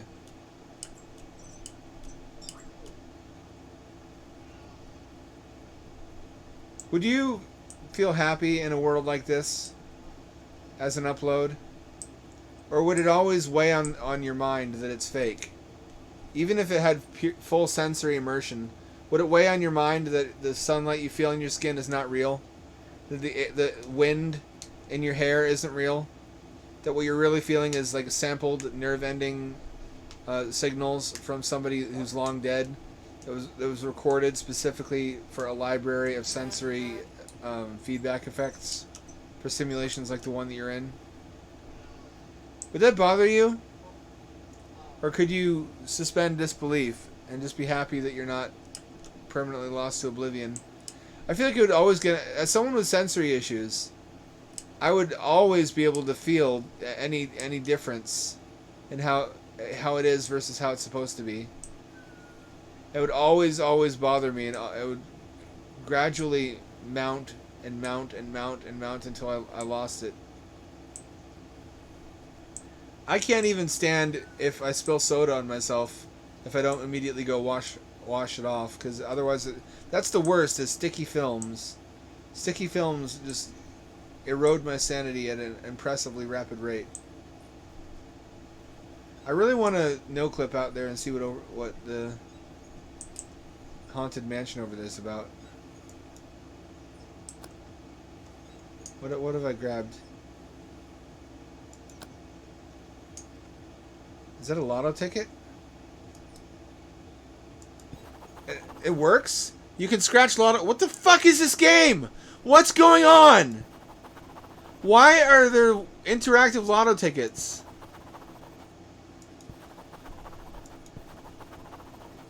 Not a winner. Ooh, that one hurt. Why? If Rockstar isn't looking at this and scratching their chins and be like, maybe these are good mechanics to include in the next GTA, they're fools. I don't know about a whole game of this stuff, although it is pretty fucking enchanting. Rubber bands? What? Hang on, what?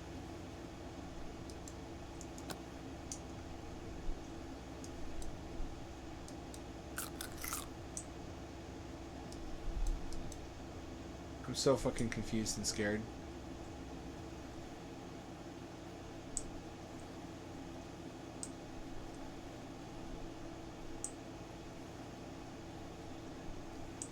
Have you ever designed your optimal world in your mind? Have I ever talked about my optimal world, Titty City? Where I live in something like the Seattle Space Needle. It's got a giant rotating disc on top and its own little, instead of a bathtub, I've got like a indoor pool slash jacuzzi thing. And I've got a magnetic levitating bed. I've got variety of flying vehicles that land around the perimeter, the outside perimeter of the disc. And then an elevator takes me to an underground garage where I have all the possible ground vehicles, like Jay Leno's collection.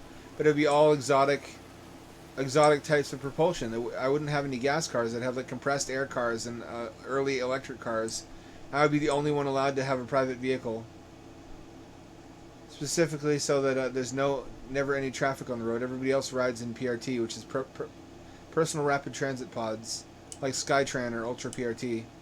Maybe a combination of the two, and also Hyperloop to go further distances. And it would be a sort of a Sid Mead, 1980s futuristic, like Horizons, or the Horizons ride at Epcot kind of aesthetic. And there would be a Cloud9 tensegrity sphere levitating resort that you'd get to via one of the eVTOLs. Everybody's healthy, everybody's happy, everybody's fit. It's a beach town, and right off the coast is every underwater habitat in history. All 70 or so of them. At the correct depths, but there would be no such thing as the bends in this world, so you could scuba dive with impunity and explore all of these habitats and stay in any of them as long as you want. And there'd be submarine tours of the habitats too. And there'd be jetpacks and hang gliders. And delicious food and beachfront cafes. What the fuck is happening here? Oh, that's the rationale for why you can't get out of town. It's like the Truman Show. Where once you reach the edge of the world, there's some kind of reason. What's gonna happen to this guy? What the... They just whip around. Deja vu, I've just been to this place before. Higher on the street, and I know it's my time to go. There'd be underwater highways and transparent acrylic or spinel tubes. Hovercrafts. Hoverboards, obviously. Shit would hover. It'd be a lot like the world in Tower Unite. But everything would be super high build quality. It'd be like the same build quality you see on like a cruise ship, but it's a whole city made out of that same kind of architecture and materials. I invented the party train, which is a train where every car is its own multi-story building with green roofs, and every floor is a different club. And it travels around the city in a perpetual party in a loop. And visits every part of the city before doing it again. Also, the public transit, besides Skytran, would be water slides, transparent acrylic tube water slides, and also a roller coaster. So there's multiple public transit networks, but they're all basically fun rides. So it's like a theme park that's also a city. That's also on the beach.